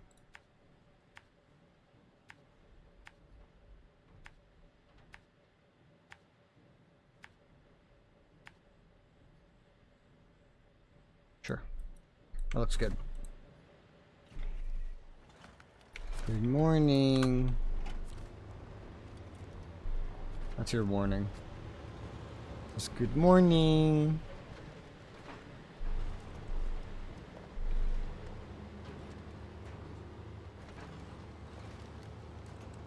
Yeah.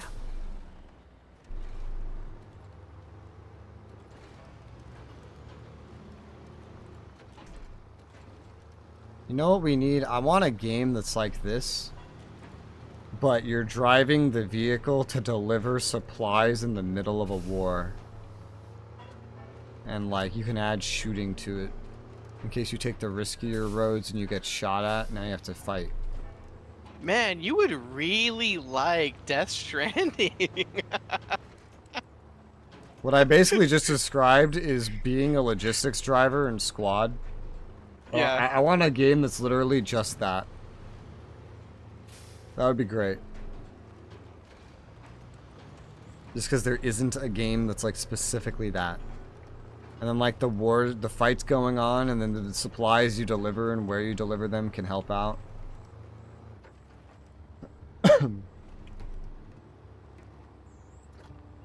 The faster, riskier paths you take, the more supplies they can get. The slower ones, you won't have to potentially fight as much. But less risk, but slower progress.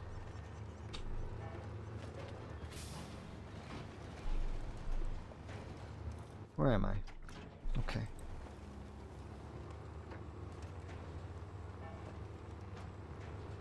Metal beams.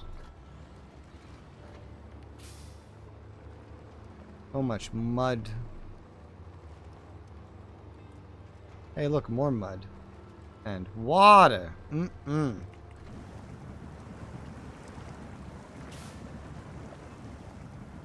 Yummy.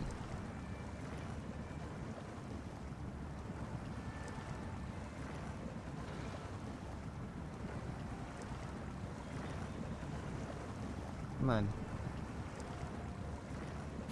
There you go.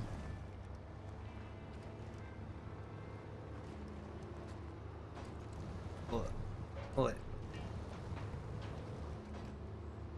I saw a video of someone reacting to like a snowstorm in America, and he's not from America. And he saw a bunch of snow piled on the side of the road that went up to the stop sign.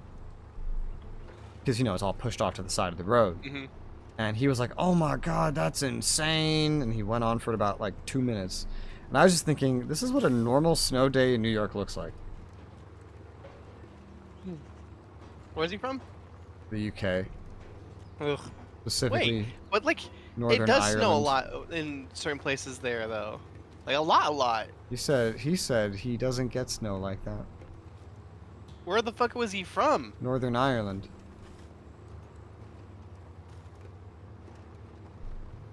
I don't know, maybe he's right. I don't know anything about Northern Ireland. Fucking Irish. What I do know is that after World War II was done, and all the Irish civilians that went and volunteered to help in the war, they helped the Brits. When they got home, they were shunned and got shit taken away from them. Because they helped the enemy? Because they helped the Brits. Ireland wasn't in the war. They just hate the Brits so much that when all those Irish came back, they just started confiscating all their shit as punishment. Fucked up.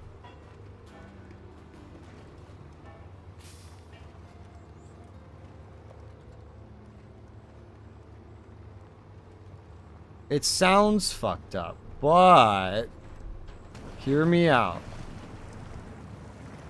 So, just imagine this. Okay. Our sitting president goes to war with someone. And let's say he goes to war with the UK. It's like perfect example. And then some Irish go help the UK against us. The Irish are going to be very happy. Not because we're the bad guys. Or they're going to be unhappy about the volunteers. Not because we're the bad guys, but because we're the good guys, even. They're going to be unhappy because at least we're fighting the Brits. That's all it is.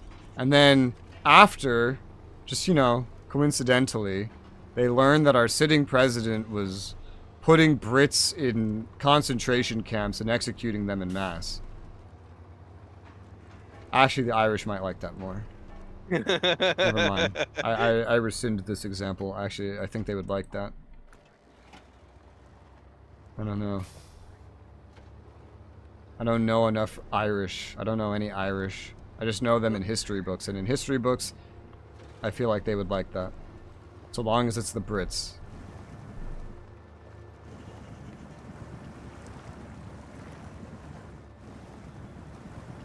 Alright, so better example. Okay? Actually, you know what? Perfect. Is it perfect? Let me think about that real quick. Alright, yeah, no, this is perfect. Alright, so you have Ukraine. Alright? Alright. Some Americans go fight for Ukraine. And we're super, no. No, this is, this was not going to work out. I need to think about this more. Hold on. Go. Okay, so I got a better one. Alright. This is a really hard example. Because there just doesn't exist a nation that I think is equivalent. We don't have one of those. Scottish. Northern Ireland.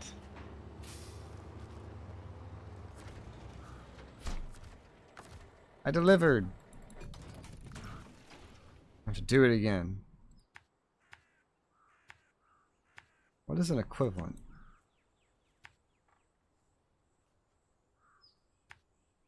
Because I'm trying to find an equivalent of a nation that we dislike, but they're not objectively bad.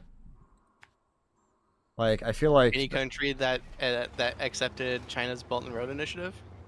No, they're just poor. And we don't dislike them. We would give them money too. Venezuela is one of them. I guess Venezuela is poor.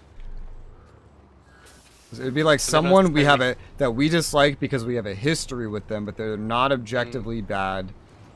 Cuba? And they're versing someone else that doesn't seem objectively bad. I don't think, like, I can't construct that from our perspective. That's what makes the example so weird.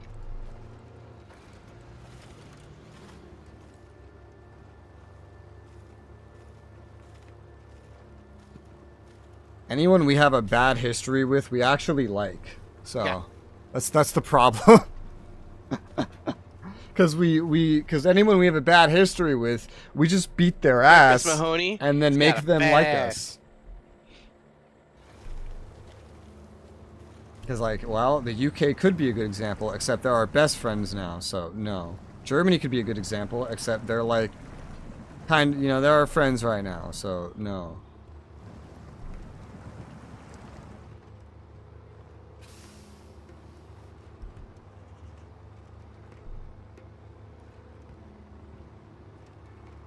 And then, like, Russia is just kind of, like, objectively bad. China is just, like, objectively bad.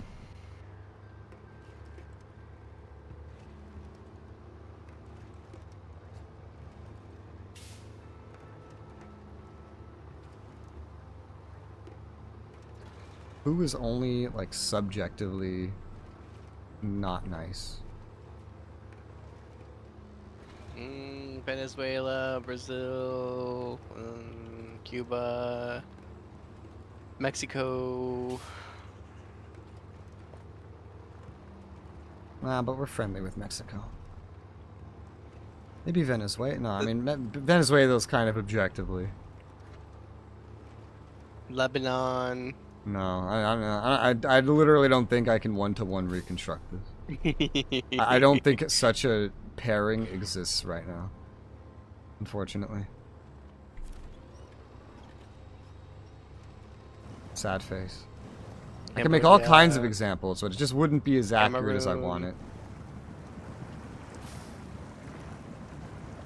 Because everyone that was bad in our past is now good because we beat the shit out of them and now they're good. Sounds like it's a thing that needs to happen on a regular basis. Or they decided to be friendly of their own accord. Like Japan, right, we kicked their ass and now they're our friends. UK, Germany. Sure. Japan. Yeah, I said that one. Okay. Vietnam just kind of decided they wanted to be our friends now. It just came to that of their own accord. The alternative is China, and China's literally starving them to death. China's invaded them 17 times in history. The last time was immediately after we fought them. I love that war. I'm so sad nobody knows about that war. What, the American War? No, the Third Indochina War. In 1980, China invaded Vietnam. What I really hate is, like, I already know that nobody's going to know that one exists. What I really hate is when someone says, oh yeah, when we went to Vietnam because Russia and China was helping them. No. China was helping South Vietnam. Not North Vietnam. They were helping the ones we were helping. And then when we left... And then a couple years later, the South one falls, and now the North one takes over. China invaded them, because that's how much they didn't want that one to take over. And we weren't doing anything anymore, so like, you know what? Fine, we'll do it.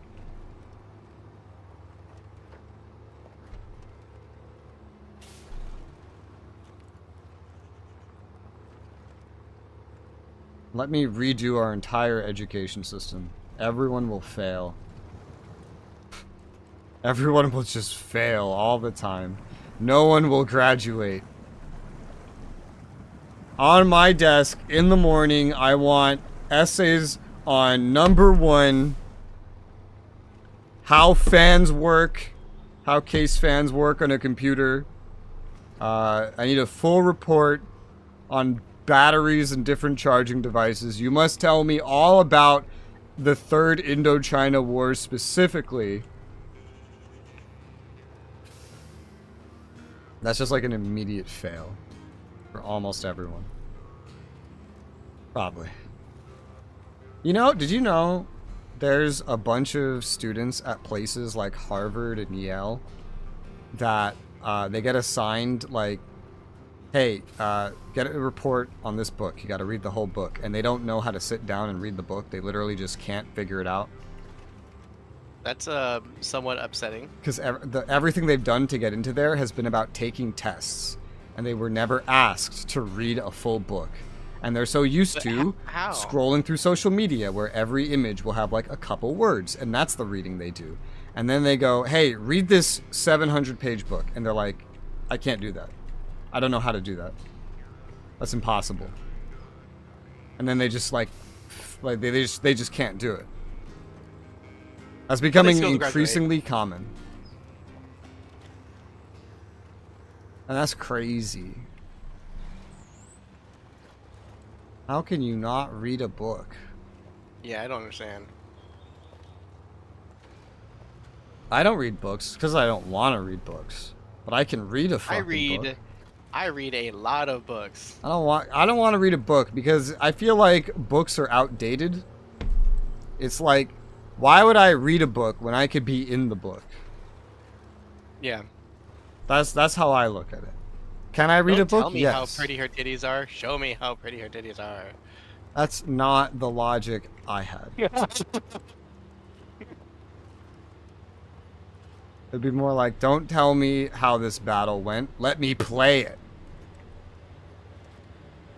I want to play Show me this the part fight. where they show the lamentation of the women as you take them. That's if I take them, I mean... Also not where my sense. brain went. Oh my god, why did that just flip around? What the hell? Oh Jesus. What's happening?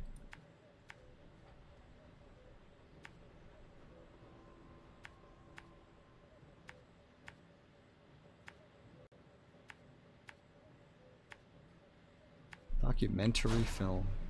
Interesting mission name.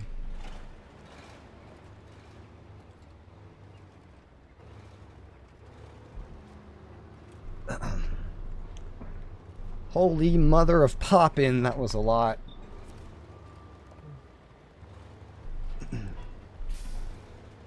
I really feel like every map, they just added more poppin'. I don't remember Michigan having this much poppin'. I remember there being very little, but maybe we were just moving really slowly all the time. Yeah. Might be that. Because we didn't have too many vehicles. Yeah. And the Macedon wasn't fully upgraded. And even then, the Macedon still goes just so slow.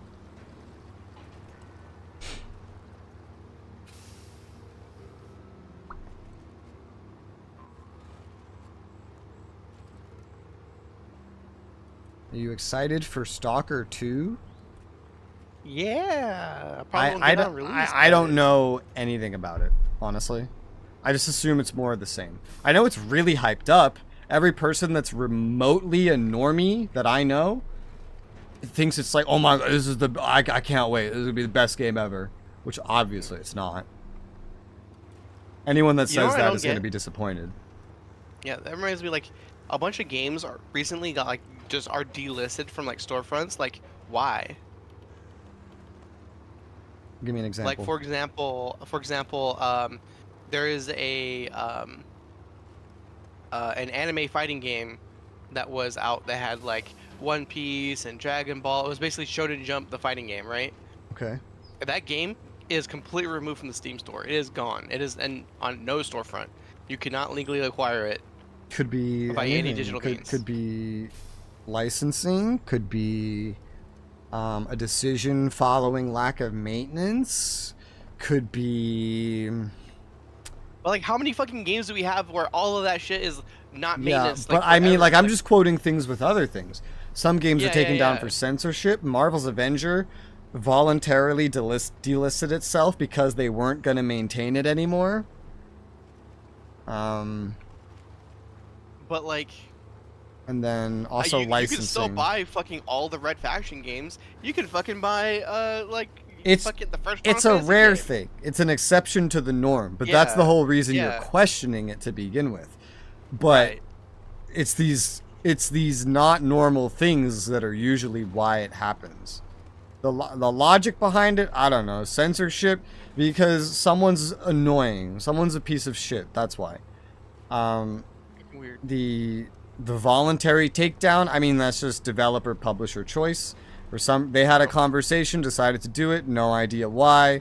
Never been in a room making a decision like that. Yeah, it's And just weird because then- like with Shonen Jump, I can point to the fact that Shonen Jump is the sole publisher of all of those IPs. Right. Yeah.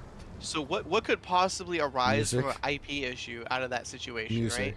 Could it be, huh? Music. I was gonna say music, but the music is ripped out of those franchises to begin with. So like, Could also be if they had a publisher on the North American side, for example, on the global side, the publishing contract can run out and not be renewed. That would immediately cause it to be delisted. that's crazy. Cause like, I get why you do that, but why would you not want free residual fucking income from a game? You know, like Well, you have to get a new I- publisher. Or renew it, and then the companies just don't disagree. This happens all the time in MMOs. ugh. When you have interregional like games and they don't publish it themselves, they find another publisher. If for whatever reason they don't agree on renewing the contract, that is it. Game gone. It'll still be playable would if it's explain, not like- an it's like MMO, whenever- but It's like whenever a mobile game goes under. that might just be more of a profit thing. Yeah, like I'm used to a lot of the mobile games like having like, hey, this character is available for a week. You can try to get the character in that time frame, but if you don't, you'll never get them. You know, like Okay, so I here get that because that's the end of the contract for that IP, right? Yeah. But like just at the end of that, at the end of it, they get to keep the fucking character. Just it don't- doesn't go away. don't base your perception on games on mobile games. I'm not basing my entire. I am just giving an example of it, right? Mobile like, games are an there are- exception in a if lot of this ways, is- though, is If why. this is a contractual issue, like, why would you not foresee this interaction happening writing the contract? It seems everybody fucking else has. Why haven't fucking they? Well, Black like- Desert had that the publishing for that ran out. The current Black Desert is every person that played Black Desert for the first like couple years. If they did not do a very specific process in a very specific time frame, when they lost that publisher and got a new one, those accounts are all deleted now. It is a different game. All that old information is gone. World of Warcraft got taken down in China because they couldn't come to an agreement with, I think, NetEase, who was the publisher. And they can't publish it themselves because China won't let you do that. It has to be with a Chinese publisher. And they've been working on getting it back for a long time. I don't know if it's back yet. Last I heard, it wasn't. Things like that. You can see this happen a lot with MMOs, but it can also happen with like normal Whereas you retail can't base titles. your entire thing off of MMO. You can't, yeah, because when the MMO goes down, you can't play it anymore. Yeah. But Like, with these retail fighting games, game- you can. Yeah, these fighting games are just fighting games. They're not like But you fucking still can't buy online them. server MMOs. It's fucking weird. You still can't buy them, is the thing. Yeah. So that part is shared. But like, you can buy physical copies of the game and play it. I already exist. Because the digital copy doesn't already exist, you know? Like, Well, they can't generate new keys. They don't have permission to do that anymore. Yeah, this whole fucking publisher developer bullshit needs to like not exist anymore. I wish everyone would self-publish. I wish everyone would self-publish. Exactly. It's much better. I think publishers ruin a lot of games, and devs don't even know what's happening.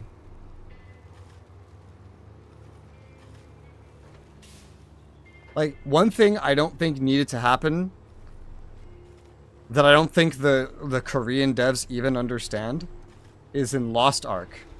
As part of porting the game, they decided to blackface most of the characters of the game for diversity. Right, Asian people with black faces.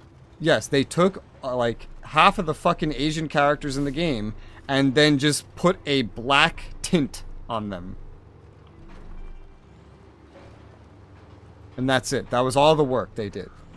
And this was a requirement. Amazon, like, all right, you want to publish this? You want us to publish it? You have to do this. The Koreans don't understand why they're doing that. They don't know if it's a good idea or not. They know what Koreans want. They don't know what anybody else wants. They just assume Amazon knows. They're paying Amazon to know. That is clearly a stupid decision. Mm-hmm. Like, if you want to do that, make new character models, first off. But also, what's wrong with Asians? Why can we not have Asians? When Western games go to the East, they don't turn everybody Asian. Even China doesn't require that.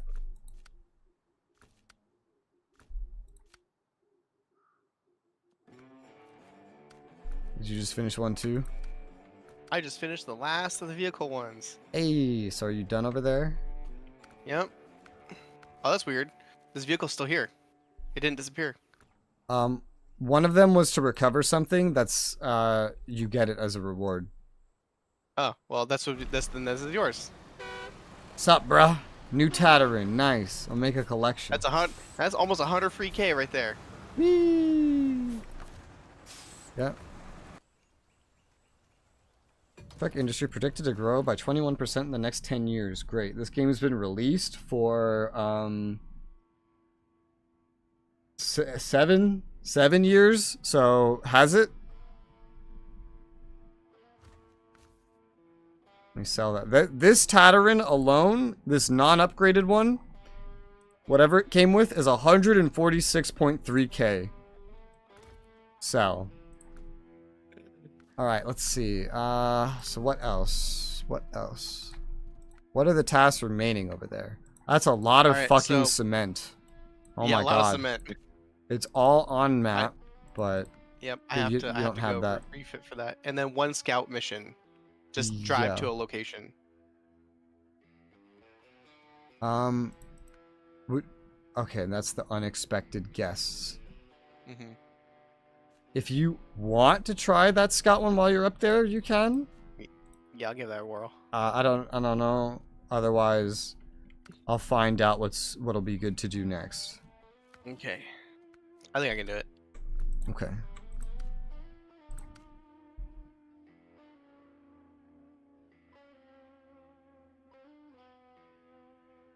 This is funny.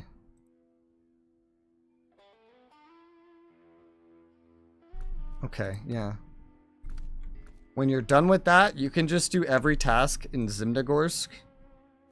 Essentially, if you want to skip the scout one, you can, but you can do it. It doesn't look difficult at all. In fact, you'll pass it on the way to another one. So, okay. I'm amazed it's not already done, honestly, but hey. You can just do every task in Zimnegorsk next. Alrighty. I'm probably going to call it at 6, though. Yeah, I expected that.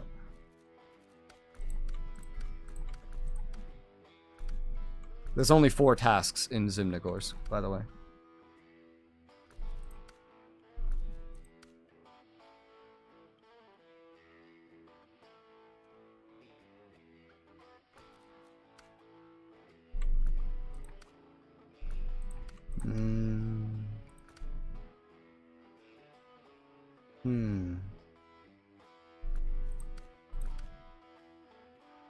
Oh, this one gives a free car.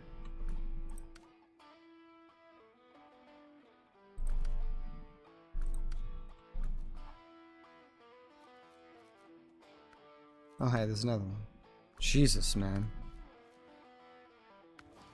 So many of these tasks are vehicle, vehicle, vehicle, vehicle.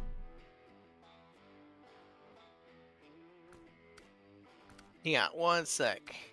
Going through a little difficult part here.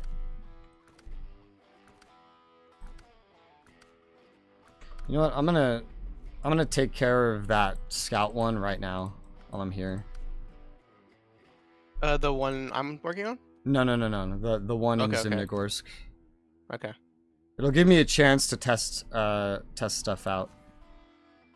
I haven't really gotten to fully test out the Yar yet, so that gives me an excuse to fully test out the Yar.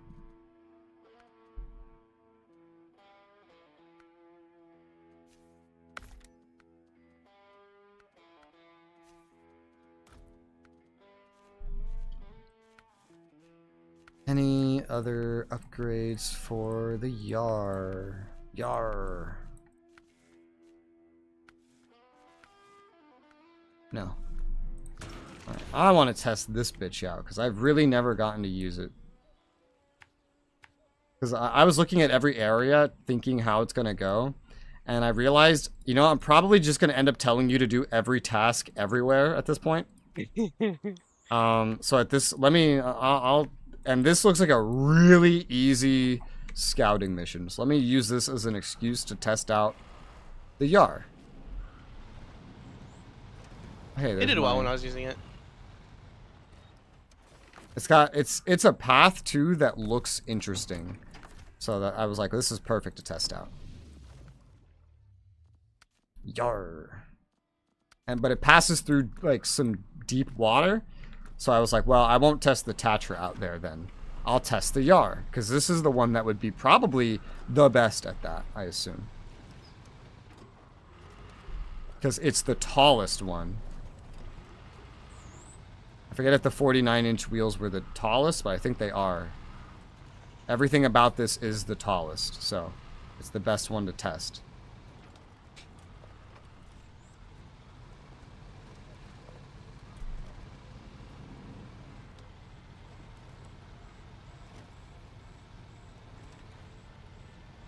Fuck. Some of the scout missions in some maps are just really annoying, though.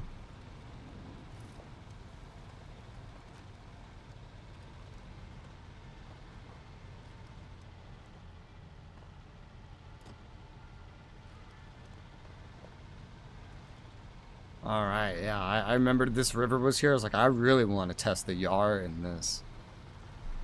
It's got a nice, like, thing that goes up to, like, the top of it. Or the engine, to specifically avoid it from having that kind of a problem. Oh, yeah, this is the one. This is the one you want to use for situations like this. Yeah. 100%. Deep. The Tatran would have hated this. And even the other one I used, what was it called? The Lodestar, might have had a problem with that, a little bit at least, because it is smaller. This is the one you want to use in deep water situations. Easy. It's doing well enough in mud. Too. What's that? The Bandit too. With its oh yeah, I mean as a scout. As a scout. Oh, a scout. Yeah, I'm trying to test the strengths between like I already know the Lodestar, basically inside it out. You think the APC would be a good choice, but it's not. Yeah, it like looks amphibious in nature, but I guess it's not. I'm used to that design being used on things that are used amphibiously.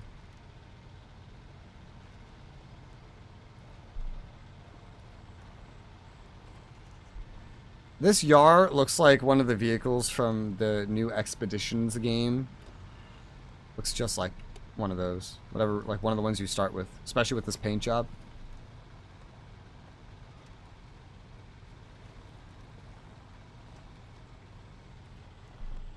Now, give me a game that's like Snowrunner, Expeditions, and Roadrunner all in one. That's what I want. I love big scale.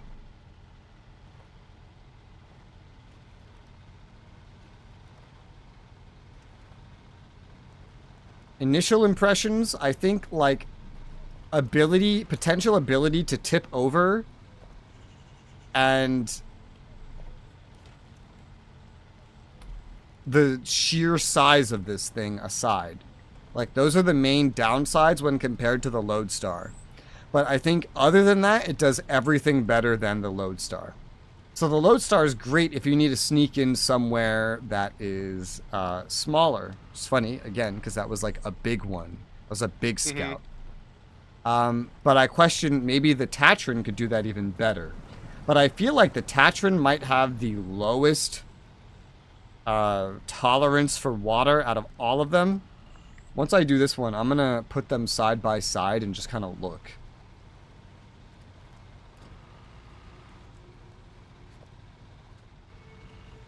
Oh, there's a truck down there. I forget, I don't know, it has some ability. It's like, I don't know if the Tatran has ability to repair itself. It has a roof rack.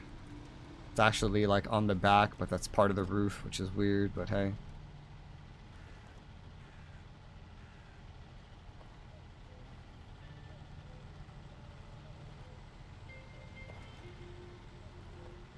I'm impressed with this Yar. And I've been through mostly mud, no bumpy dirt yet. I haven't felt like I'm going to tip over. Or snow. Or snow, yeah. It does have snow tires.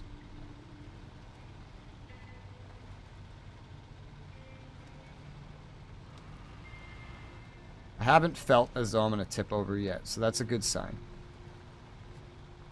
Would really send it to like only the sheer size being potentially a problem. But still, in most cases, you don't have to worry about that. And then when that is a problem, I mean, maybe the Tatran would work?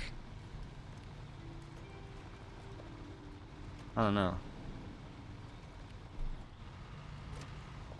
This Yar definitely just completely invalidates the Marshal, though. What is the point of the Marshal even existing when you have the Yar? It just immediately invalidates it. Bam. That was so easy. That was a good test of this. Now let me get my Tatran out. This thing just, it feels small.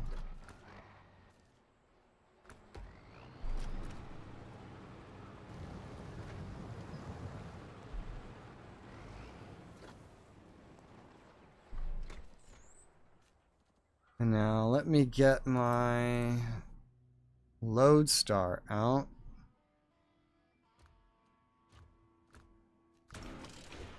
Oh, this definitely looks smaller than the Tatran.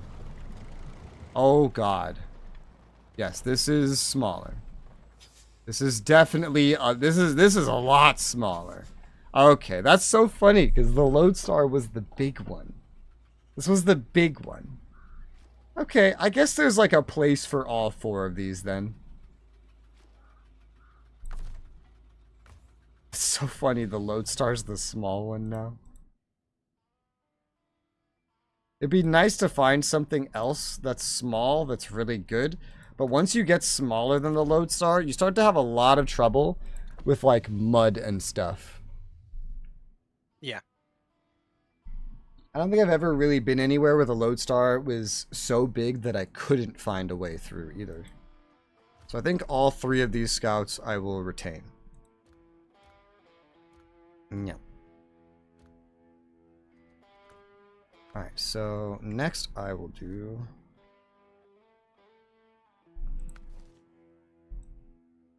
your mom.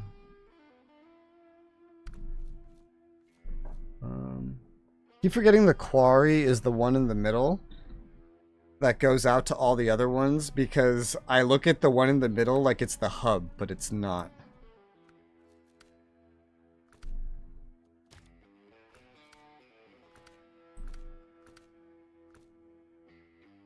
Eastern Tower. There's no mud. There's no like major water in this path, I think. So this will be a good opportunity to test out the Tatran. Bring it out for a spin. I think it's like fully set up. I think there wasn't a lot you could change on this to begin with.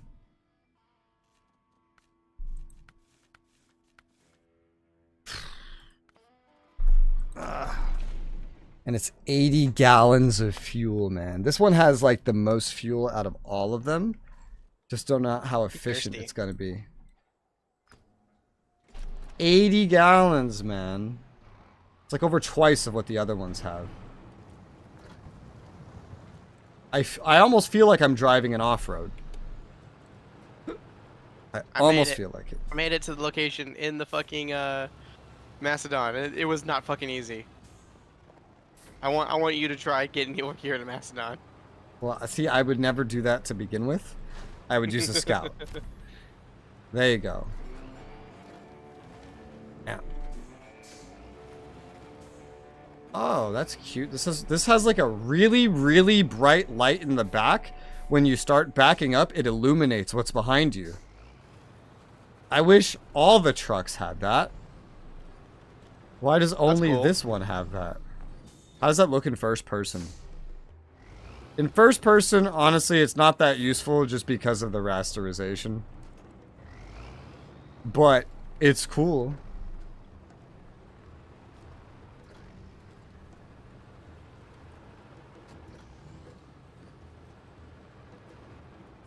I think this one is already I've driven like barely at all, and I think in just pure mud situations, this is the best. I've literally driven like not even a city block, and I'm already convinced of this. It's dark. Let there be light.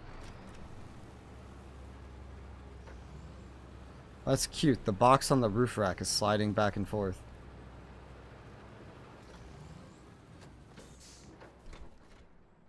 I need a path.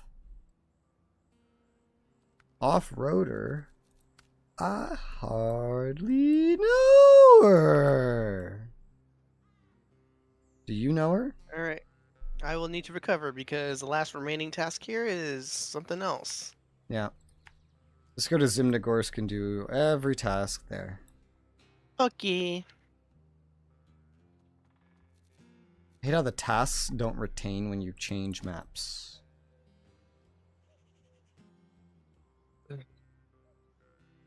Maybe I should just take the main way down there.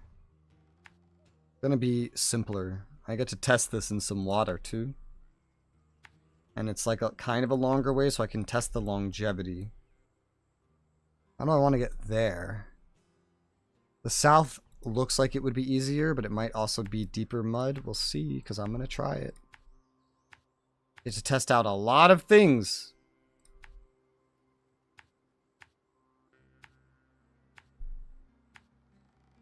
And this looks like a very rocky, maybe narrow path at the end. This is a great path for testing shit. Let's go. The Tatran feels very heavy. I don't ever feel like I'm gonna bounce around. I don't feel like I'm gonna tip over. I feel very, very weighted.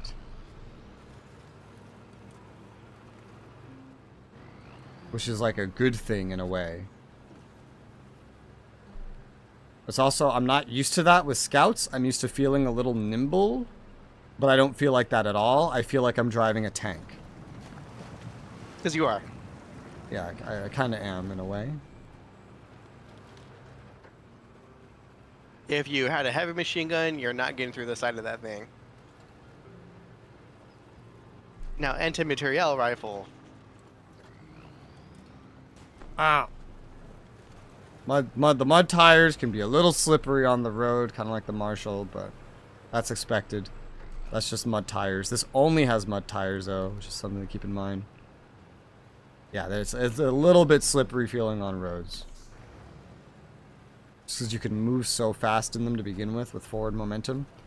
It also might be partially because there's a lot of momentum involved in turning this bitch. So, not the best for road trips. But it's doing just fine.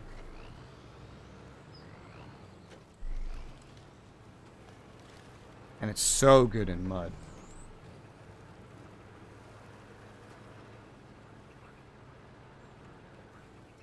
In road trips, I would definitely prefer the Lodestar or the Yar. I mean, on pure road trips, the Chevy would work too, technically. But I don't keep one of those kitted out.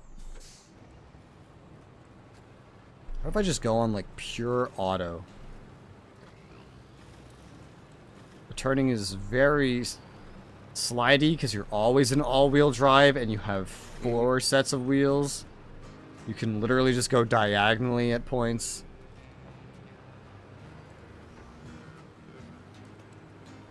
And the differential lock. Plus the very long body of the vehicle. I'm on what would be very bumpy terrain on other vehicles where I would risk falling over. I have no risk of falling over at all. So it's very well controlled.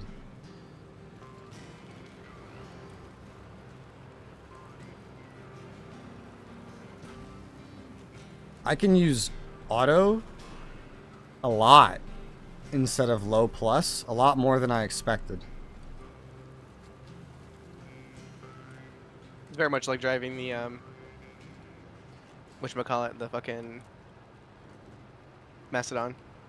Even in, yeah, it's like a mini Mastodon in a way. Even in dirt and mud, that turning is so weighty. Like you're gonna have to calculate it in your head because you're gonna probably drift past where you expect to start looking. Probably just due to how much it weighs because of all the armor. I'm guessing. That's probably the biggest, like, what I'm just drove through, what I am driving through, most vehicles I gotta put it on low plus and it would slow down a bunch. I'm going through this on full auto with no problem. This is like a mini Mastodon as a scout. Oh, let's see how it handles the logs. What logs? I think it handles it as well as the Mastodon, honestly. What about this tight turn? I hate this turn. The turn is not going to be fun just because all-wheel drive forever, but not terrible.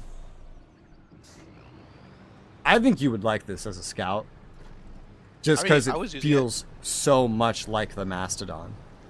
I was using it when I was retrieving all those missions. Yeah, that's what I was using.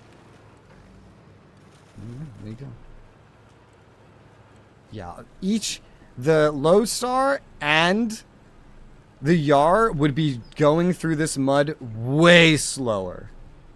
It's ridiculous how much slower they would be going. Now, this can't do snow worth a shit. But mud? Oh, God. The others don't stand a chance compared to this. Just don't ask this to go through a river. Because it has no... Does it have anything on the front at all to help deal with that? I don't see anything for that. Yeah. Nope. Just don't ask it to go through a river and use it. This is just the best scout for mud. It is not even a contest. Puddle, you know that puddle you went through? Like this is what this is for. That vehicle would absolutely be drowned in that thing. Yeah, 100%. But my God, mud. Wish I had this in Michigan. Now I wonder if like the Ford or the Chevrolet Apache will stand out enough to make it into my repertoire. But this is absolutely staying. This is just like the king of the mud. Nothing else stands a chance. It's not even close. It has all the qualities of the Mastodon, but it goes faster. There was one spot on the map, I forget where, but it was this weird, like, lime mud that was like in a farm. It completely stuck, utterly stuck. The Mastodon has situations as well where it can like kind of like struggle. Yep. All right, one old school military Jeep delivered. Yay. God, this is so good at mud. Holy shit, man. I wish I had this to explore this zone instead of the fucking Lodestar. I mean, the Yar would have been better too for this map, but like this, holy shit! Except for those puddles, those rivers. Now, I also wouldn't want to take it down that big slope in the rift where there's like a dry riverbed. Just because of the very long shape of this. Yeah, I was having a lot of trouble with the Mastodon in that. I think the Lodestar would actually be the best for that because the Yar is too tall. I'm afraid it might tip. This is too long. It'll just ram into the ground. The Lodestar is a lot tinier. It's going to do that probably the best. While also being able to deal with the mud in that region. Oh. Oh.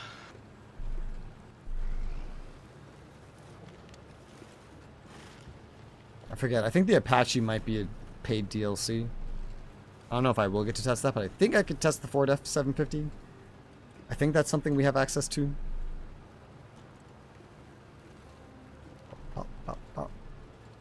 I tell you, this point though, playing this game solo, I would have uninstalled it by now. Yeah. Guaranteed. This game is oh my god, rock. This game is oh my god, rock? Yes. This game is yeah. This game is mostly fun in co-op.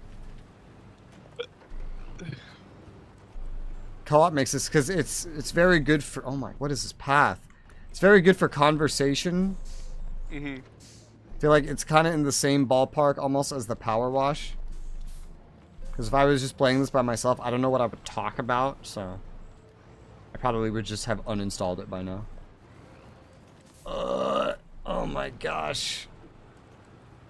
Now, I don't like this on just pure rocks. I hate it. I fucking hate it. All right. It's so slidey. I have a spot for you to try getting that thing across. It's right near the spawn for Zenogorsk.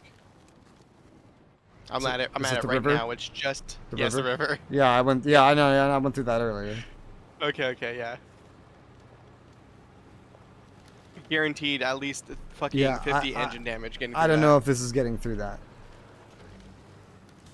I think I did get it through once. I'll just use the Yar. The Lodestar maybe can get through. I don't know. But the Yar definitely can. I forget if the Lodestar has something to protect its engine. I don't remember. This was a really good vehicle. The only thing that matters is the snorkel location. Yeah, exactly. But they don't all have snorkels like this one. Yeah, that one has a snorkel, but it's low on the body. It's like literally like midway up the chassis. Let me see where it is.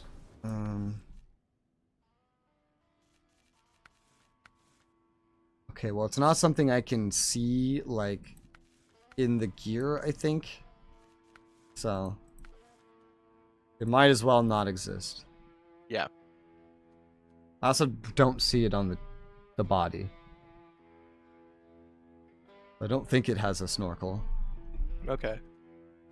I mean, it probably has like a default, like this is where the water line is yeah, but no snorkel. But, yeah.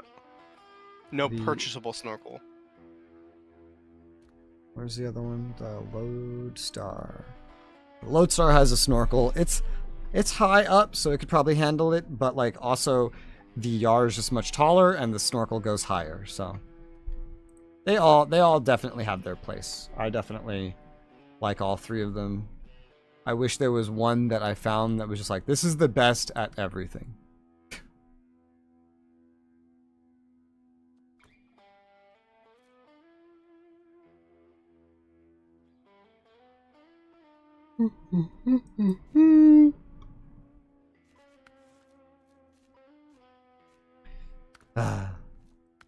Your mother sucks. I think we all knew that.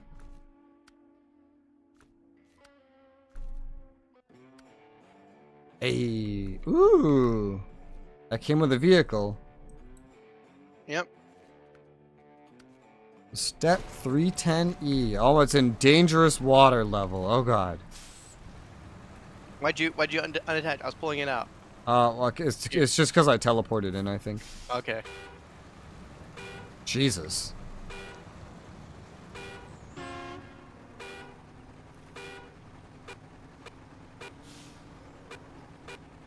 Are you stuck? I can't move you.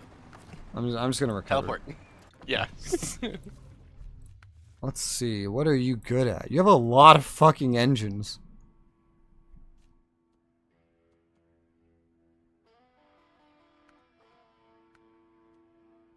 According to this flavor text, taking damage to the engine increases fuel consumption.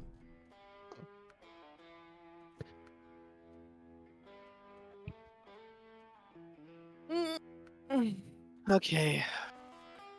I have to pick up boxes now? Fuck. 39, 43-inch tires. I don't really think I'm gonna use this. What class is this? What class of vehicle is this?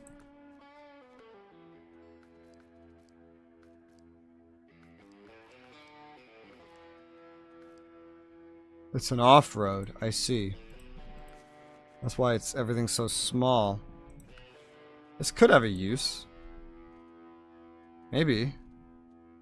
It can carry a lot of shit. This is a big off-road. This is a big one. I'm going to use the restroom real quick. I'll be right back. Never saw him again. Very special engine. Lower durability, but lower damage tolerances, but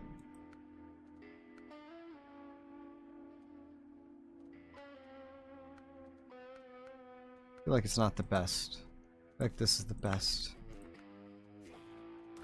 Oh yeah. Let's test this bitch out. I don't think this one's gonna work out. But let's test it out anyway. What is this? Okay. This doesn't have mud tires.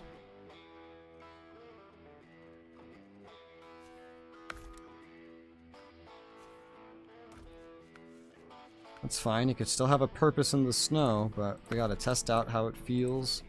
Or just sell the whole bitch. Personally, I don't think this one's gonna work out. And what would we want to put on it? It's an off-road, so it could do a lot of things. Well, this one could do a heck of a lot of things. I have a lot of off-roads already. It would have to be better than those. It probably isn't. Realistically.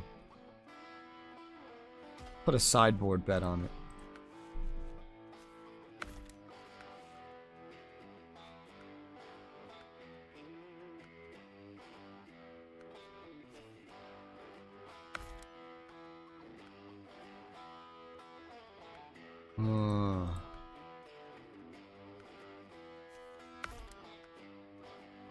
I don't know why I'm customizing it so much, but here we are. Customizing something I'm barely going to use. Wind horn. External horn. Sure. I just really want to get the full feeling of this bitch. Cabin protector? I hardly know her. Comes with these rims, that's fine. It's got a DLC paint job. That looks kind of cool. Oh, this feels weird. The sideboard bed's pretty large compared to it. 59 gallons. Wow, the truck itself is very low profile. Very low profile, but no mud tires. 43-inch wheels raised. It's fast.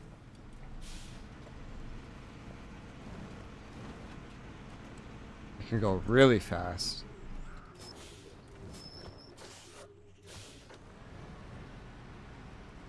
Now, it's not going to do very good in mud, but it's fast off-road for sure. Very, very fast. View from the cabin is honestly not terrible. It's kind of like driving a truck in Euro Truck.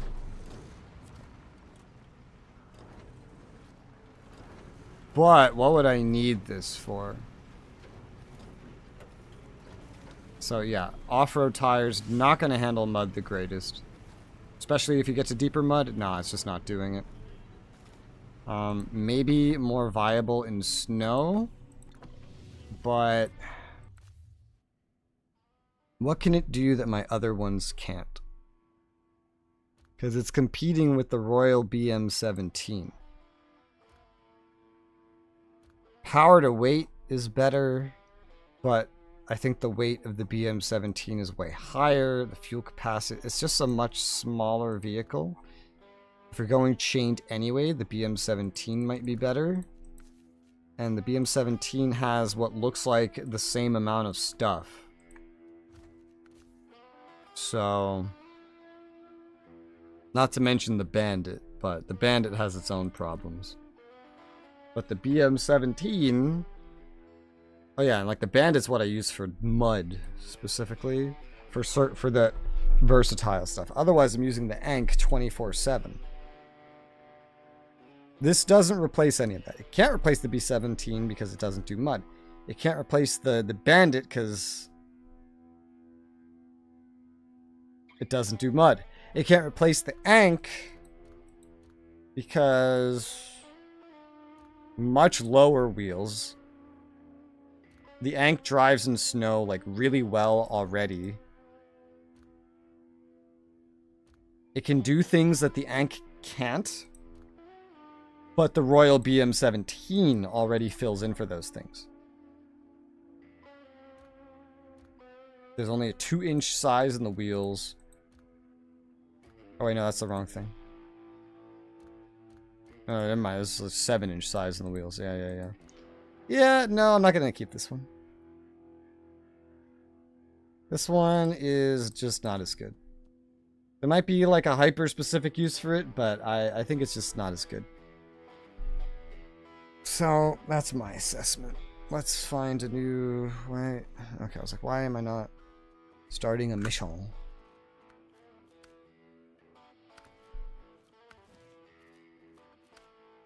I've already looked through these a lot, but I'm just like double, triple checking them. I think none of the rest of these matter for me. Are any of my vehicles out and about? I don't think so. I've had a lot of that stuff today, so I just want to be sure. And with the news, cement. I wonder what I would bring up there for that. It's a bit of a long-range thing. There's very interesting terrain out there. Looks like a lot of water in this part. Might be weird. I'd love to use the Ankh, but the Mastodon might be better for that one. Still, it's not necessarily what I'm looking at doing right now. What else should I do? There's 5 wooden planks, 6 wooden logs, long logs, cement planks, a lot of this stuff. Secure containers, I think, are pretty large. 4 of them? Secure container. Oh no, they're only 1 a pop. That's not bad at all. 4, yeah, that's not bad. That's not bad. No, okay. I thought that sounded way worse. That sounded way worse. Okay, that's not terrible. Yeah, that's fine. A lot of these are not too bad. Uplink needs to be done to unlock something else. The service trailer one. I might prioritize that. Deliver to stuff in the rift. Wooden planks and metal beams. Now that's interesting. There's wooden planks in the rift.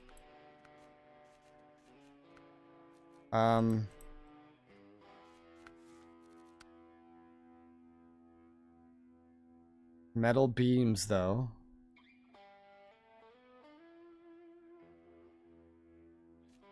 Cement. Okay, it's all on map. It's all on map and it brings you to a fuel station. 2 loads of wooden planks. I might try the Ankh. The rift is kind of like, it's long distance though. And there's this random, there's a lot of water over here. I might default Mastodon for this one. I don't know how much the Tatra has improved. The Tatra could be viable. I forget how deep that water is, though. Like, this area just has so much water. And there's so much range involved here.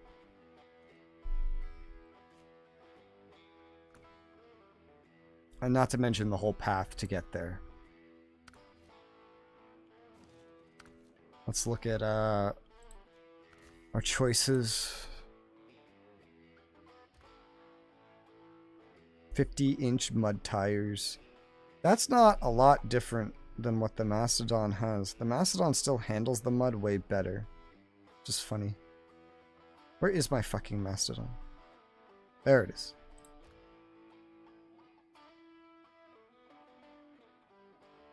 No, never mind. That's a huge difference. That's right. Does the Ankh have bigger wheels? It does. The Ankh has bigger wheels than the Tatra. Really? Okay. Well, for this one, I might default to that. There's also some missions out there, actually, that I saw where there wasn't any recovering, just restoring of a vehicle. I'm actually half tempted to do those. There wasn't many of them, though. Deliver. Restore. That's it. Just restore. Like, that doesn't sound bad either, actually. It just needs some fuel. And then restore, deliver. Restore, a lot of them are restore, deliver. Restore, deliver. This doesn't sound bad. And then in the drowned lands, deliver. Deliver. Restore. That was literally off a cliff. It literally fell down a cliff. I wouldn't want to do that one. Jesus.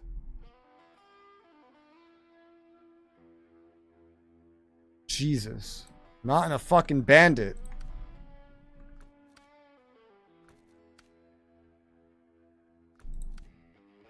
There's like one normal restore in each. And that's it. Maybe there was some more in the rift. I don't remember. There might have been like one. I might default to that for now. So, restore, huh? That's in the quarry. And it's right there. Looks potentially mountainous. I think this is just fuel. This one? Yeah. I think I used the Civi Ankh for this one. Not the bandit. Oh yeah, this is an off-road too. I don't even know why I keep this. This is so silly. It's a fun one. I'll just go and then restore because there's nothing else really that I would care to do there. This will be interesting. I've never really driven the Civi one around. Not like fully, but I imagine it drives exactly like the military one. Yeah, it really does. Except we have an active suspension though, so we can change how it goes.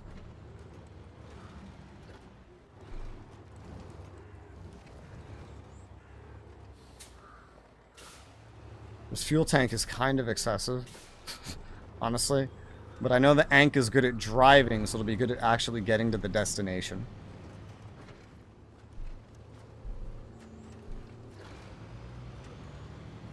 Okay. Oh, nice. That worked out.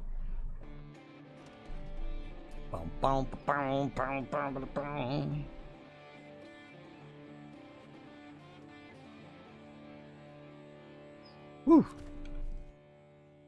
Alright, let's see. This is not that long of a path, honestly. And in the Ankh, it really shouldn't be very problematic at all.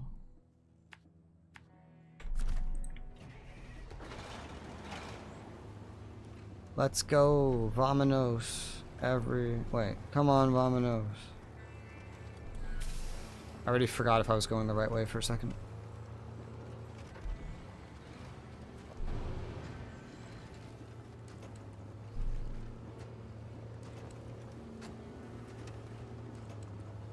Oh yeah. This is good. I think it's going to be a lot easier in situations like this than the bandit. Yeah. Oh, yeah. 100%. 100%. This is a good choice. I look like a gas truck. Kind of what I am right now.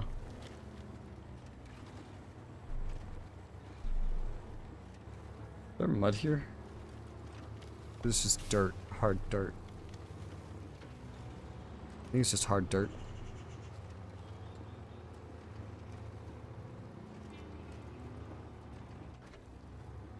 Oh, we're not taking any damage. So that's good.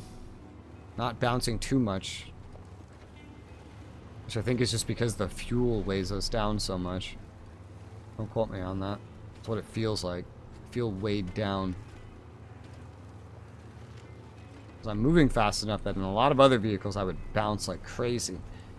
This isn't bouncing.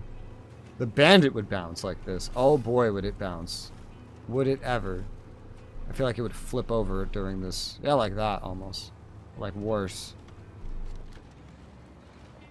Mud? No? No. Blech.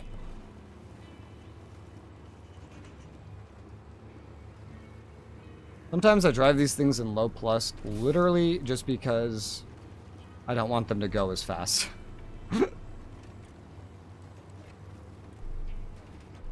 Woo.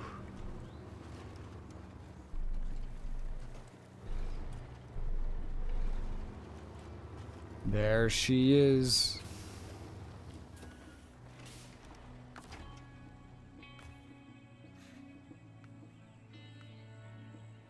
There you go. New truck discovered. The Dan 96320.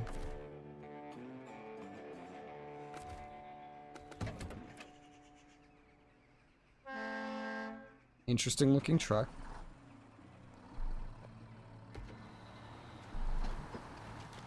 This is a long truck.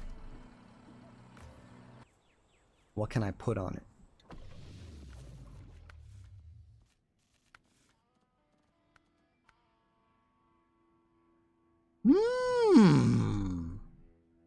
Okay. I've only ever seen this on the Mastodon. Now, the trick is, it can't have a normal sideboard, only a flatbed. Log carrier front's got some cranes. The fuel tank, the van body. What does this count as? What kind of wheels can it have? 51-inch mud chain out. It's got everything except highway. This is a heavy.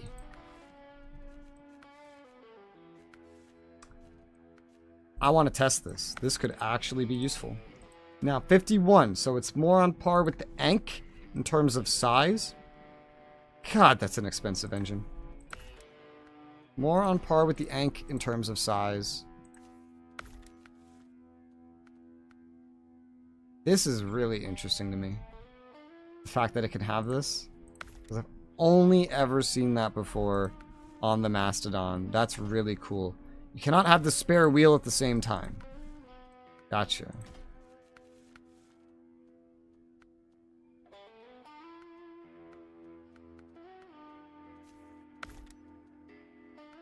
Get some mud tires on that bitch. We don't have active, but it can have active too. Wow. This is a very interesting truck. What do we have? Factory beacons. About the bumper. That comes with 2 lights. Exhaust. I don't need to do all this cosmetic shit. I just like to test the lights at the same time.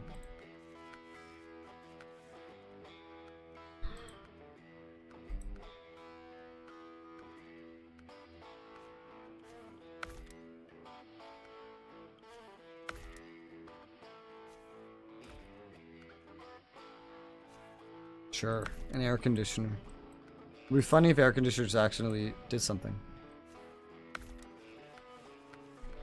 Okay. And no special paint job.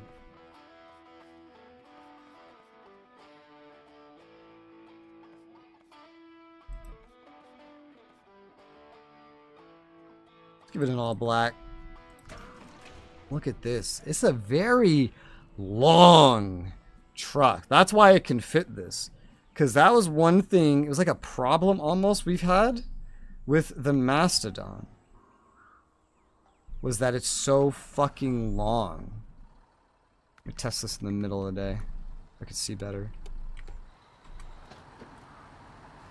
It's not as like wide, I think, as the Mastodon. And it can just barely fit this thing on the back of it. So it's smaller overall. Way less wheels, and they're way tinier. But they're mud. It can also have chained. 92 gallons on it. It can't do normal things as well. Because it can't have like a normal sideboard bed. I got the flatbed. But this is a really interesting truck. Now I want to test it in some really dangerous situations. Like starting with that river. Especially while carrying this. Because I feel like this is the most likely thing you're going to use to carry it. Or to use. Because like you could carry something, you have a crane, and you can repair shit. And can you refuel from it too? Yeah, it's got everything.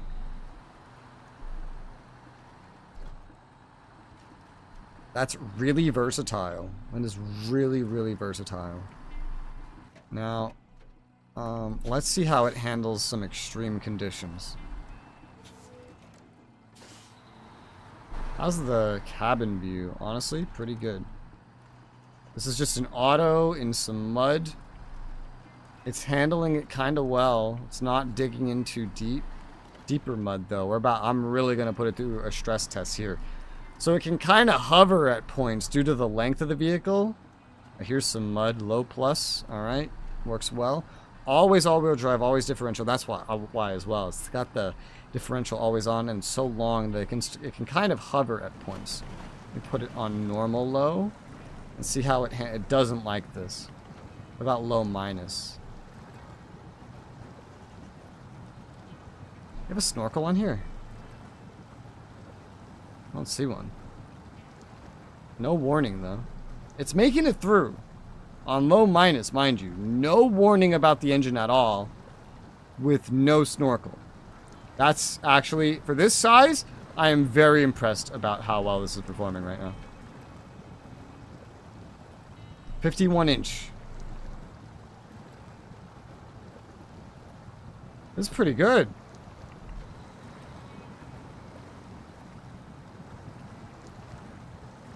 A really interesting vehicle. It's like if you potentially need support, but you might need to carry one thing and that you could need a crane. Like in all of these situations, all of these combine, you get this vehicle. It's got a couple other things as well that can go on the back. But then it's also very long. But it doesn't really struggle that much with water. It doesn't struggle that much with mud. It's at least as functional on these situations as the Tatra. And with way less wheels. 93 gallons. It's doing alright.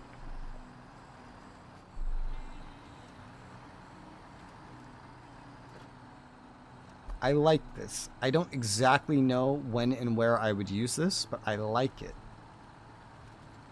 It has like a hyper-specific use case scenario. But I do like it.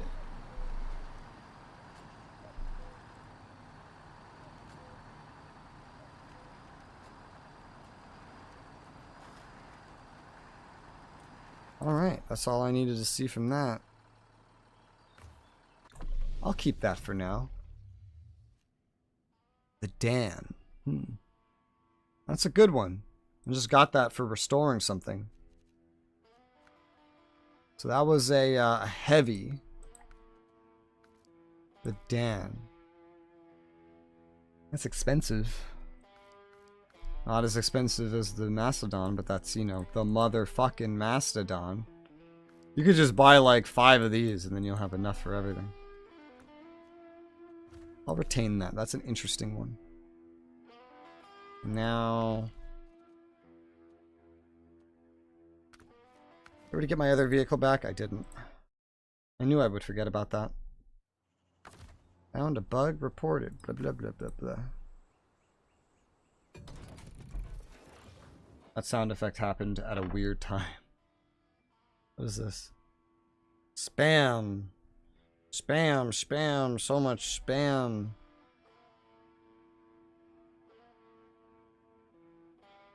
So much spam these days. Let me go to the Drownlands. You need to make one of these games where there are just like no loading screens in a zone. The whole thing is one massive map, not 4 interconnected maps. That would impress me. With today's tech, it's probably a lot more capable. The Dawn, restore the Dawn. I don't know how we're doing that one. It needs a little bit of everything too. That sounds like a job for the Bandit, but at the same time, the Bandit is the last thing I would want to attempt that in. I'll try. But it's the last thing I would want to attempt that in. I'm pretty sure we're just gonna flip. What? 370, that's enough. It mostly needs repair. We'll use this. I'm afraid, but we'll use it. I'm afraid this bitch is gonna flip, but we'll use it.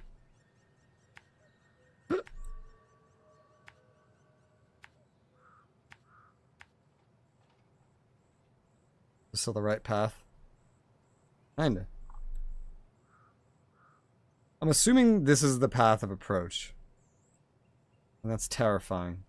I kind of want to approach it from the east so I can see what that approach looks like, though.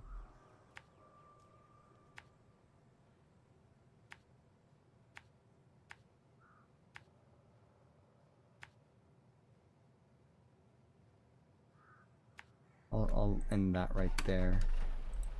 Alright, let's go see this. Just says restore. It doesn't say anything else. Just restore it. So I don't usually do these kinds of missions, so it's a kind of fun way to change up the pace. You don't usually have exactly this kind of mission. Usually it's always restore and retrieve.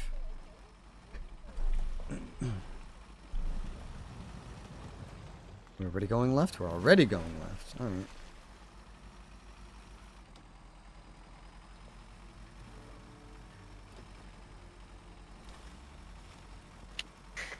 Hi.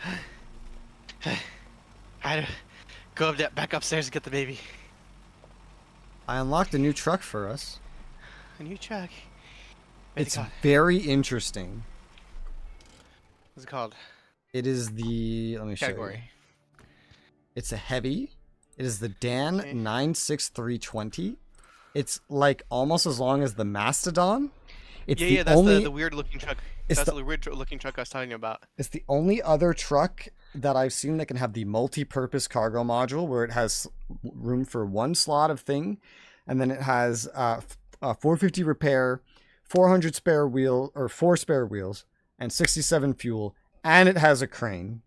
It's not as wide as the Mastodon, but it's like basically as long, and then its tires are smaller, 51-inch, and I didn't see a snorkel, but I sent it through the deep river without even getting a warning. And it handled the mud fine. Not as well as a Mastodon, but fine. It has a very specific use case with that multi-purpose cargo module. It can also have a fuel tank. A van body add-on. It can no sideboard bed, but a flat bed. A log carrier front and a heavy crane, and then saddles. Oh no, it can have a sideboard bed, actually. I think that vehicle got a lot of upgrades from the exploration here. Yeah. I've upgraded the engine. I drove it to test it out. It's like, it's at least as good as the Tatra, but it has potentially different use cases. It's longer than the Tatra because it's got like these Mastodon qualities. It has a use case, definitely. So I've decided to upgrade it and keep it. But, yeah. And it can have an active suspension later. And it has chains, mud tires, off-road, all-terrain. So it's very versatile, very interesting. Definitely caught my attention. I don't know when I would use it yet, but I'm going to keep it. Because I know it does have a use case. Did you just complete a task? Who, me? Yeah. No. Okay, I heard the task completing music, and then I went back to my bandit, and then it just cut out randomly. Just a bug. Not the first time that's happened. Yeah, I did get all of the, whatchamacallit, notifications when I came out of the garage. Yeah. And it played the noise, so... But it started playing it in the garage, and then I went to my vehicle, and then it cut out. Yep. But I wasn't in the garage when anything you hearing completed. it from... Yeah. No. Were we in the same garage? I've been driving around this whole time. Fucking weird. I just went in right now to check the vehicle. That's why I asked if you just finished a task. Because that would have been... That's the only time frame that could have happened. Yeah, when you were showing me the vehicle, I was getting ready to get out of the garage.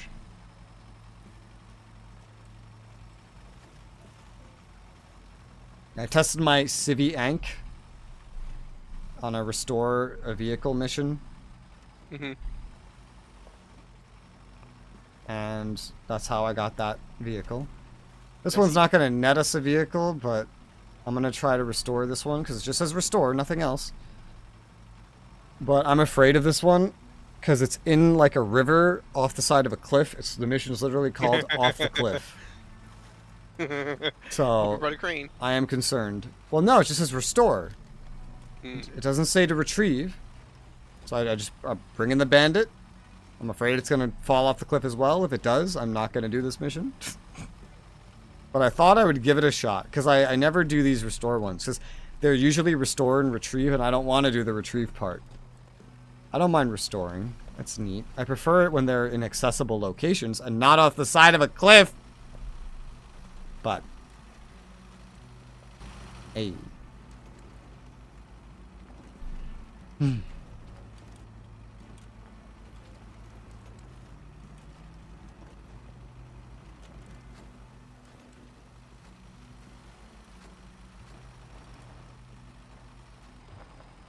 Whew.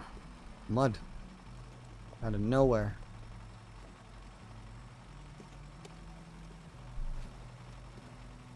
Scary forest noise. From the back, the bandit always reminds me of a fire truck.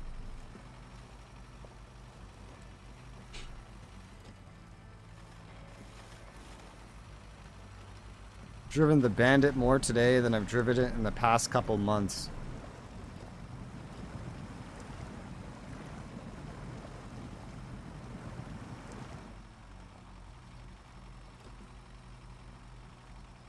I have children fighting.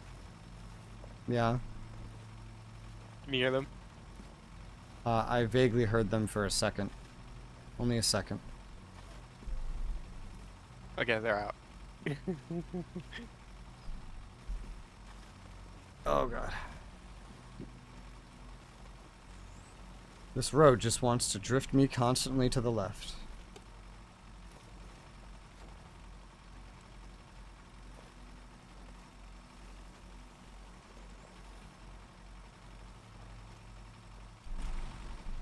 Alright, where is this car? I think I see it. Got to take medicine. Shallow, take your medicine.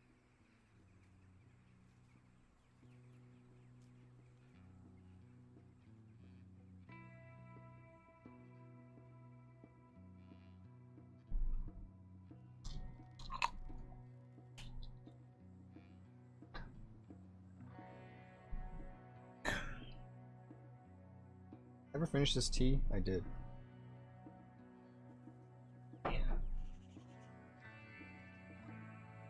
Water. Let there be water. Water. Hardly know her. You know, my stream started doing this thing that I don't know how it started doing. Recently, where if I go to like a static image for example, Mm-hmm. I can watch as the bitrate dynamically lowers itself. Mm. That, from my understanding of everything, in my specific circumstance, that should not be possible. But I know it's actually happening and not a display error because YouTube gets upset about it. But I don't know. How dare you? I don't know why it's happening. It shouldn't be happening. Because I do now. I have the ability to change. Wait, does this actually work? Time to test it. Can I dynamically change the bitrate midstream? Well, I changed it, but it didn't actually do anything. That's what I expect. Because my specific circumstance, due to the streaming protocol, it doesn't support dynamic changes. So why is it dynamically changing? I don't know. OBS update? I don't know. Shrug. You tell me. Are you running the most current version of OBS? I am. There's your problem. That's not the stable one. The stable one. Well, that's the It most didn't matter current what you. stable It one. didn't matter what you said. I just Yeah. like no. I'm using the most stable one. Well, you should be using the latest drive. Oh god. Oh boy.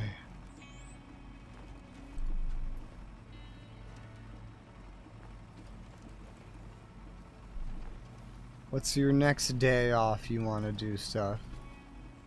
Let's see. I think Monday we're doing the drinky drink. Alright. Are you But that's overtiming later on on Tuesday? after. Hmm? Are you overtiming on That's- Tuesday? I would do overtime on Sunday, but no, I don't think I'm doing any overtime. No more Tuesday overtime? That's gone? It was Wednesdays I was doing that, but I moved it to Sunday. But just this next week, I'm not doing any overtime. You were doing So doing Sunday- Tuesday overtime every week. Yeah, it was Tuesday. You're right. You're right. But no, I'm gonna do Sundays instead. But I'm skipping the Sunday coming up. Okay. So Sunday I'll be available. Monday afternoon we're doing the thingy thing. Monday. Oh my god, this hill. What the fuck? I'll just have Jesus. armor on that Sunday. Wait, I work on Sunday. Do I work? No, I don't. I don't work on Sunday. No. Yeah, yeah. So it would just, be like just the armor. Wednesdays that would pop up. Yeah, You work that Wednesday probably. I do work this Wednesday or That Wednesday. this coming Wednesday. Yes, I work. It's Wednesday right now. That's why I said upcoming. This is terrifying. I hate this. I hate every second What of this. the? Oh god. And a bandit? Good luck, dude. Yeah, this is the only one that can, like, with mud tires, move all three of the things. I'm making it afternoon. Would That can have an move issue? all three of these things at once. You know what wouldn't have an issue? What? A mastodon. I don't think the Mastodon can move this much at once. Move what? 390 repair, 4 wheels, and 12 fuel. In the repair service van, it can hold 600 repair. Yeah, it doesn't have the fuel thing in it, but Yeah, but like I'm looking at it like, what if I want to move all three at once? then I just pull out of my fuel for my car. All right, the Bandit looks like I'm gonna be able to pull this off. I was suspicious that there might be an easier path than the one I was seeing on the map, and I think I have accomplished it. Bandit has arrived. Dawn. Repair, reuse, recycle. Oh, it looks like a Lada.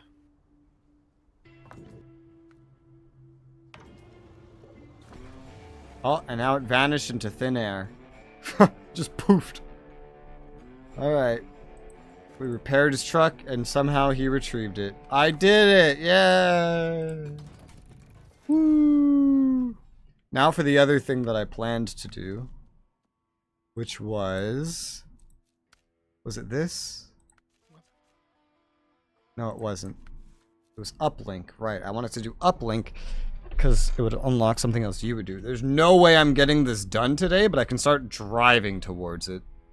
Yeah, same thing with this. I won't be able to finish this mission, but I can at least accomplish most of it. Oh, yeah. So many planes today. Hear that shit? I have. There's I'll have to so see many what- planes today. I'm sure I'll find out why tomorrow. I saw one over Walmart. I saw one over the high school we went to. They're fucking everywhere. I think for this one I decided I was actually going to use the Mastodon. Yeah. I'm actually going to use the Mastodon.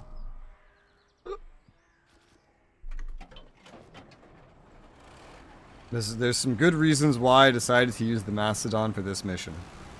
Number 1. I have to go to the end of the rift 3 fucking times. So I need something that can refuel itself and have long distance and yada yada. I need something very versatile. And it's there's a lot of potentially deep water and swampy parts. So I was trying to think of what would be good, and I think the Mastodon hits all the marks for this one. Maybe not for tight spaces, but I think that one's the one that I'm least concerned about. If you line up all American trucks, you'd reach the moon. I still find that hard to believe. Why don't we just do that then? Yeah. Why fly there? Just line up all the trucks. Like a big space elevator made out of trucks. Yeah, we got the materials already there. Come on, chip chop. I wish this Yeti wasn't in the shape that it's in.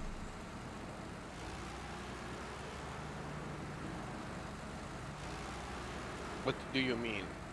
Like the mic is forward facing vertically to it. So it has to be upright. Is kind of like how it has to be positioned. I wish it was front facing. I understand why it's forward facing. Because they have 2 other mics in there. So that you can have like a conversation. In a circle.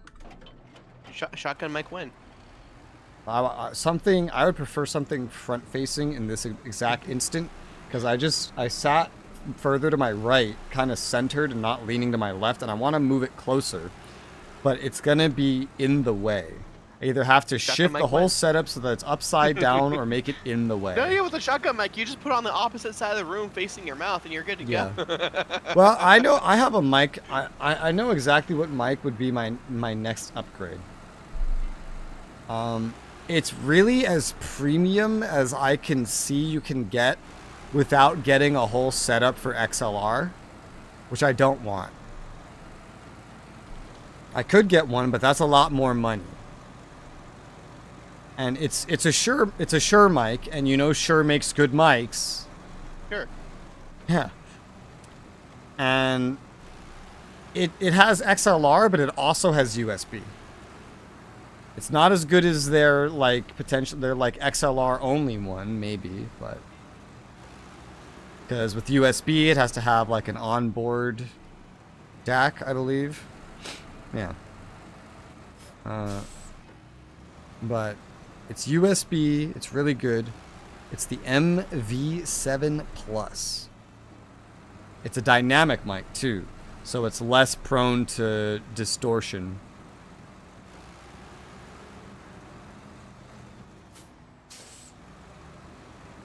I remember when you were afraid to go up this earlier. In a Scout. Yeah. And you brought it. No, I was in Mastodon the first time we went up there. Oh, yeah. You said that it didn't look passable, and I was like, it is. It's just narrow. I thought you were coming up here in a Scout. No. Jesus Christ, you got a fucking Mastodon through. Why is there a tree coming out of that cliff? I just winched Anchor to onto the a tree Anchor in to- the, yeah. Anchor to the tree. in the middle of a rock. What the fuck is that? Hi, Samuel. Who put that there? Who placed that object there? What? Oh my god, what was I saying? I totally forgot. That completely fucked up my brain. Mic, new mic. Oh yeah, the MV7, model the Shure, number. yeah, it's dynamic, so it wouldn't like clip as much. It would be much more resistant to that bullshit, which would be great.